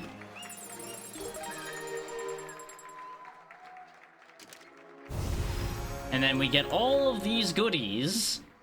Mend Spirit, a green gadget in the form of the sprinting boots, the bouncy shoes, or the ghastly skull. Let's take the bouncy shoes. These all kind of suck. And then Ring of Impact, Soul Collector, Unshackle Souls. For each charge, summon a medium level unit to aid your team. Does not consume a turn, gains a charge when unit deals knockout, uses all charges when activated. Or the Throbbing Slime for Tentacle Surprise. Target unit spreads tentacles that pull units from all 8 directions up to 5 tiles away. So basically just everybody come here. But it's another build's charge when unit deals knockouts, so probably not going to get used. I don't think any of these are really going to get used. Actually, Ring of Impact might get used, since it's based on melee attacks. Sometimes, bud. Sometimes. I don't always make it look easy, unfortunately. Sell all these. We now have lots of money, so we're definitely going to the shop. How much did the Ring of Impact sell for? 113. That's tempting to sell it. We'll see how the shop looks before we commit things there. Epic Rags. Ooh, safe zone. Heal all units within an area of effect. That could be great, except it's all units, so I think it'll heal the enemies too. But it's a wisdom-based heal, so it would really only be any good for the Dryad, who's not gonna be next to people, probably. Unless things have gone wrong and everybody's backed up to protect her or something. Which could happen. Ooh, if this unit knocks out an enemy, summon a 1 HP friendly Spectre of that enemy. That's actually a big swing, like taking one unit off their team and replacing with an additional one for you. Other than safe zone, that plate mail's not actually that remarkable for me. I think actually we'll reroll here. Tunic of 19 protection, 8 strength, 3 wisdom, 17 protection, 5 agility, 14 crit chance. Skills look. Grisly Assault, Summon Critter, Summon the Dead, Unexpected Arrival. I just cannot get an agility attack at all. Maybe I overcommitted to agility for the Prowler then. Nah. Oh yeah, the Undyne has a level to get to. Well that's not great. Let's get you a little bit more MP so you can at least use moves, I guess. You don't really need more AP. You have 7. Get some protection.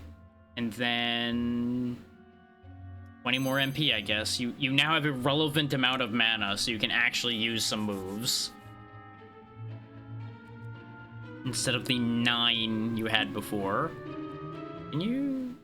Yeah, you can use Men's Spirit on yourself. So that's not a terrible idea.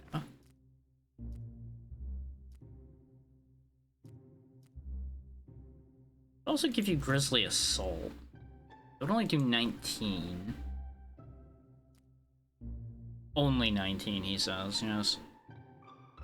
Could give the Dryad the robe and increase her attack by 8.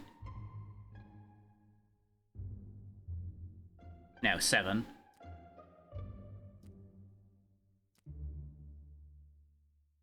I probably should get the Tunic of Massive Strength, though, for the Undyne. Because as nice as the protection from the Jerkin is, this has more protection and takes her main stat really high. Look at that. Doubling their main attacking stat straight up. They do lose 1 AP, so I probably should have taken the AP on the level up, but it's fine. Grisly Assault is now suddenly a way more viable decision. 13 protection's nice, but I think everybody else is good with what they've got. So we'll sell that, which allows us to still grab Grisly Assault. Because now it's 27, which is a much nicer sounding number.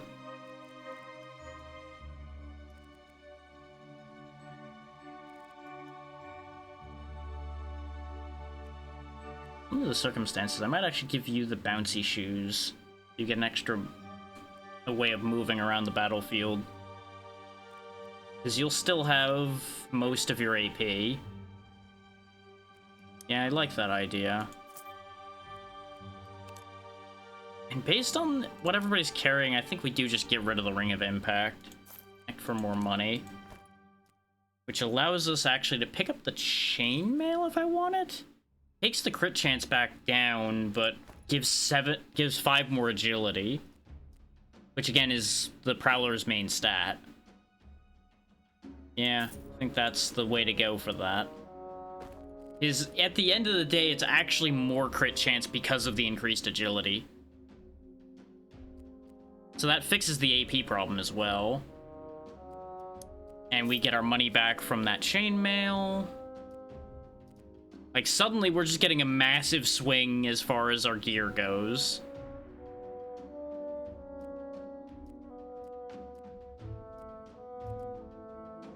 The only thing is we're not really getting anything better for Bofflin.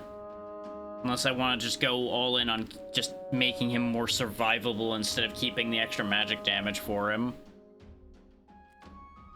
Which isn't the worst idea, just giving him like straight up 40 more hit points. Because that almost doubles his hit point pool.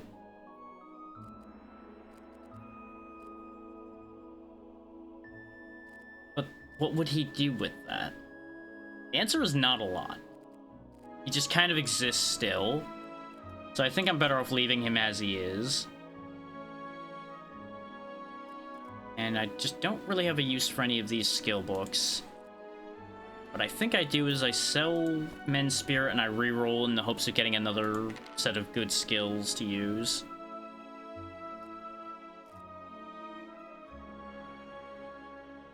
Skewering Soil could be interesting. Magic Missile, there you go, a nice basic spell. Oh, that does a ton of damage because it's magic damage plus 10. So that's something we could teach to the Dryad.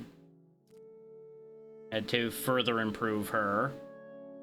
Sucker Punch isn't a bad idea, but it's purely strength-based, so it would only do 10 for the Prowler. And we're kind of set for skills for the Undyne for now, I think.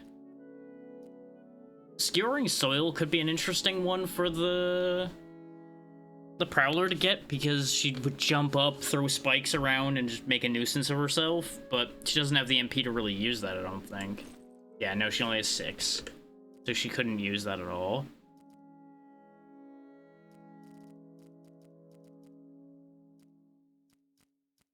No, I think Magic Missile's the choice here. And as nice as Cyclone Shock is, I think we drop Cyclone Shock for Magic Missile. Or we just get rid of Magic Needle. No, because then again, yeah, only half of its damage pierces protection, so just overwhelming that with pure damage is probably better. And that's probably going to be my go-to spell, considering it does 42 damage.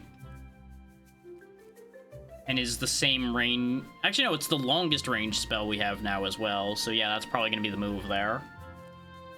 Mila continues to not have any moves. The Vampiric Coif would have been incredible to get. 20% life steal for somebody would have been so good. But it showed up too late. Let's go this way because we can get a treasure, 2 events, and then an elite. Or head to the side and go for a shop.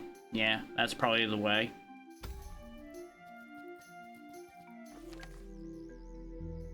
Okay, nothing but trouble again, and we get a mana conduit.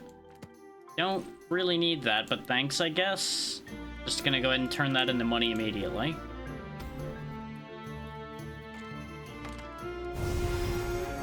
The relic. Hey, the Vampiric Coif! Or the Horn of Echoes. Stepping on tornado tiles removes them and gives a random buff to the unit. Nah, Vampiric Coif all the way. Sawtooth Drop. That'll work, because that's a jump move that does damage.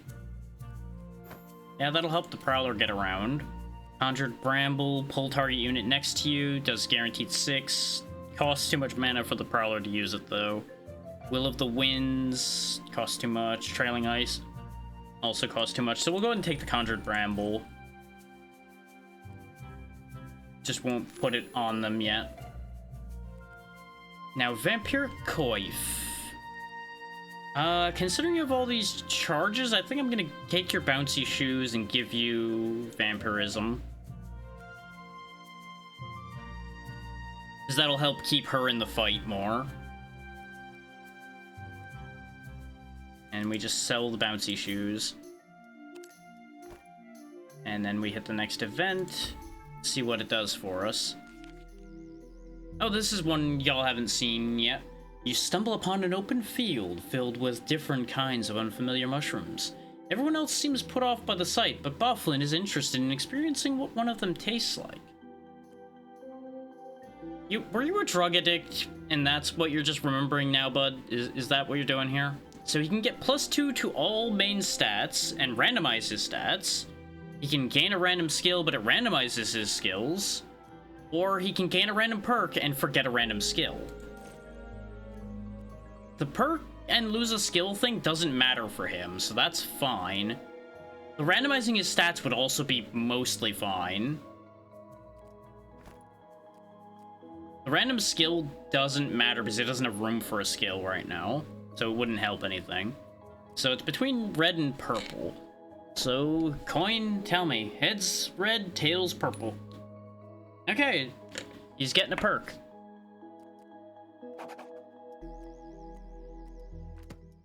He got bulky. He gained 15 protection and got -2 AP. So he basically has... He technically has 0 AP, but you can't have 0, so he has 1. But the next time he would gain an AP, I think he doesn't actually gain it, because it would put him back down to 1. He has to achieve technically having 4 to not have just 1. He would, once he has 4, he would have 2. So that was an upsetting result for him. That was actually, like, purely negative, I would say. Because he basically has to teleport to move in any meaningful amount. Well, teleport to move and still do something other than take a step. I think that's the best way to put it.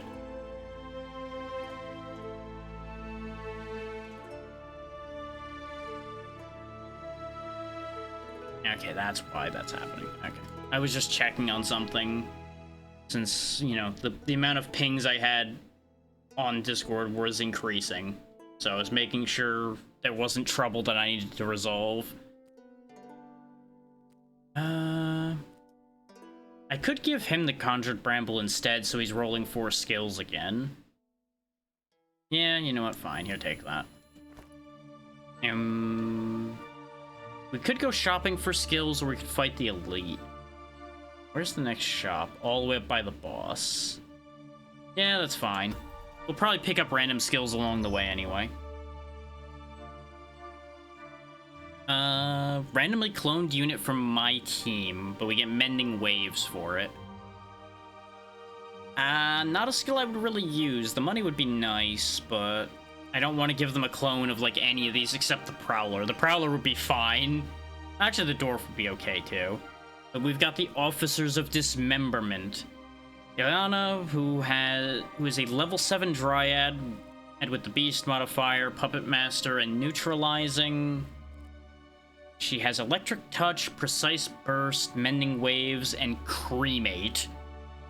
So she's actually kind of dangerous with the 21 Wisdom, because all of her moves are magic damage. And then Inalia, who also has Cremate, Violent Shadows, and then Enhanced Thunderbolt, which is another skill I would love to have.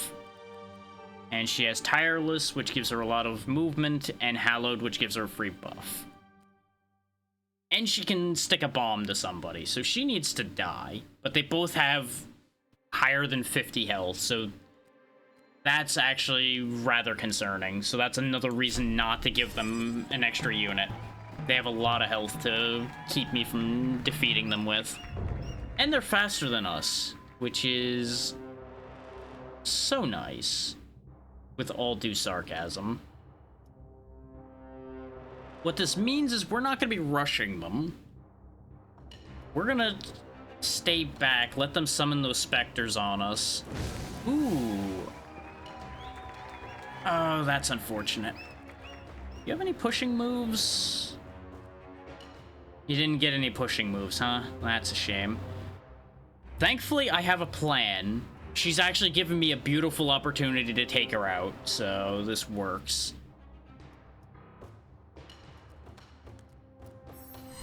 Or that also works. She's just basically dead already. Teleport a step over and Fire Nova your clone and the beast. There we go. Problem solved. Oh, the Dryad's been thrown into the middle of the flames, though. Go ahead and just palm you to death. Actually, go ahead and get rid of the fake Dryad the same way. Palm to the face. Okay, all the fakes are dead. There's just the elf left. So what the plan was going to be, though, is I was going to rush the Undyne to the opposite side of the room and then just force palm the beast into the pit. It would just be 2 palms, which is all we had, and just straight into the hole it would go, and it'd be over. It would have been very funny. But we were given another good opportunity, so we chose the other option.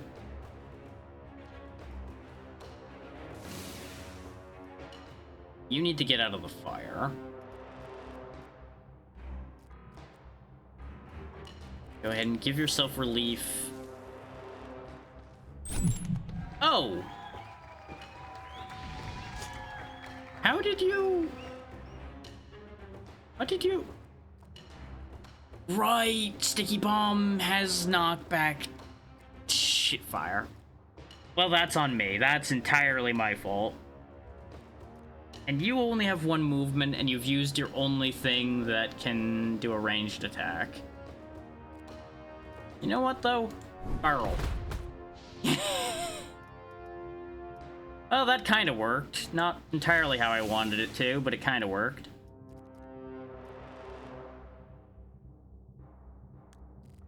Root. Now, I'm pretty sure that if I understand how Root works... Yeah, they cannot use action points for movement. And they've already used up too much mana to be able to attack with magic. So, go away. That buys us a turn.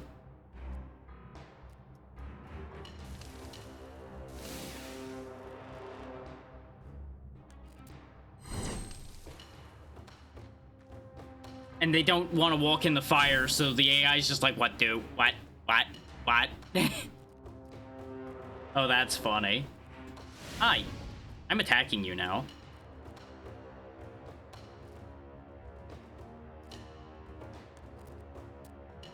Ta-da!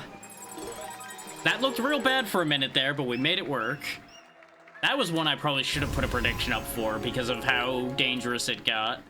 But I didn't know how dangerous it was actually going to get. Viper Fang might be fun. Now we got a choice between some Poiples.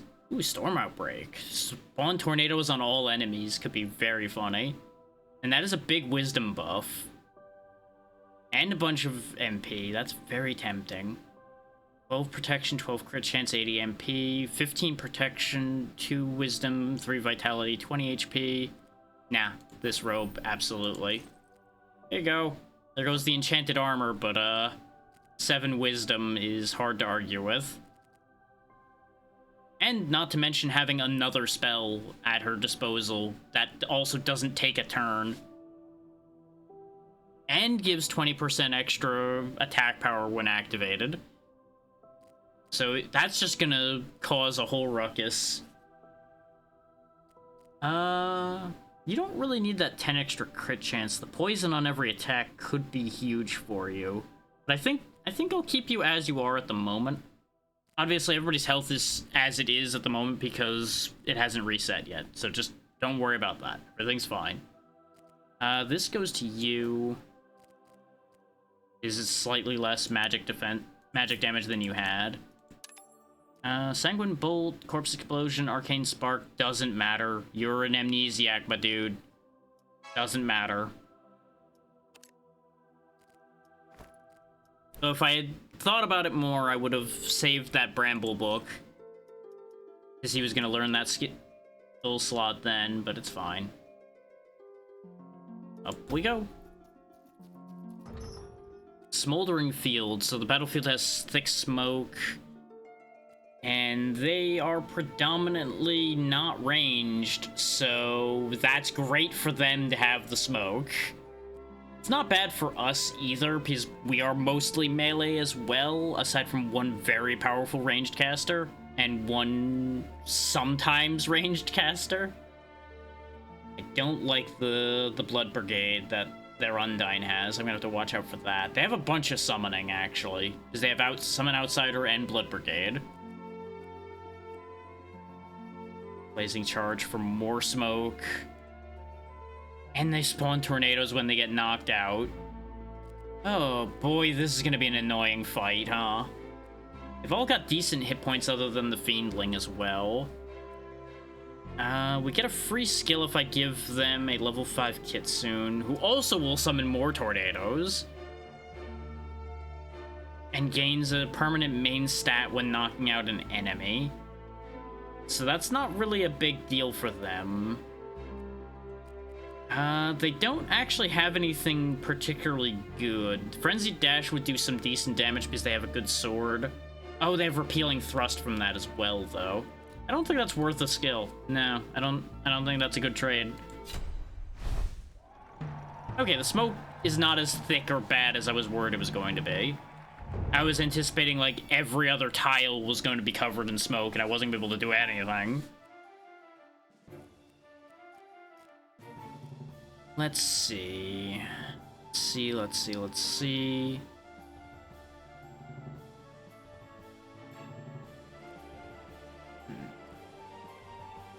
Like, the ideal first target would be taking out the Fiendling just to take one of their units off the board, because they have the least health. They also have the least protection. The Dryad has 50 protection, I just realized, alongside that 53 health. So they're going to be durable.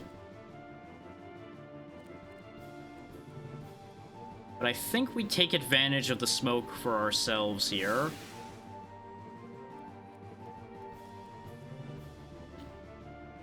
We mess around with them a bit by using Storm Outbreak to push them around. Which actually kind of worked, kind of didn't. I was hoping to push the Fiendling further towards us rather than off to the side. But this does put the Undyne in an interesting position instead. The Dryad can't follow up on any of that because of exactly where the smoke is, but it's okay. Oh right, you have Grand Drop. Huh.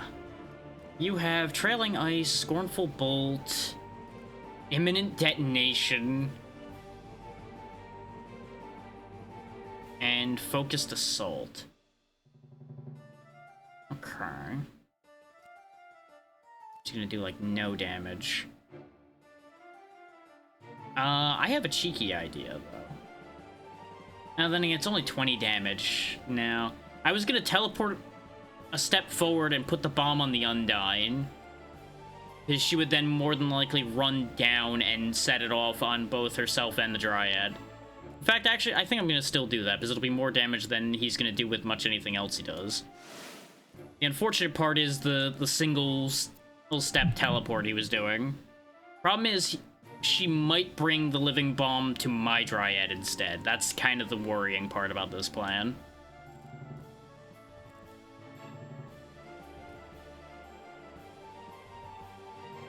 Go ahead and... oh yeah, you can't fire that at point-blank range. So just Scornful Bolt, then. Yep, bringing it straight to my Dryad. That's what I was afraid of. That's the counterplay to that idea, which it's the obvious play at that point. There's the smoke moving around. Yeah, you can't charge because of the smoke. You can just kind of walk it in. It'll be okay. And that's the Fiendling dead in one go, and the tornado is miles away. Perfect. Thanks to you being next to your opponent, you can actually hit them, so... woo! Dryad's down, but that's fine. Most of their team is in shambles.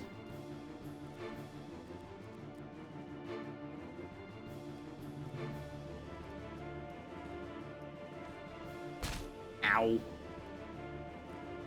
If you considered that was rude, I would.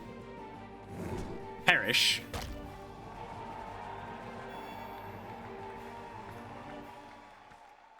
Don't worry, if you miss your friends, you'll be joining them soon.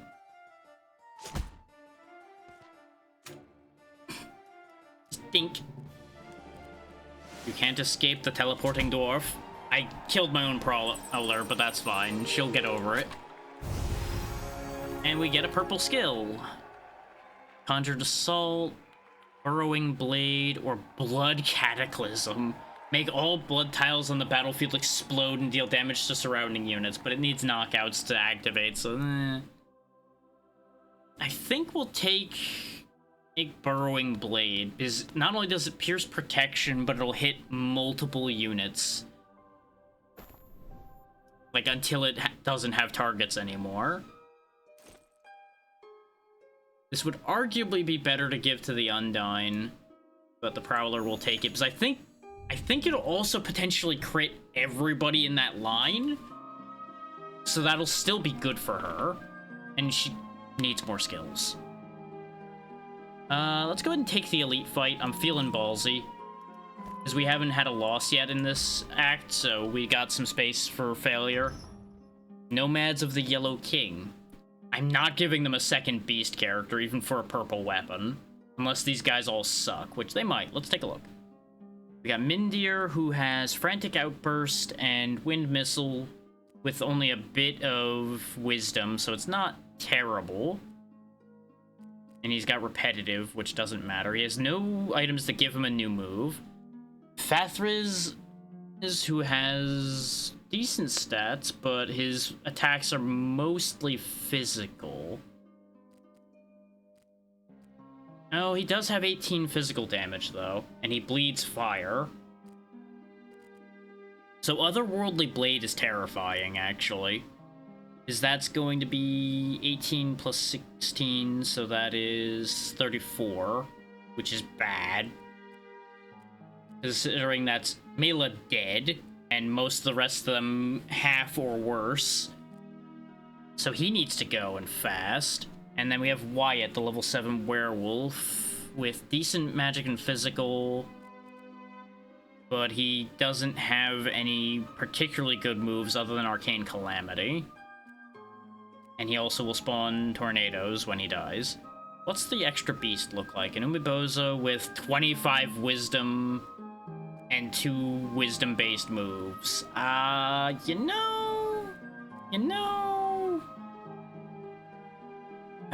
that does make it an even fight, but it's 2 beasts, which is... kind of scary. He also actually has movement, unlike the average Umebozo. I could probably win this, but it's gonna be sketchy. But like I said, we haven't had a loss yet this act, so... here we go! This is such a bad idea, giving them a second superpower. Okay, the dwarf is faster than me. Kind of forgot how much range Wind Missile had. So, you know how I said it was 4 on 4? How about 3 on 4? Yeah, that was a mistake, huh? I also didn't anticipate the dwarf being that fast. He's only got 14 agility. Why did he go first? Still don't understand turn order in this game. I've never actually understood the turn order. But, you just take cover for a second. Okay, you summoned a couple blood elementals from Blood Brigade. Okay. That's fine. Not really sure why that was the move you made.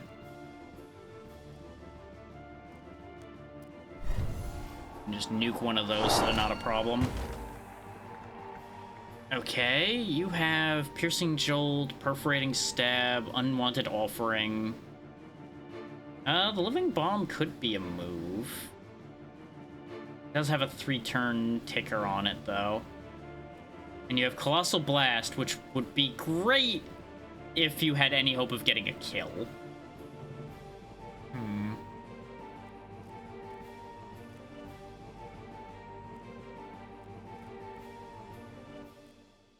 Can't believe I'm considering an option for just getting rid of the elemental. The elemental does like nothing. I don't really know if I need to worry about him. He just kind of exists. He does have lethargic though, so he's gonna get stronger. So I probably should get rid of him.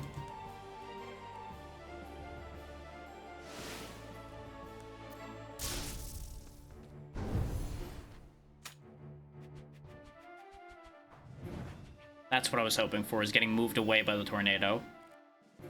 Okay. Now is the dangerous part of this plan. Is we've got to do something about literally any of these post-haste. Thankfully, their Slitherer is far away, so I actually have an opening right now. If I dare to take it. One, 2, 3, 4. Yeah. 1, 2, 3, 4. Palm. Palm. Nice crit. Okay. That's one of the beasts basically out of here.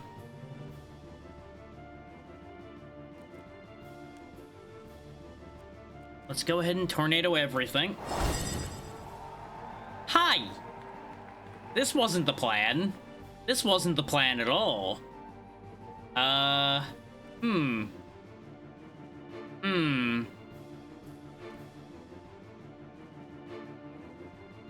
the Umibozo's almost dead.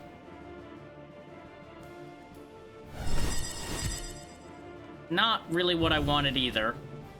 Well, that was just a weird move that almost didn't work out for them. It's a real shame that you're the one who's alive right now, Bofflin.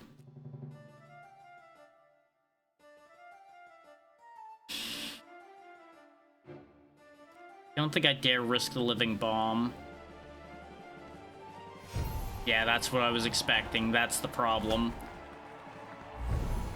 Yeah, I think we just lose here, unfortunately. Okay. That takes care of that one, at least. Problem is, they still have 3 solid units. We just got fucked right out the gate on this one.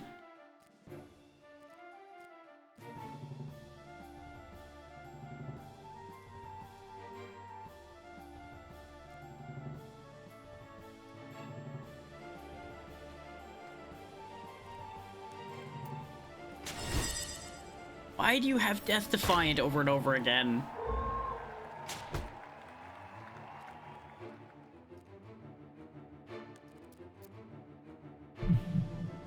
I may as well risk living bomb at this point, because it's not like I'm gonna end up hurting any of my own people anymore. Other than the dwarf may blow himself up. But you know what? It doesn't matter at this point. This fight's so fucking over. I have to hope for... Thanks for getting juggled by the tornadoes. That should have been benefiting me. And of course, none of this is lined up. Why would it be? Come on, Tornado RNG. Thanks. Please take me away from my enemies. That's not away from my enemies at all. Oh, he has the fucking safety helmet. That's why. Everything about that was bad decision upon bad decision. I think I could have won that, but just a mix of bad decisions and really unfortunate luck there.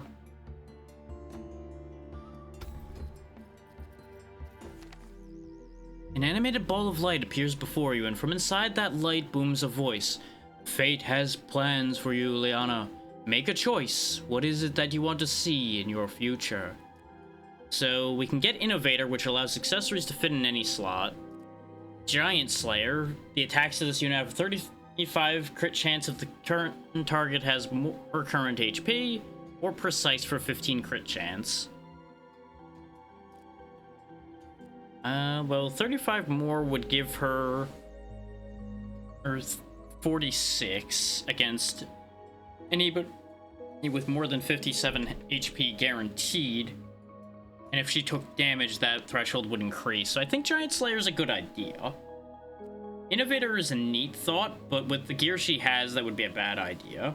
Precise would be a good universal option, because it would put her up to 26 crit chance, so like a 1 in 4. With the amount of HP we're running into at this point, I feel like Giant Slayer is almost as guaranteed. At least until they get hit. Once they get hit, that starts getting sketchier. It is as it should be. There's obviously only so much booming I can apply to a voice without blowing people's ears out. Asrai, the level 9 Fiendling, with a lot of strength, so they're concerning, and they have 106 hit points. Shira, the level 5 Tengu, however, only has 33 hit points, so they're gonna get exploded. They've got Critter Convoy, Focused Assault, and Animate Blood, so they're kind of annoying. And then Xatu the Umabozo with middling stats and Sudden Gust, Cyclone Shock, Precise Burst, and Tainted Scream. Oh, they have Strong, that's why their strength is crazy. And they also have fast cooldowns. Love that for them. 3 extra units for them are a bunch of 6s and a 4. None of them are particularly strong, but with how strong Asrai is, I am not going for giving them twice as many units just for Afflicted Bash. You can fuck off with that. Afflicted Bash is real good, but not worth getting my ass beat. So the Advocates of Mutilation will have 3 units, one of which is worth 2, I would say. Meanwhile, I have 4 where 2 of them are kind of worth half of a character, if I'm honest. You've got all melee, you've got melee and summoning, you've got some range. Get that barrel away.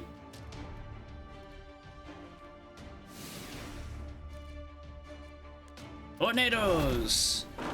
That kind of worked. Remember, Lack, they did it. Get them. They're the one who opened the cage with their face. It's totally how that works.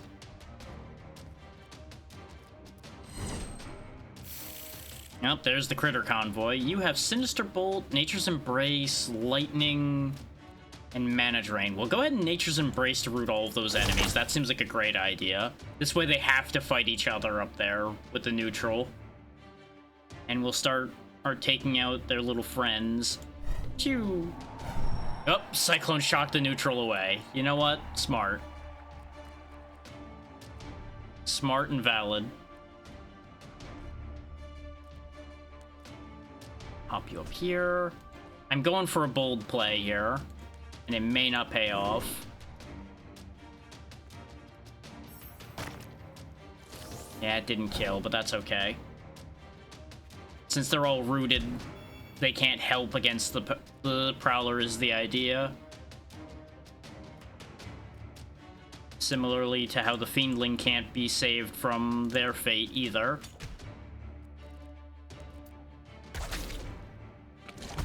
Oh, right, they had Blood Brigade. Ah, suddenly this got interesting. I could just blow the neutral up. I probably should, just to keep them from turning on me. And they also blew up, so that kind of worked. Oh, wow.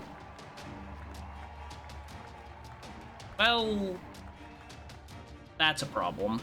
I knew that was a greedy move. I didn't anticipate it going that wrong that fast.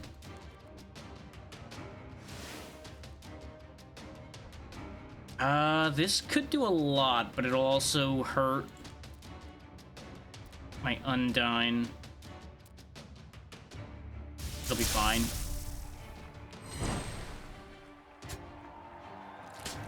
Oh, that did more damage than I thought, but thankfully the other one couldn't get in. Okay. So, Palm. You can kill them. So we don't really have any healing moves.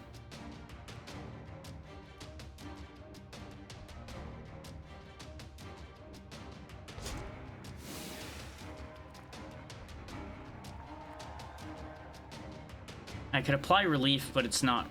they're not close enough to help with that. Yeah, they're doing all their summoning now.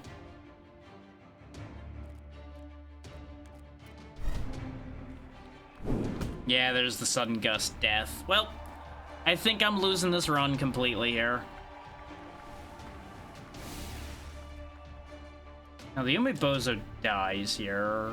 Or not, because there's shit in the way. God damn it.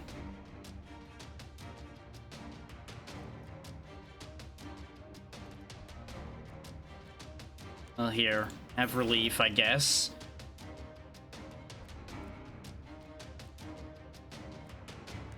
Here, go kill him. Okay. At least they only have one real unit left. And I forget if summons keep the fight going or not. If they don't, we're good. There we go. Their summons didn't matter. Summoners don't matter without a summoner.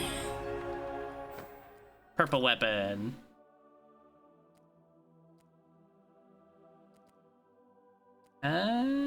These are all pretty good. I'm thinking that Gladius because that physical damage is really nice. I think it's going on you because that's way more HP than you had before and you're suddenly doing 20. So that'll make you relevant. See if I can pick you up a skill that'll make you more relevant. So we're about to go to the next boss. Blessed Swing's not really what I'm looking for. Toxic Surge could be fun. Grand Drop could actually be a great play.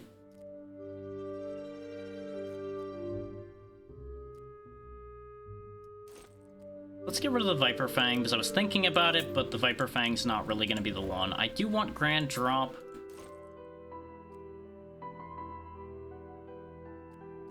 But I think actually it's going to go on the Undyne, because I'm not really using regular charge, like, at all. And that gives them a jump. And I think we re-roll in the hopes of getting something better here. Blessing of Strength is tempting, because it's a non-turn consuming move. If target has less HP than 10% of your max HP, damage is equal to target's current HP, heal yourself equal to damage dealt. That's pretty nifty with Consume. Frenzied Dash would have actually been pretty good to get. His swiftness is nice.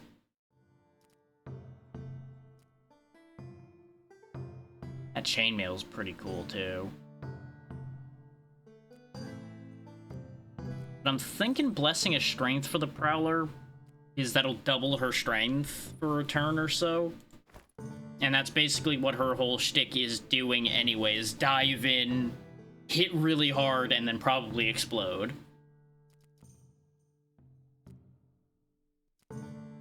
So I think that's the move. Oh, except she doesn't have enough MP for it. I forgot her MP pool doesn't exist. That's a problem. That's a big problem. Don't you love when you thwart your own plans by not reading?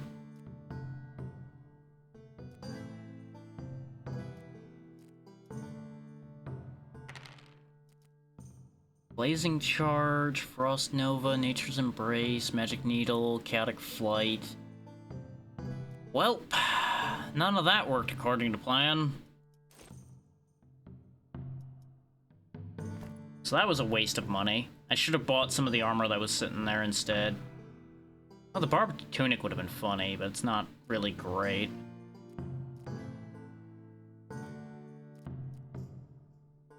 Nature's Embrace is tempting, because rooting all enemies is good.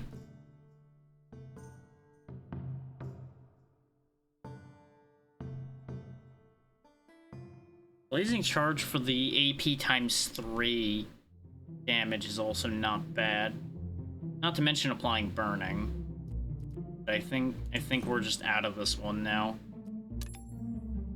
Of course, you just get more magic damage. Protection. And an extra AP. There you go. Now you have better positioning. That'll help you a lot, actually. Sad days. Well, here we go. Can we get 2 bosses today? Executors of the Black Titan. With Celano the Undyne, who has Mana Shatter and Infused Blade, but not any crazy amounts of physical damage, so that's fine. Dagon the Fiendling, with very high agility and not much else. Secure Strike, Airdrop, Vampiric Swipe, and Grand Slam. And then Gafflan the White, who has, of course, the boss modifier, Invigorated, and Thick Hide, 109 hit points. He's got the Splitting Mirror, which I think he usually has. When he summons units, he summons extra copies, but they're weaker. And his summons have an additional skill. He has Animate Blood, Spectral Caress, and that's it. So he can summon weak specters if he kills people, and he can summon blood units. So it's not actually that bad. Oh, there we go. He also has Haunt. That's his main thing. Summon a specter of target enemy to aid your team. So he's going to be making a bunch of copies of my guys with boosted abilities, and many of them. So that's going to be bad. Depending on who he makes copies of. Everything else isn't terrible, but that's going to be a bit rough.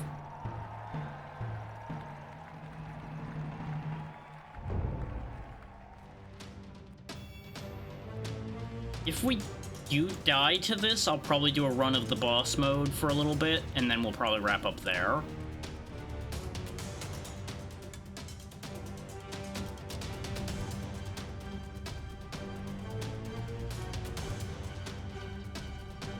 Grand drop you, because that'll knock you into the waste barrel, get you...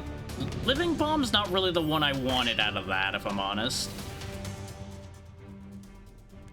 Tornadoes! Why did it throw you into our own ally? God damn it.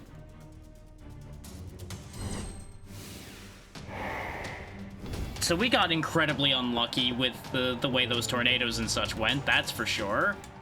And our best melee's dead already. And there's 3 evil versions of it staring at me. None of this went according to plan at all.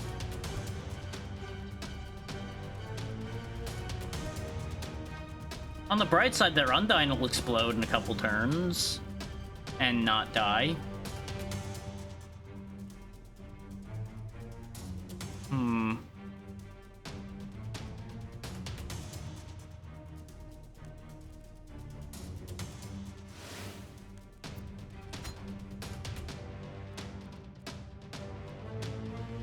What the hell are you gonna do? Probably like Sawtooth drop to clear the chaff at the risk of your own life. 'Cause that'll clear all this chaff out. It's probably the best play she's got. Okay, all he did was summon something weak, so that's fine.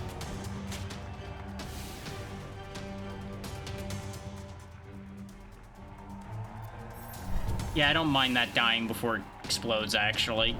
Ow. Hi, I'm back now.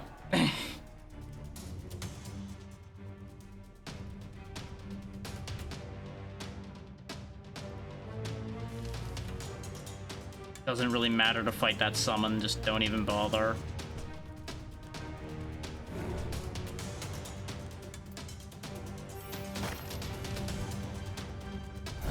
Oh! What the fuck? He's got Spirit Wall as well, so his mana's an extra layer of health. Oh, why? Well, for one thing, stay there. This way, the Dryad can step the fuck away from him, though she's sharing Plague around the team because fucking reasons.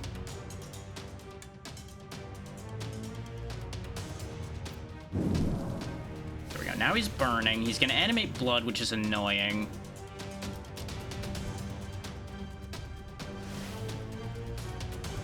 Give you Death Defiant. This kind of works, actually. This is gonna spread the Plague around and fuck things up a lot. But that passed the attack through. Oh, you had Burrowing Blade too, huh? Look at you. Please crit, please crit, please crit. Yes! We still have hope.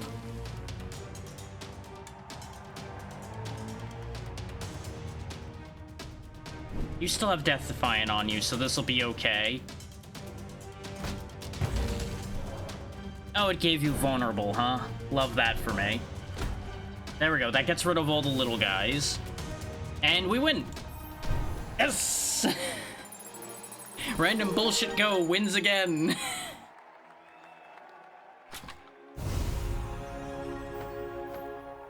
We got Unholy Rebirth, which resurrects an enemy unit with a third of its health and makes it join you, which can be handy to have. And then another purple weapon. Another battle staff, a Qatar, or a mace. The Qatar's not bad, though. It has wisdom instead of agility on it, which is kind of a shame. We already have a purple Gladius, so I'm probably going to get another battle staff and give that to Bufflin. Do that or the mace, which also grants tackle. No, I think that's a better choice. Final phase. And spend your level ups, of course. Physical damage. AP. AP, there we go. He finally has 2 again. And there you go. 20 magical, 19 physical, so he's actually doing pretty good now. And you can actually get a skill here. Sanguine Strike, Power Blow, or Ensnare. I think I'll replace Blessed Swing with Power Blow. Where's the forget skill button? There it is. Oh yeah, you could also have extra characters in your roster. You don't actually have to stop at 4 like I did. So if characters would be better for certain matchups, you can bring them in.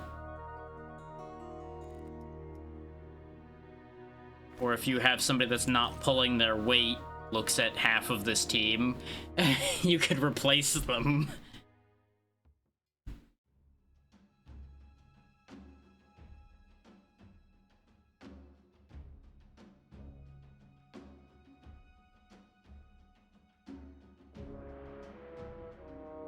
Still clearing notifications. I really need to get out of some of these discords that end up with all these add everyone's that keep aggravating me. It wouldn't really do anything if I just sat in there with everything muted. There'd be no reason to be there anymore at that point.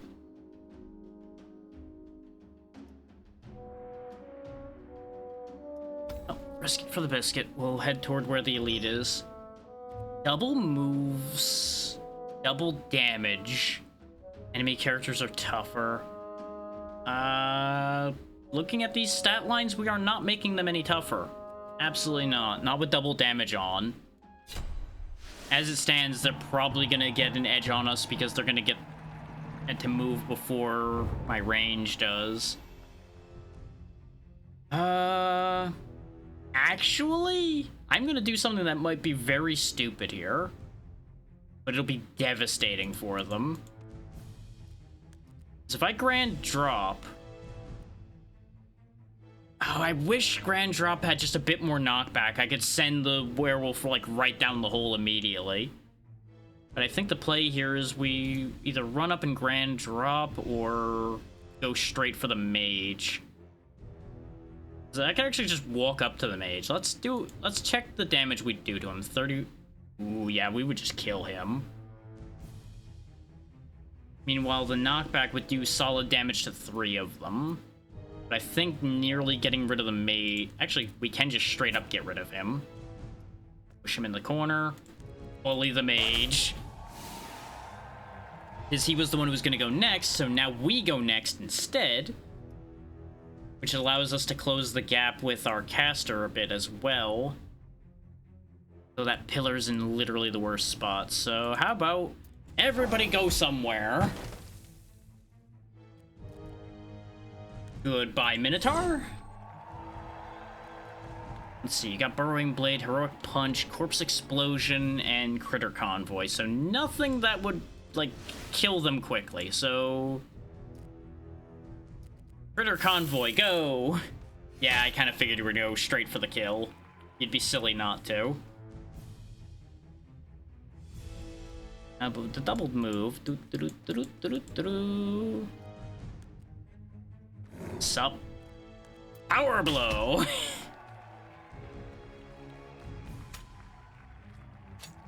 So yeah, this was a massacre. I probably could have actually made them stronger, and it would have been fine. This was just a complete mess for them. Hi. Get away from my friends.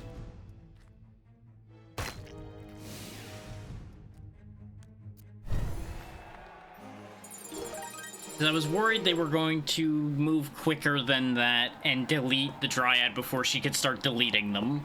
But thankfully, it worked out better than expected. Let's see. Hypnotizing Oculus. Gain control of target enemy unit for a limited period of time. It does not consume a turn. Applies mind control to a target. Can only target units that are under 20% of their max HP. If I had more open space in my inventory, I'd be much more willing to use that, but as it stands, I think we're just selling one of those. Grand Fortitude, Mending Bolt, Divine Relief. Out of the choices, Grand Fortitude, probably. Ooh, the Radiant Gloves for the Flicker Beam. The Flicker Beam's real fun. It's guaranteed 6 damage, which isn't impressive, but it is a non-turn consuming 6 damage. And every time you melee attack, it charges. So you just pew pew pew pew pew. Though the Slender Dagger does similar, but it doesn't need any charges generated first. But we'll take the Radiant Gloves. We will take out our enemies with finger guns.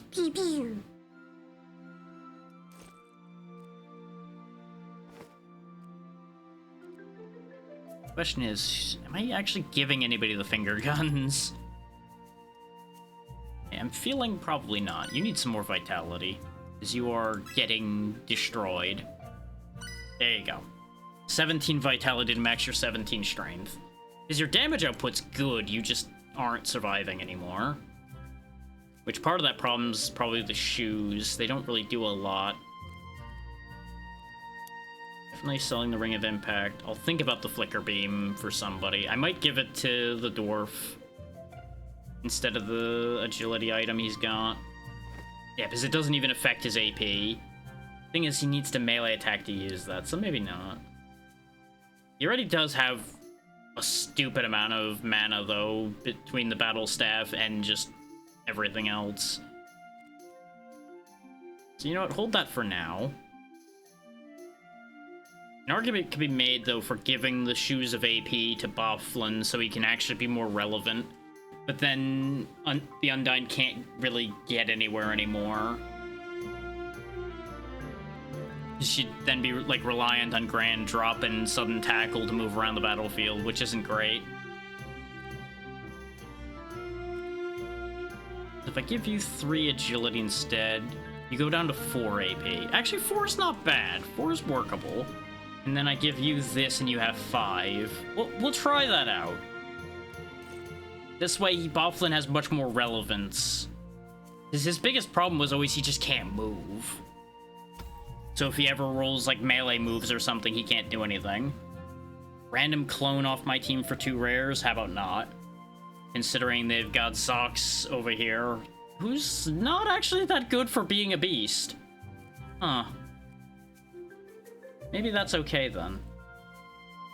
Actually, none of them are remarkable aside from Juniper, who's got a lot of magic damage, but no magic attacks, so never mind. They do have 2 extra flies, oh no. I feel like, though, if they get a clone of the Dryad, I'm in trouble. They do all have solid HP. No, let's not overextend here. It's already 6v4. Well, 4v6 rather, because the 4 is on my side. Grand Drop goes really far.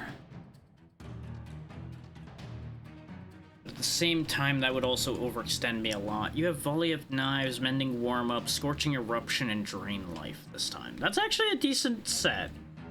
I can kind of work with that.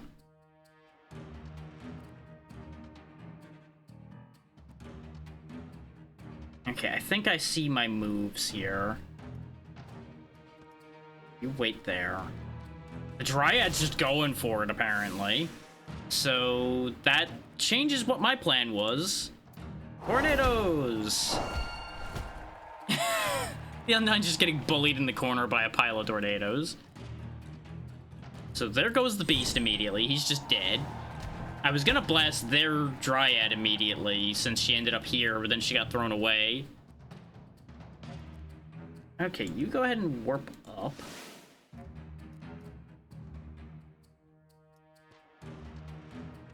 I don't mind risking your life.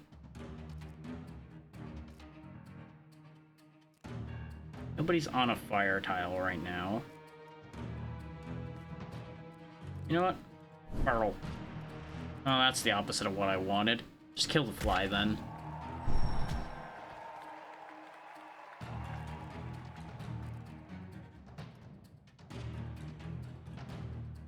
This is gonna be a risky play. But if it pays off, it'll pay dividends. Yeah! Just shredded their health, and their Undyne's still just trapped in the corner in Tornado Alley. Oh, but you're rooted, which doesn't matter. Brand drop! Haha! Ow. You know, that's certainly one way to take yourself out of the fight, I guess. So I win because 2 of their characters died without me having to hurt them. Interesting. Got the Ornate Sword, another set of Enchanted Plate. We'll have a look at those and see if they're any good. That might have been the easiest elite fight we've had. More wisdom for you. Out of these options, go ahead and have a little bit more agility so you can move around a bit better. And even more wisdom. This is one of the ways you can kind of cheese this game, is just having one turbo-powered caster at least. Because you don't want too many of them, because your team starts to get kind of lopsided fragile if you aren't careful. But at least one of them with a bit of protection, and as you've seen me doing, you could just snipe one enemy a turn and just wipe out their team in piece by piece pretty freely. It's honestly a little bit sad how effective that is at times. 12 magic damage actually kind of stinks for that.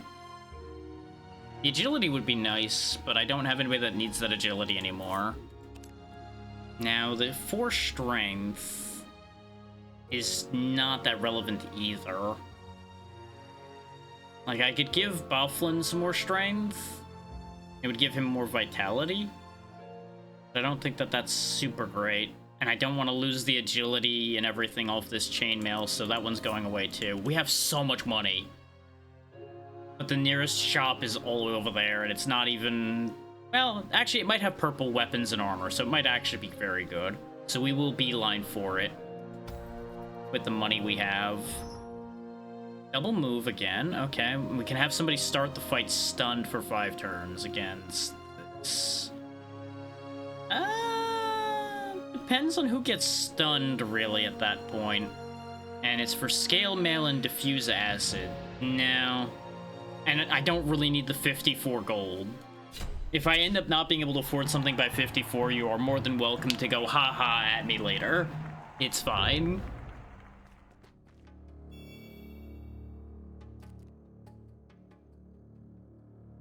Let's see. Thanks to double move, you can actually move around quite a bit, but we should probably just take that angel out straight away. Because the angel can bring somebody else back, and we don't want that. Ow. As usual, tornado! Why is it that half the time when my Undyne's next to an enemy and I do the tornadoes, it just throws that enemy at my Undyne immediately? There we go. That's the angel out. So they're down a player already. Our Dryad's at half health, which isn't great, but it's okay. Ooh, Otherworldly Blade's like the ideal move for him. So first, Blessing of Strength. Teleport. Hi, I'm gonna hurt you a lot.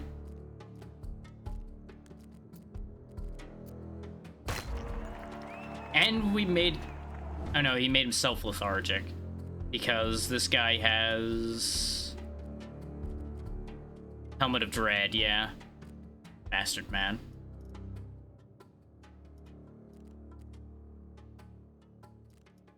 Thanks to double move, we can just kind of run on up here. Actually, with the amount of health you have... Oh, right, you can't pounce to a target spot next to you. This way we have Ambush, Burrowing Blade, wham! I love how often I'm actually getting to use Burrowing Blade. I really did not think it was going to get to be played that often.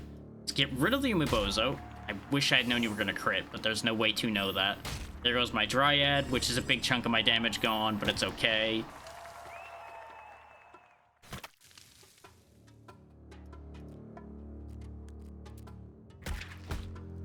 Power blow him into the wall. You go after the werewolf.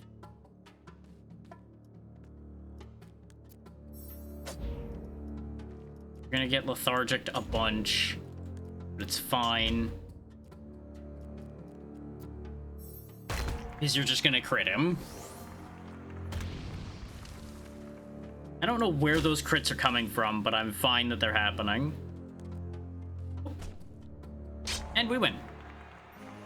Nice and easy. Money, money, money. Money. And none of these are that great. So more money. Don't say things like that. You're sponsoring me. Don't say I'm unstoppable, because that's the first words you hear when you become incredibly stoppable. I could go for this shop over here, actually, past this elite, which has skills, bonuses, and characters, but I'd actually rather the weapons and armor. So we'll hit the event and then carry on. A man in fancy armor approaches you. Aren't you in luck, traveler? I have a collection of rare equipment for sale, if you're interested. Only one per customer, though. So, the Flaming Sword. 17 physical damage, 10 strength, and 5 wisdom. On melee attacks, spawn fire on target. The Scepter of Torment, 100 critical chance. The Divine Plate. 25 protection, 13 magic damage, 6 agility. This unit, it gains a random buff if attacked in melee. Or the Spirit Wall that we saw before on the last boss. 4 wisdom, 6 vitality, 6 crit chance, 72 MP, 16 HP. Incoming damage reduces MP instead of HP if possible. That's a little bit of a wisdom drop and a lot of protection down. But considering she has 124 mana and it'll be a bunch more, she could wear that. Or I could put it on Bofflin, actually, and make him, like, super durable. Because he'd have, like, 200 MP to block with. But I think I want that Flaming Sword more. The 17 physical damage will make my Undyne start shredding people. Not to mention the plus 10 strength on top of it. Excellent choice. Don't burn the house down now. And we still have money left to buy other things as well. So watch this. 17 strength and 22 physical damage. 27 strength, 44 physical damage. Suddenly way more relevant on the battlefield. She's been wielding this pike since the beginning of this run. This is the starting weapon she had. Finally being replaced here in the final area. The alternative would have been replacing the Gladius with it, but it would have been less of a jump.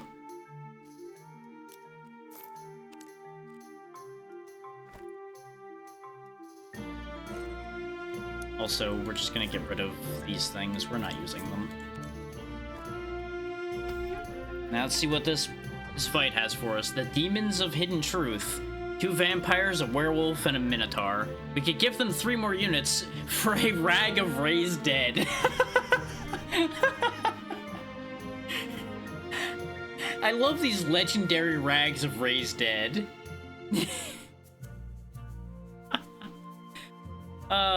There's a religion joke there, but I'm just gonna leave that one alone. You can imagine it just fine from me saying that, I'm sure. This Minotaur's 10 move points. I hate it here. None of them are crazy potent, aside from the Minotaur. Sanga, the Minotaur's kind of scary with his 30 physical power and a lot of movement. He thankfully only has Vanquishing Blade that leverages that physical power particularly. So he'll probably end up basic attacking a bit. Oh, he does have Noxious Swipe from his Cutlass as well, but he has that in his normal skill set already, so it's actually pointless. He also has Summon Critter. What other 3 additional ones have?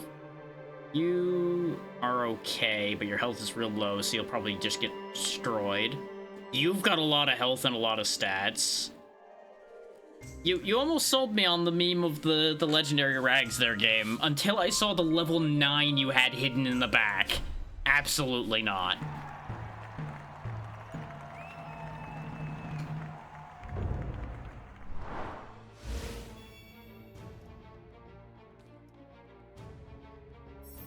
So anyway, they're down a vampire immediately.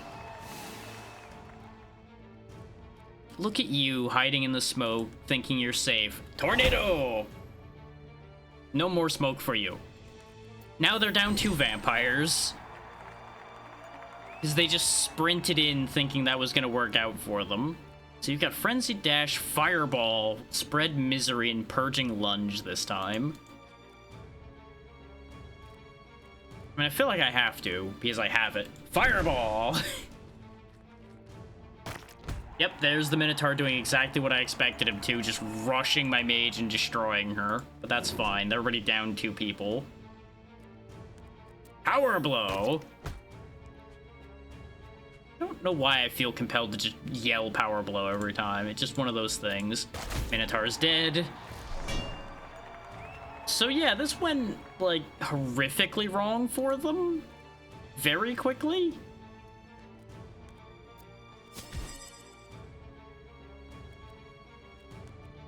Boing. Hi.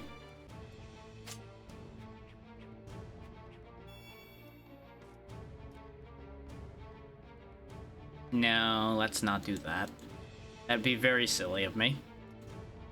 Potentially giving him a chance to win if I just fling them across the field like that. There we go. Nice and smooth, and everybody got to participate.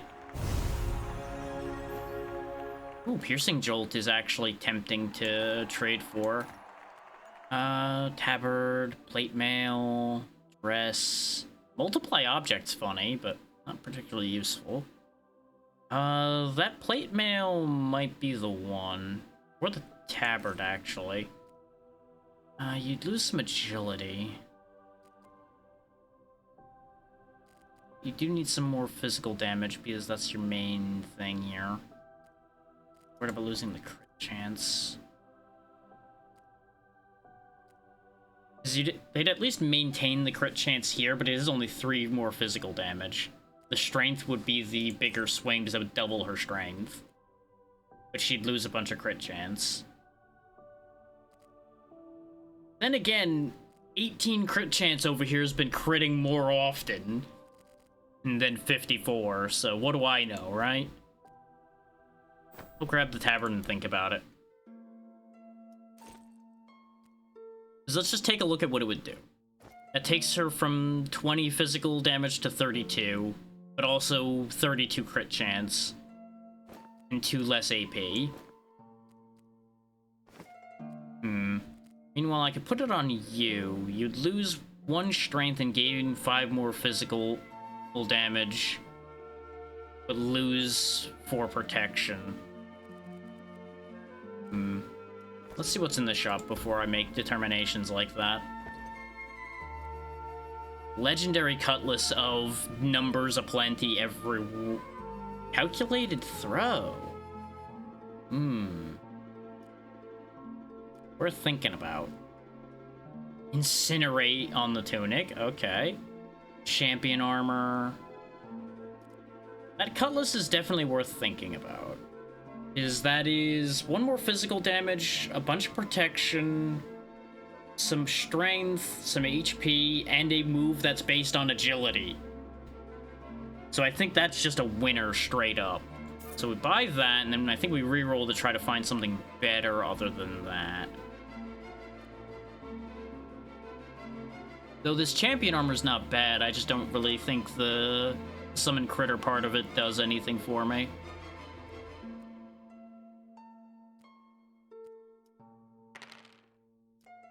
Legendary Cane of lots of MP and nothing else.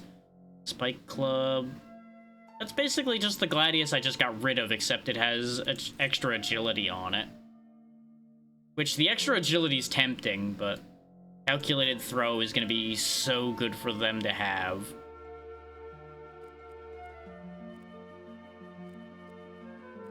You've got the Flaming Sword already, so you don't need this. So we sell this Gladius. And I think with that in mind, we sell the Tabard. Ooh, Repeating Missile. That's half wisdom, so that would actually be pretty strong, but isn't that a stat down for you a little bit? Yeah, only a little. It's only one wisdom lost. And a little bit of MP lost doesn't matter. Protection up. Ooh. That's armor for Bufflin, yeah. Because it raises both physical and magical damage, and gives fleeting power if attacked in melee. Ooh, Vanquishing Blade. So yeah, Duelist Mail for you. Nice to see you getting an armor upgrade finally. Everybody's getting way better here at the end. Which, despite Bufflin's stat line, he's actually solid at this point. Because he's just an all-rounder instead of tilted toward one stat like everybody else is.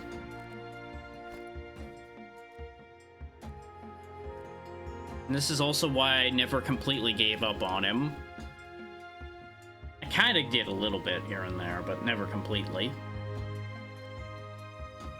I do think that Repeating Missile will be useful. It's an extra attack. So how much range does it have? 4. Yeah, that's not terrible range. That is going to be like all of my money at this point. But, oh, that loses Storm Outbreak though, and I loved Tornado Nightmare. No, this is the better choice. Sad. I think we reroll one more time and fish for something cool. The War Fork. If the Cutlass didn't have a skill on it, this would actually be a trade worth doing because of the extra crit chance. Because it would be more damage and higher crit. The 3 AP on that is also pretty cool. That would have been a good Bufflin weapon. How much would the Battle Staff sell for? 217. We could make that happen, actually. We could buy the Ornate Sword for Bufflin. Check everything else before I make that decision. Fatal Relocation. Just send them through their whole team and hurt their whole team in the process. That could actually be really funny, too. 5 AP on that leather armor. You'd be fragile as all anything, because all you'd have is protection, no stats.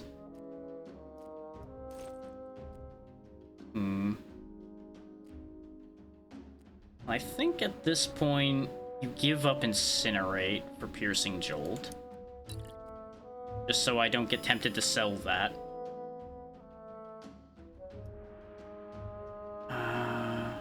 I think we sell that battle. Well, then again, the battle staff is giving him health that he does kind of need. He does not have much health. So if he goes for this, he gets a lot more mobility and a bit more damage, but he becomes quite fragile in exchange. So maybe we don't do that, actually, upon reflection further.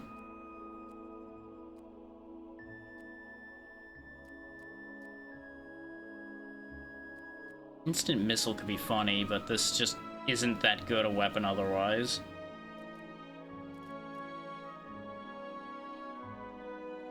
This hammer actually wouldn't be bad. And in place of the battle staff. We'd lose the mending warm-up, but I don't use it anyway. Though actually that would be a better weapon for Bufflin. But again, he loses HP. But he gains protection instead, so that might be okay. Though he gains mostly physical damage, he does gain 7 wisdom, which would give him back the MP he's losing for the most part, and make up for the 2 lost magic damage, and then some. And we could afford it if we sell the battle staff. Again, that puts him at high risk of dying, because that would be 35 hit points. At this stage of the game, that's sketchy. No, I think we keep that. I don't think I changed that. Still, this shop was quite a swing for quite a few people. Because now our Prowler has an extra move to do. Ooh, that has range, and guarantees them a crit on their next attack. So if they get an attack after calculated throw, somebody gonna die. Since that's agility based, that is 26. So it's on par with their physical damage attacks. It's not as incredible as I made it out to be. But it does give them a move to use if there's dangerous enemies around. Good. They gain a beast, and also we get turbulent waves, rampant vines, and a green jewelry. Knockback is tripled because of patchy terrain, and there's barrels spawning all over the place.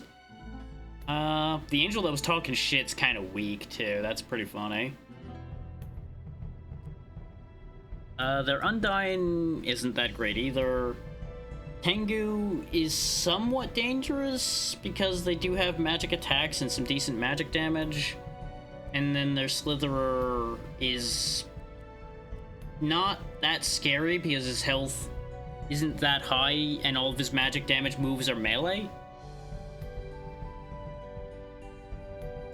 So that's okay. How does the beast look? A level 7 troll called Baba with lots of health, but nothing too remarkable move-wise. He's got Colossal Blast, but he would have to be the one getting the kill. And he can't really kill that well with his Incinerate and nothing else. He does have a lot of movement for a big guy. I just don't think it's worth doing that, though. Like, there's another shop over there where I could try to get some more armor or buy some stat potions or something, but I feel like I'm better off waiting till these shops appear. Because there's a bunch of elite fights to do on the way, so I don't think it's worth taking the risk here.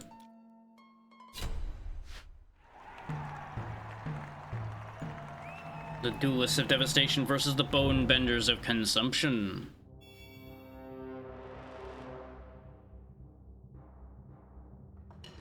Now is a time where I wish you had that increased movement still. But then again, it would only push him toward the pit. It wouldn't put him in the pit, so it's fine.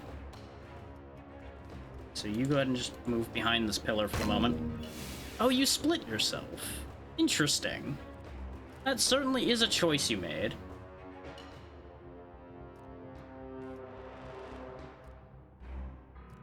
It'd be a real shame if somebody punished that decision for you.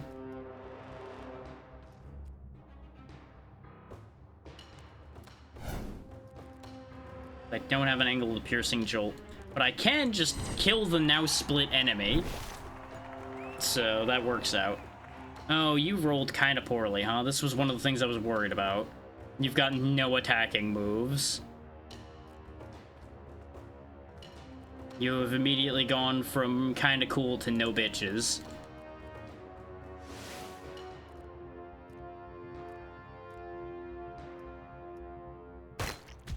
Thankfully, you still have some knockback to play around with, so you can kind of shove people around the field a bit.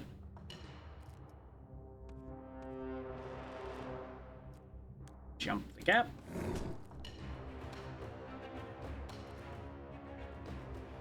You could crit Sawtooth, but I feel like that's not worth it. Actually, yeah, use the increased crit. Crit them, kill them. You're gonna be in position to get pushed in the pit is the only scary thing, but they're not paying attention to her, so it's fine. One thing you could always count on the AI to do is forget things exist at interesting moments.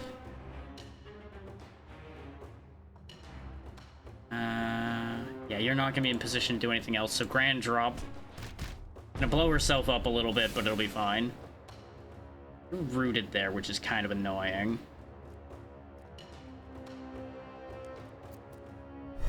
You can set him up pretty good. Interesting choice. Once again, I end up hurting myself with my own knockback, but it's okay. Oh, if you weren't gonna put me in the pit, how about I put you in the pit? Goodbye! Oh, you went over the pit. God damn it. I forgot that if their knockback takes them past the pit, they would actually go over it instead of into it. It's fine.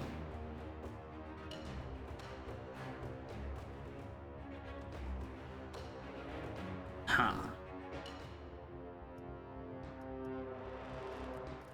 I have greatly inconvenienced myself. That was a unnecessary crit, but it's fine, I guess.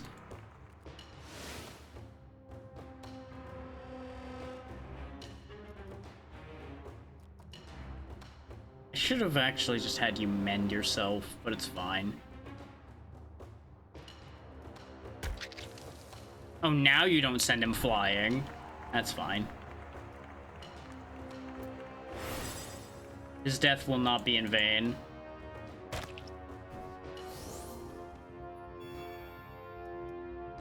Just had that awkward realization that the Angel's the only one left alive.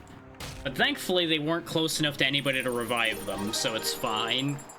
That could have been really awkward, though, if they brought somebody back. Ooh. Radiant Sculpture. 12 crit chance. Buffs applied to this unit will also be applied to surrounding allies. That'd be neat if I was keeping my team together, but they're kind of scattered at this point. Probably Mending Stone. Yeah. None of those are of any real note at this point in the game. Look at you finally reaching level 5. Get you more crit chance, but now that you've got more ways to guarantee crit, I don't know if I have a reason to give you that. But at the same time, more AP is not needed either. More physical damage, sure. And wow, this just is sad, huh? Well, take the AP at that point. And you get level 7, which gets you a perk. 6 agility. When you die, spawn tornadoes, or extra crit chance if target team has more units. Go ahead and take the 6 agility, because that gets you the crit chance anyway. And starts you moving a little faster. She's gaining as far as agility goes. But then again, she's also 2 levels higher. So, I feel like that's not necessarily a fair comparison to make. Sell those. Alright, let's keep going. With the fact that this is continuing to go on, though, this is last run of the day. I won't end up doing the boss run that I was thinking about doing because I ended up doing too many attempts today. Green items for an extra unit. How about we don't? Yeah, they got a level 9 already. They don't need any help. Duelists of Devastation versus Members of Decadence. Fight! Gyarados, the elf running in to splash people, I guess. What do you think you are, a Magikarp? Why are you splashing? What's the point of splashing around?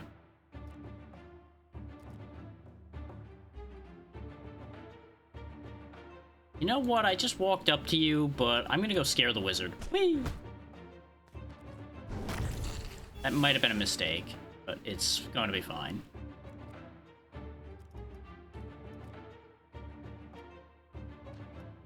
So I realized with the firepower I have back here, I don't really need them to kill the elf. No, the wizard ran away. That actually kind of worked. Heroic Punch, Hastened Restoration, and Conjured Assault, and Spiritual Insight. Thinking Hastened Restoration because it gives relief to everybody.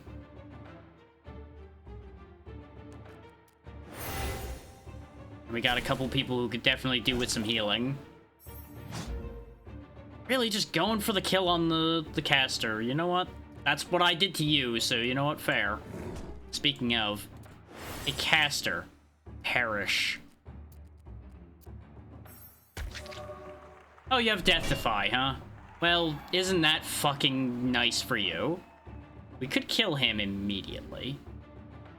In fact, actually, he's kind of scarier because he's 31-31. Let's walk around a little bit to trigger the relief effect. Because we're still gaining health compared to the bleeding. So, just dance around in front of you a little bit, and then... Bye. You have no movement, though, so you can't actually do the same thing. So... Goodbye, elf. Yep, there's the death. That's fine. Crowd's cheering for the fact that one of my characters died because I'm winning right now. What? Oh, okay. Hiya! You go fight at each other. That's what I want you to do. Just finish him off. And then he dies. Nice and easy. No problems at all. Ooh, Fatal Relocation. That is a tempting one, but it's magic and agility, and I don't really have anybody with those two combined anywhere. So we'll just sell that book. Which is a shame, because that'd be a fun one. What's our free stuff? Purple Relic, Everleaf. Skill cooldowns are reduced to 0. All skills consume a turn. Yeah. This unit can only be damaged for up to 33% of max HP from one source of damage, or Ghost Root. At the start of every turn, this unit gains Sneaking. Give me that. I know exactly what I'm doing with that. The Rune Staff, which gives Barrel Burial. Surround target location with random barrels. 5 AP, which is pretty funny. Tortor's Hall. Damage increased by 20% for each tile of distance from caster. Pull target unit next to you. That's a neat idea.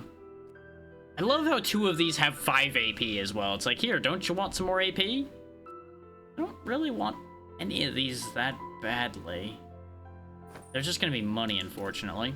And Blood Cataclysm, Vile Rain, or Acid Splash. Vile Rain's tempting. But unfortunately, I don't think I have a slot for that either. But what we're gonna do is, instead of her having Leap, she'll now have Ghost Roots to make her sneak every turn. So she gets boosted crit. It's gonna take away a little bit of her mobility, but she hasn't really been needing both, so it's fine. In before there's an immediate situation where she needs both. Ah, the old man again. Once again, approaching Liliana. Okay, random skill, random special skill, or a perk. Go ahead and have a perk. You gained Stubborn, so now you survive lethal damage once. That's actually incredible.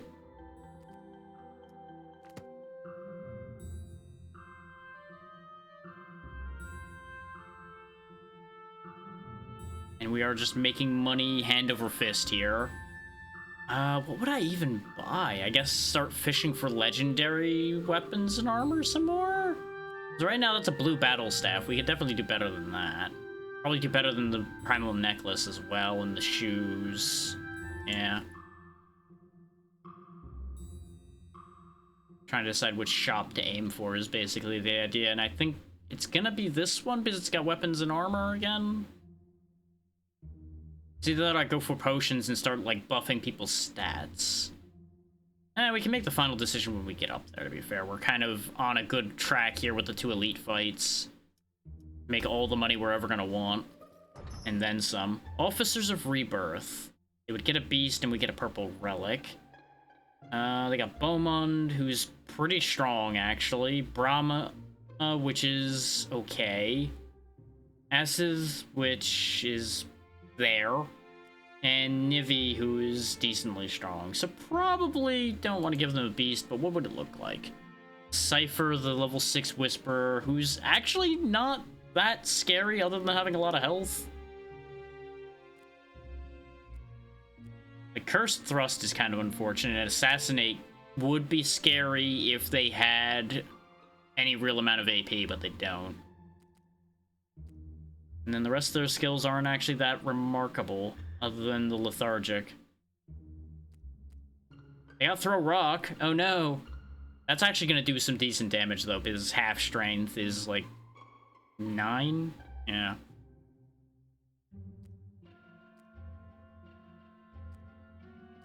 I don't really want to think about the Minotaur with the jar of viscous substance, if I'm honest. And they don't have anything too wild, even with the beast. But a purple relic might be big. Have we lost yet? We haven't. You know what? It's worth the risk, then. We'll just have to be a bit smart. Oh, hey. They flipped my team for this, huh? Okay. So in honor of being a bit smart, let's not just rush in. Rude. Fucking rude.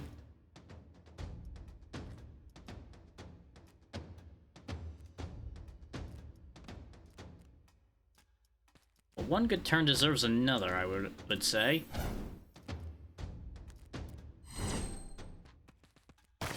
Ow. Okay, you got Glaciate, Mortal Blade, Ignite, and Mending Jab. Not bad.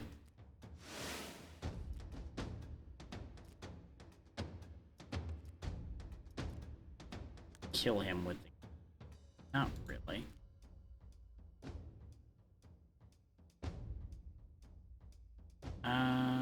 This could get really ugly. I think actually I have you commit to going after him.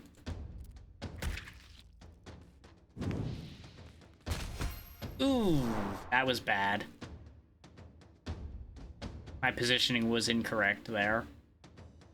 But you're down to 12 health. I think actually we go for the kill on the Fiendling here. Or with you. Because we don't need Pounce.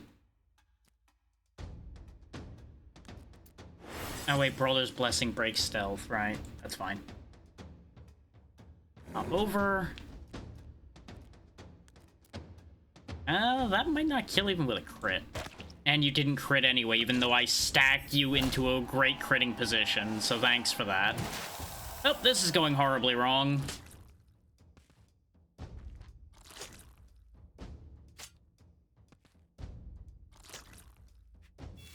Because they're all just happening to sustain all the things I'm trying to do here, and it's a problem. Yeah, that'll kill. So yeah, let's just get rid of you then. Thankfully, you have Death Defy in the form of Stubborn, so you'll actually be kind of okay here. That doesn't mean we're gonna stand there and take that.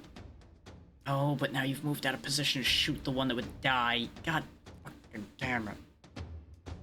I hate how awkward some of the sightlines can be sometimes. Root that little shit. Good crit, okay. This actually kind of works. Because both of them are really low now. So a crit Sawtooth sets them up pretty well. Wait. Oh right, Nivi's been hanging out there the whole time and just didn't do anything till now. I may have forgotten that they existed. They're immune to bleed, which is annoying. But it's okay because we can do this. Okay, it's 2-on-1, not counting their extras, but that's bad because they're all decently strong. So I threw this one. This one was entirely my own fault.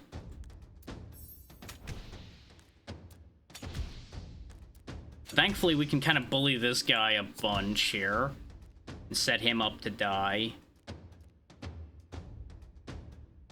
How much health do you have? 33.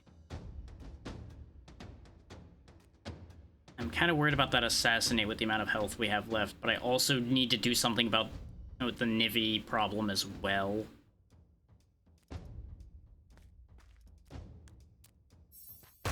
Yeah! Alright, we got this, I think. We actually might have turned this around. Because now he gets bullied a bit again. Good crit. Yep, he burns out. We won. Ha!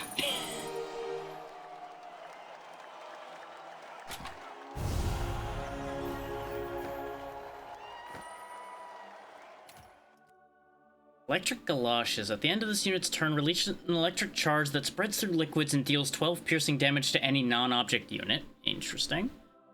Summoning Manual or another Vigilant Eye. Let's go ahead and grab the Vigilant Eye, because I might actually put that on somebody to stop them getting crit. His getting hit with crits all the time is getting kind of annoying. Ooh, Supply Signal. Every step spawn a barrel randomly on the battlefield, and it's 4 AP. That would be better than the shoes. Indestructible Helmet. At the start of every turn, this unit gains Death Defiant. Ooh. Or the Giant's Heart.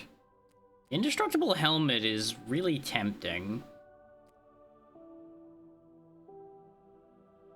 The Supply Signal would backfire miserably, and I think we all know it. It would be the content move.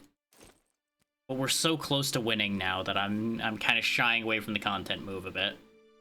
And take away your 3 agility, you lose 1 AP. If I give you the Vigilant Eye, you can't be crit to death. And I think that's worth it. You keep using those Battle Mage Gauntlets, so... Problem is, the Vampiric Coif has helped, but I feel like the Indestructible Helmet might be better? Is guaranteed Death Defiant every turn, and she goes first most fights, so she's guaranteed to get her Death Defiant. But then something will follow up and just kill her, probably. We'll try it. It's higher rarity, so clearly it must be the right choice. Blessed Touch would be nice, but I don't think there's any way I'd be able to apply that in a useful fashion. Oh, we got a ways to go yet. Pilgrims of the Hidden Truth. We start with 25% less health, but we would get a legendary armor. He's decently dangerous. His Grand Slam is terrifying when somebody has 27 strength. But he does have to kill somebody first. So, there's that. You're not too scary, aside from Sacred Blade being dangerous. You do have Echoing Palm to do the same nonsense I've been doing back to me, which would be annoying. You've got... Ooh, I don't like Sinister Readjustment. Knock every one of my units 4 tiles. Don't like that. Burrowing Blade as well, Vanquishing Blade. Dislike all of these things. You've got Ambidextrous and no second weapon too, so that's funny. Your stats are kind of middling, but you do have Vampiric Swipe and Consume. Could be bad. Quarter of everybody's health isn't too much, considering their health is mostly not too bad. Like, they've got mid-tier health on most of them other than Grabba, which is made up by Lymcia having terrible health. This might get me killed. But legendary armor. You know what would have been great with the reduced starting health? Blessed Touch. Ow. You went first, huh? That's actually fine, because you have now overextended with your 93 health guy. But I could return the favor by going up there and killing your elf. Except I don't have enough movement to do that, so we're gonna stay here. And make him lethargic, apparently. Or did I? No, I got lethargic. That's terrible, actually, then. Okay, and the elf came charging down here, basically just to die. So, zap you, obliterate you. Now you come running down, you can't reach. You've got Fireball, Torment, Scornful Bolt, and Precise Discharge. Okay.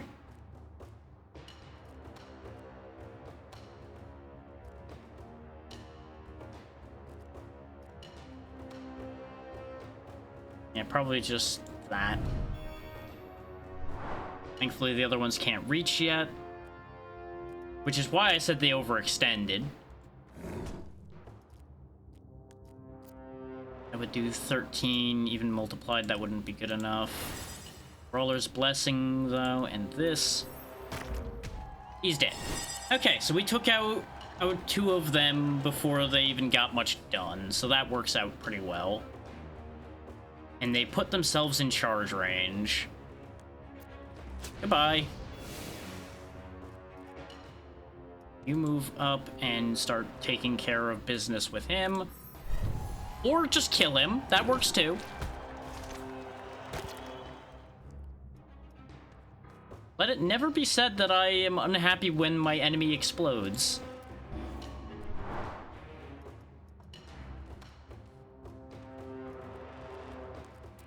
Rock throw.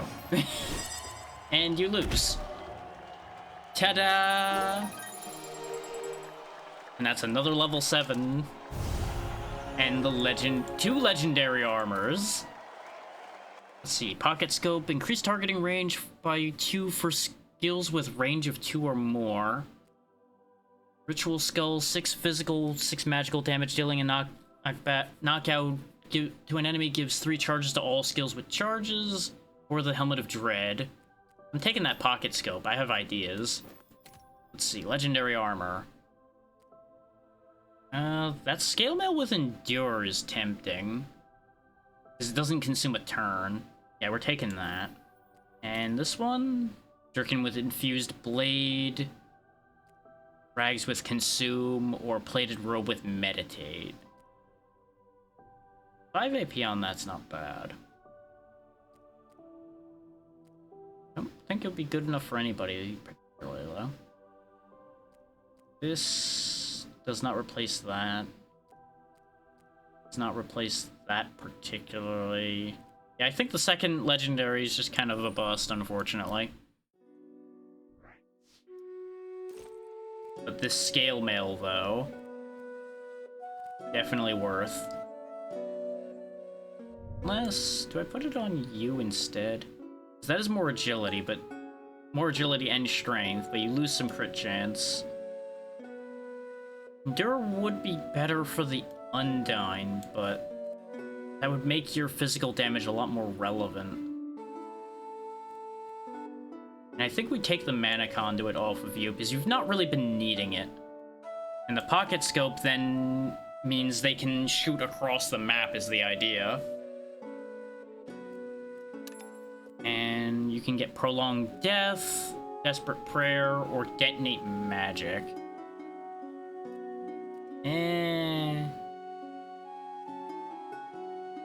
If you had any skill spots open, I would be a lot more interested in these.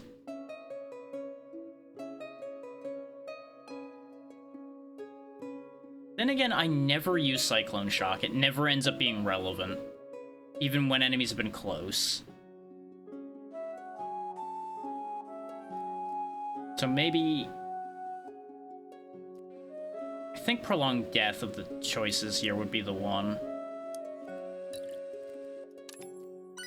This way, somebody might be able to be saved.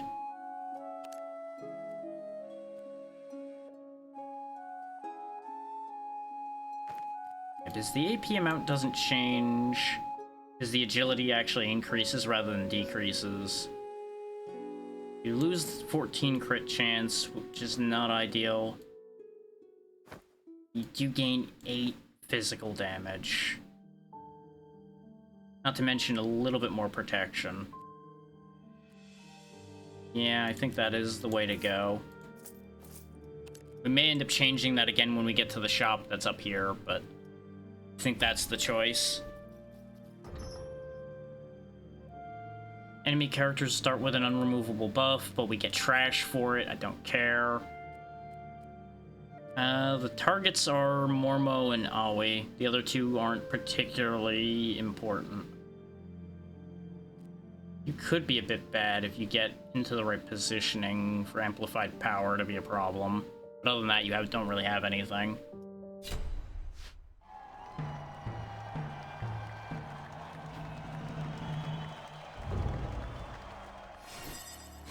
Oh, you have a bunch of buffs, though, I did not notice. Though... Huh. You cast all those buffs and then you stepped backward. I see. You also blew up one of your own orcs immediately, apparently? Somehow? Not really sure what happened there. It was just an array of choices happened, I guess. Ow.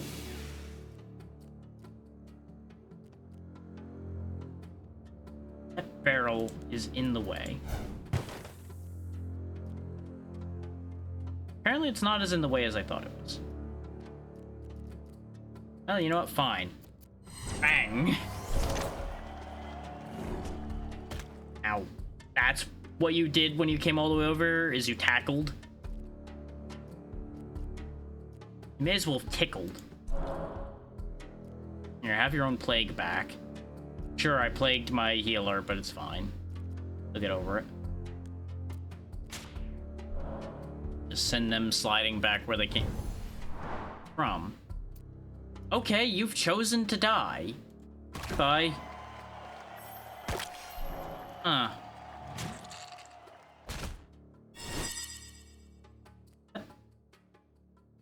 What?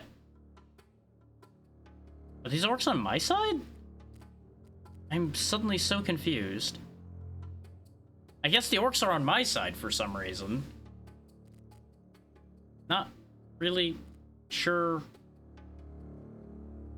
Like, oh, they're neutral, right. So they're just here being a problem. I just don't know why they're here. Did I miss a memo about something? Oh yeah, outsider interference. Which, they did cast that, but they are neutral. Okay. So their neutral summons just kind of been backfiring. Okay. Okay, you have no crit chance or knockback chance to speak up as you're distracted. That's okay. You probably don't need it to kill this one. Yeah. Just dead? This has been going fine for the most part. Especially when you crit and do most of the 100 health guy's health. That is helpful.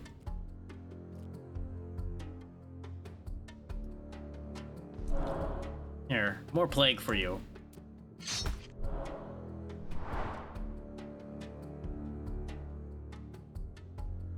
You have a lot of movement. You could try to skitter all the way up there and deal with Harmony.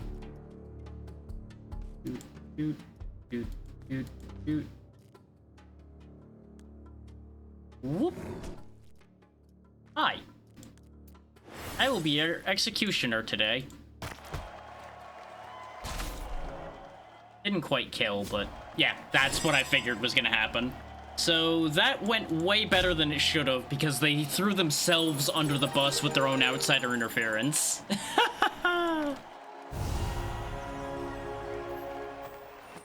Never punished. Never punished.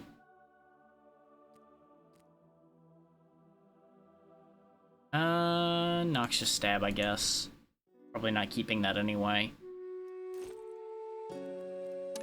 Level 6 for you gets you even more agility. More agility. More agility! There we go. And you get extra AP. Sure, you can have some crit chance. And some more crit chance. So you have almost as much crit chance as... Sad. This robe is irrelevant. The Death Defiance does seem to be helping. I am debating actually giving Mila Coif now. But I don't think so. I think the immunity to crit is too good. I think the Coif is just, like, not relevant anymore because the damage being dealt's too high. Like, on the enemy team, that is. Lifesteal doesn't really help if you die in 2 hits. So their beast is a level 8 lizard who does have relevant moves, so he'll be a little scary. He also has boosted crit chance and AP, so he does have some movement to him. And they've also got Nulgim, the level 9 dwarf, who also has decent stats and relevant stats at that. He's also a martyr, so I've got to be careful killing him. Oh, they have 3 level 9. Oh no, 2 level 9s and a level 8. So we're not giving them the extra unit. Absolutely not. Because they're higher level than I am, so they can keep their numbers. Okay, so we skid around behind this pillar here for protection. Except from that one. That one's far enough. It did make them reposition a bit. Can I exploit that at all is the better question. Not really, but I can try to just pop one of their units immediately. Go ahead and break that barrel to see if I get line of sight to the other one. I do, but not enough damage, so... This way they set themselves up for failure when they run in. Firestorm. Every tile has a chance to spawn fire. You got magic missiles as well. And you have repeating missile. Which didn't do enough damage, but he tried. You go ahead and finish her off. Yeah, he's gonna come running in. Ooh, good thing you had Deathify. Yikes. That's a bad start for you. Yeah, they have nothing but power players left. I think you're gonna go for the caster, though, because they've used their big move already. Just gotta be careful about Spectral Caress. I think you'll be okay.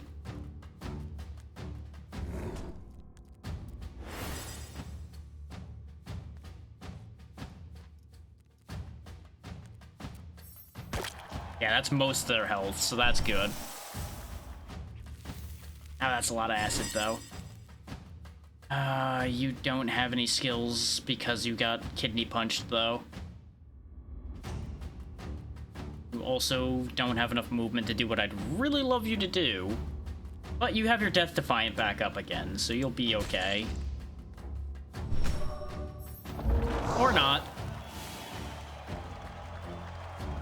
You were more dangerous than I gave you credit for being. Perish. Okay, it's 3-2 now, but it's gonna be less than that very soon. I probably should have cast the Undying effect on herself, but she has her own Death Defy, so she'll be okay.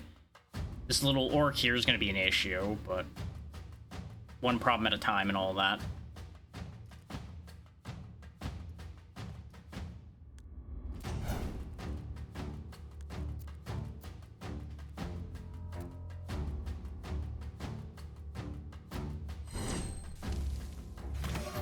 Yep, there goes the Death Defy.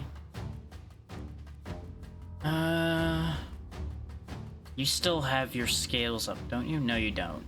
Okay, then it's worth going for him. Then again, you don't have to go directly for him. You could throw a rock at him. Good crit, good crit. Yep, down she goes. That's the thing I was afraid of, but the neutral's on my side. Okay. We take those, we take those. Now goes the Fire Nova, which makes him burn. Oh, but he really had a lot of knockback there, huh? Well. Endure up. I might bank on the tornado knocking him into the pit, honestly. And guarantee the kill over here.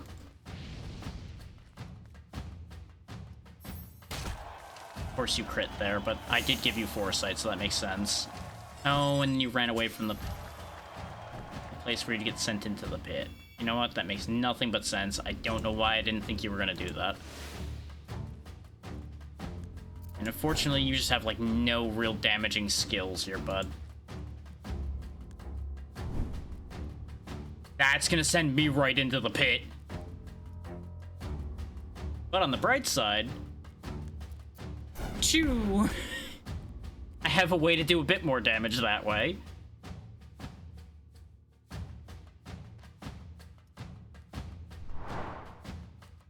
Even with a good crit, this guy's gonna be stubborn about dying.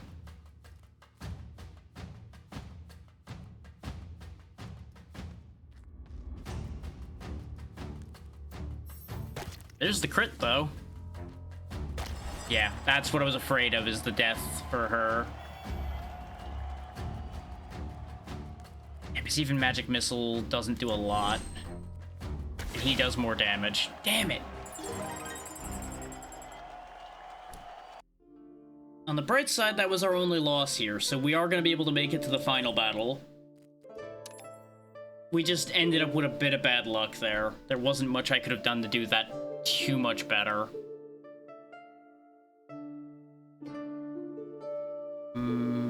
More vitality for you, based on how that fight went. Bit more wisdom as well. Good chunk of strength. That'll help all of your moves.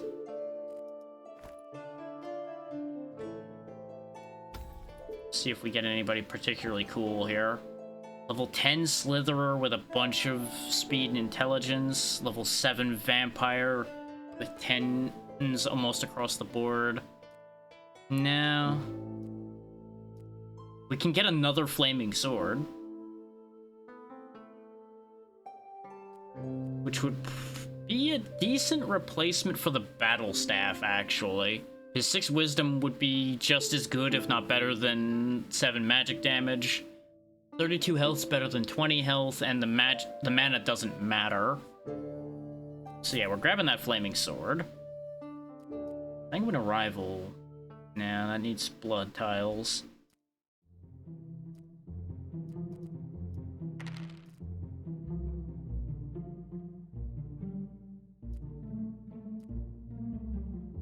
We could get another... Well, actually, that's a different Flaming Sword.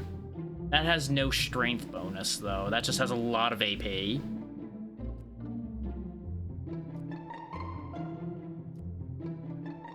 Ooh, Rain of Knives on that.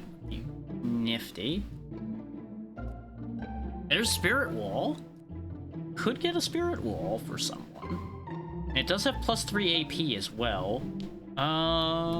Repeating Missile for her has been helping, but not as much as I thought it would, so I might actually take the Spirit Wall to keep her alive. His enemies have been focusing her down.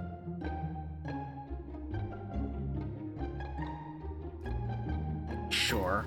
We have the money, so I'll buy that. Ooh, Mage Staff. Violent Barrage.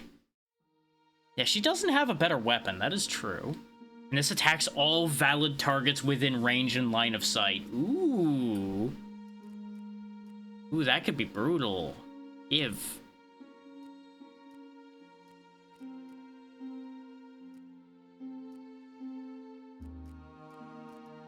Hold that thought. I need to arrange the shopping I've purchased. Yeah, she does lose a little bit here and there. Like, she lost all of her protection. But she's gained, like, triple her health bar. And since she gains MP every turn, she's technically self-healing. Now, I give you that? No, the duelist mail is pretty good for you.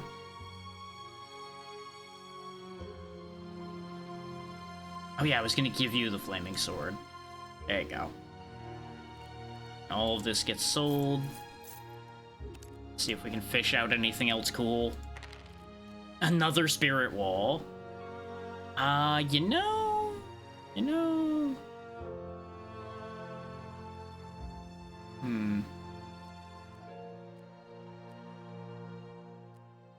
Does have agility, but the endure armor's really nice. Not that it ended up mattering in the last situation we had it in. Oh look, another flaming sword. Spiked mace, cutlass, scepter, unholy rebirth. Tempting. Hasty teleport. Violent tremors. If that wasn't a wisdom-based move, I'd be much more interested. Reroll again. Tar, spiked club of spiritual mending. I will mend your spirit by smacking you upside the head with this club. Thunk. Do you feel mended yet? No? Boom. How about now? Boom. Now?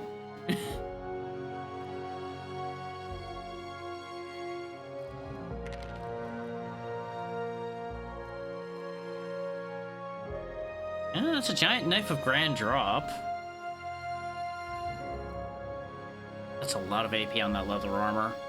But I think we're running out of stuff to fish for here.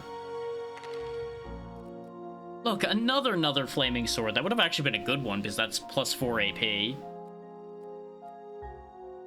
would have been a slight power downgrade, but more movement. Ooh, Vampiric Claw, though. That would have actually been pretty nice earlier. Now it's not super great, but earlier it would have been good. Precise Incision Jerkin would have also been a valid choice. But that's such a strength and agility down.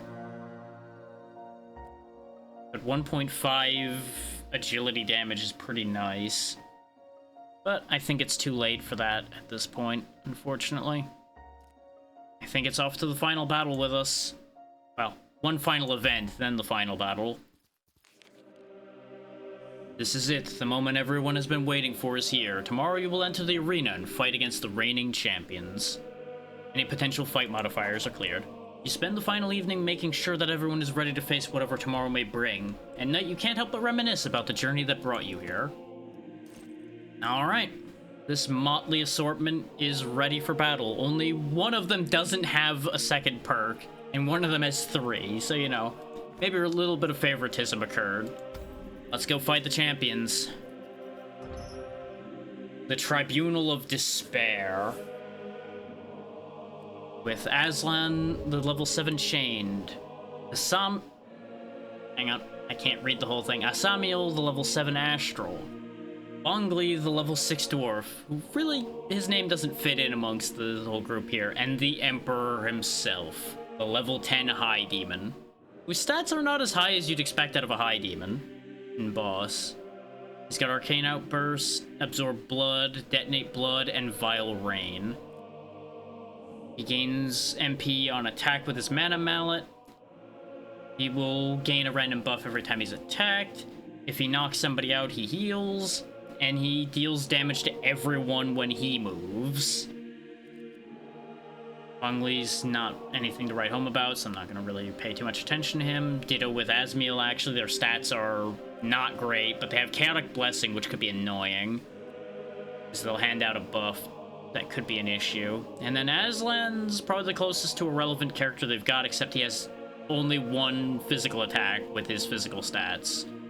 So I think we kind of lucked out a little bit there, but this is still going to be ugly because the Emperor is obviously very dangerous. But let's see if we can turn the streak of losses we had into a win.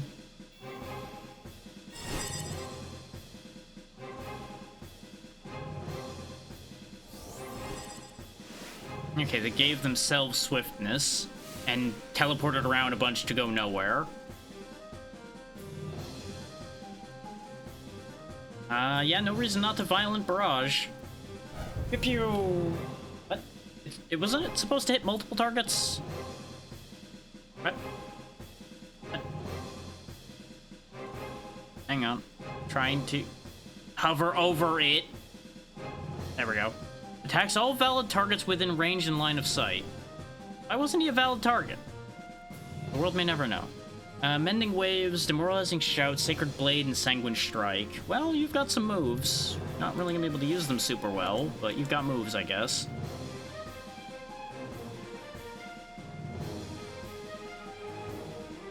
So actually, no, you do have a bunch more physical damage now, so actually these are good for you to have gotten in physical moves here. But you get into cover just like everybody else. We don't have any great moves for you to make. Ow. Why did we randomly get struck by lightning? Her?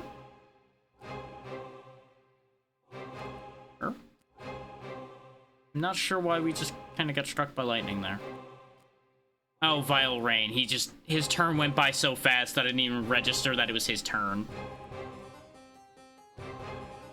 This is why logs like that are useful. Because sometimes you just have no fucking idea what happened.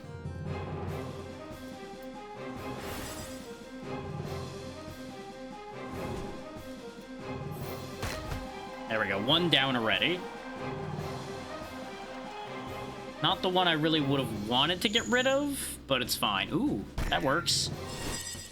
Pull the one you can't kill because her mana pool is too big, and then you die. Whee! Now we're not next to her problems anymore. Oh, you brought him back to life, huh? That's annoying. I would have preferred it if you hadn't done that. Because now I just have to kill him again. And do you have any idea how much it's gonna hurt him to have to die again? You're really not helping your friend out by bringing him back just to die again, I gotta tell you. This is not great for him. Oh yeah, you can summon demons, huh? That is a thing you do. That sure is a thing you do. In this whole, you know, big, scary demon boss thing. Anyway, get rid of that.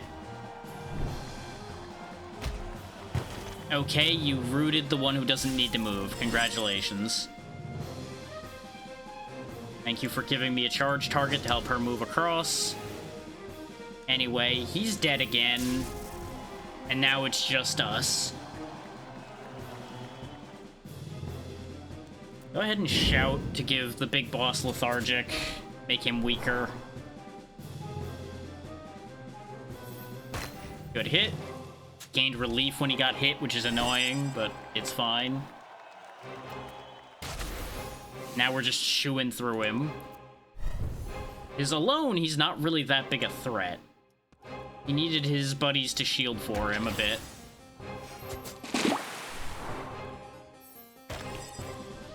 He's getting so many buffs, though. Yeah. I could ask you the same. Are you ready to give in and die yet, you giant horned bastard? I pathed wrong a little bit because I was trying to go around the fire. You know what? Whee!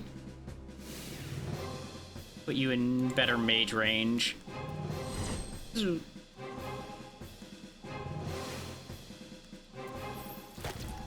And there we go. The Amnesiac is the one who kills the boss at the end.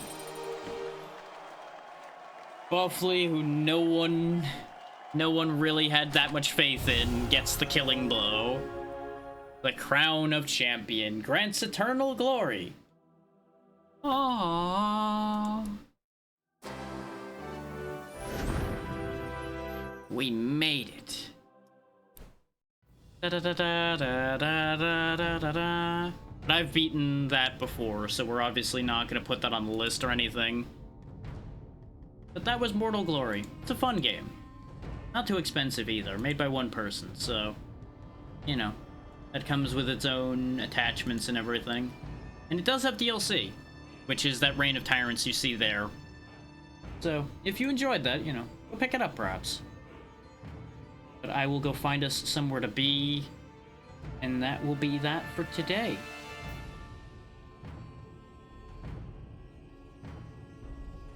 I honestly did not expect to end up playing that for 5.5 hours. I really thought this was going to be a nice, simple day. Which it was, technically. It's not as simple as expected. Tomorrow we'll be back with Short Run Saturday, of course. I have a handful of games picked out for it. I may re-scroll the list again, as I have a tendency to do, and rethink some of them, because some of them are a little scuff, it might be a word for them. Little sketchy, perhaps.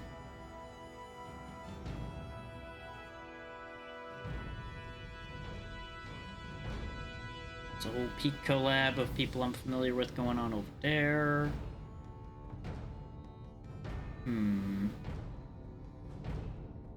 I have choices in front of me and I need to make a decision. Oh, then again, there's a birthday going on over there, too. Let me see what's going on with that right now, see if they're actively there at this exact moment. Looking like no. Perhaps not. Okay, we will hit the other birthday. Absolutely. Thank you for hanging out. I appreciate you sticking with me while we sat there and pummeled our way through the arenas. Yeah, we'll go raid Viv. Viv is doing a whole thing for their birthday as well.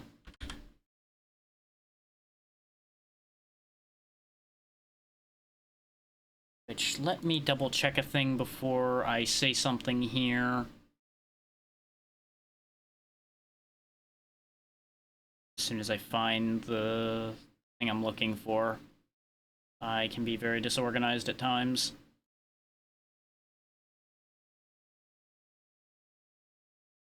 Oh god, that is, like, unreadable. Thought I had left myself a note.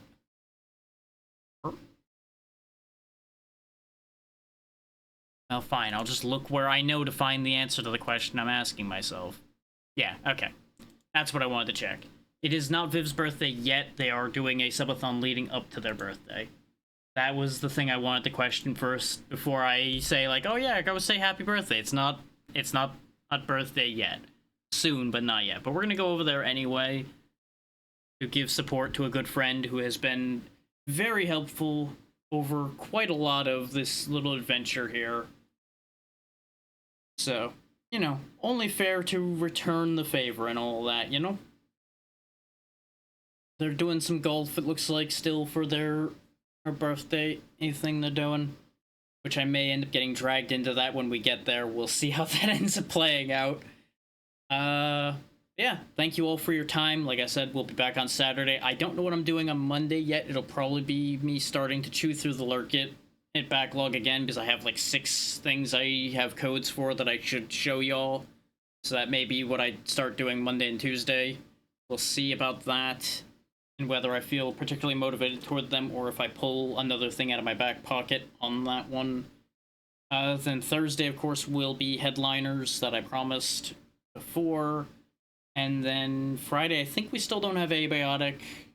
And then it'll be next week where we get Abiotic back. And then, of course, Saturday is another short run Saturday, probably. Good night, everybody. Be good to Viv, and I'll see you next time. Good night.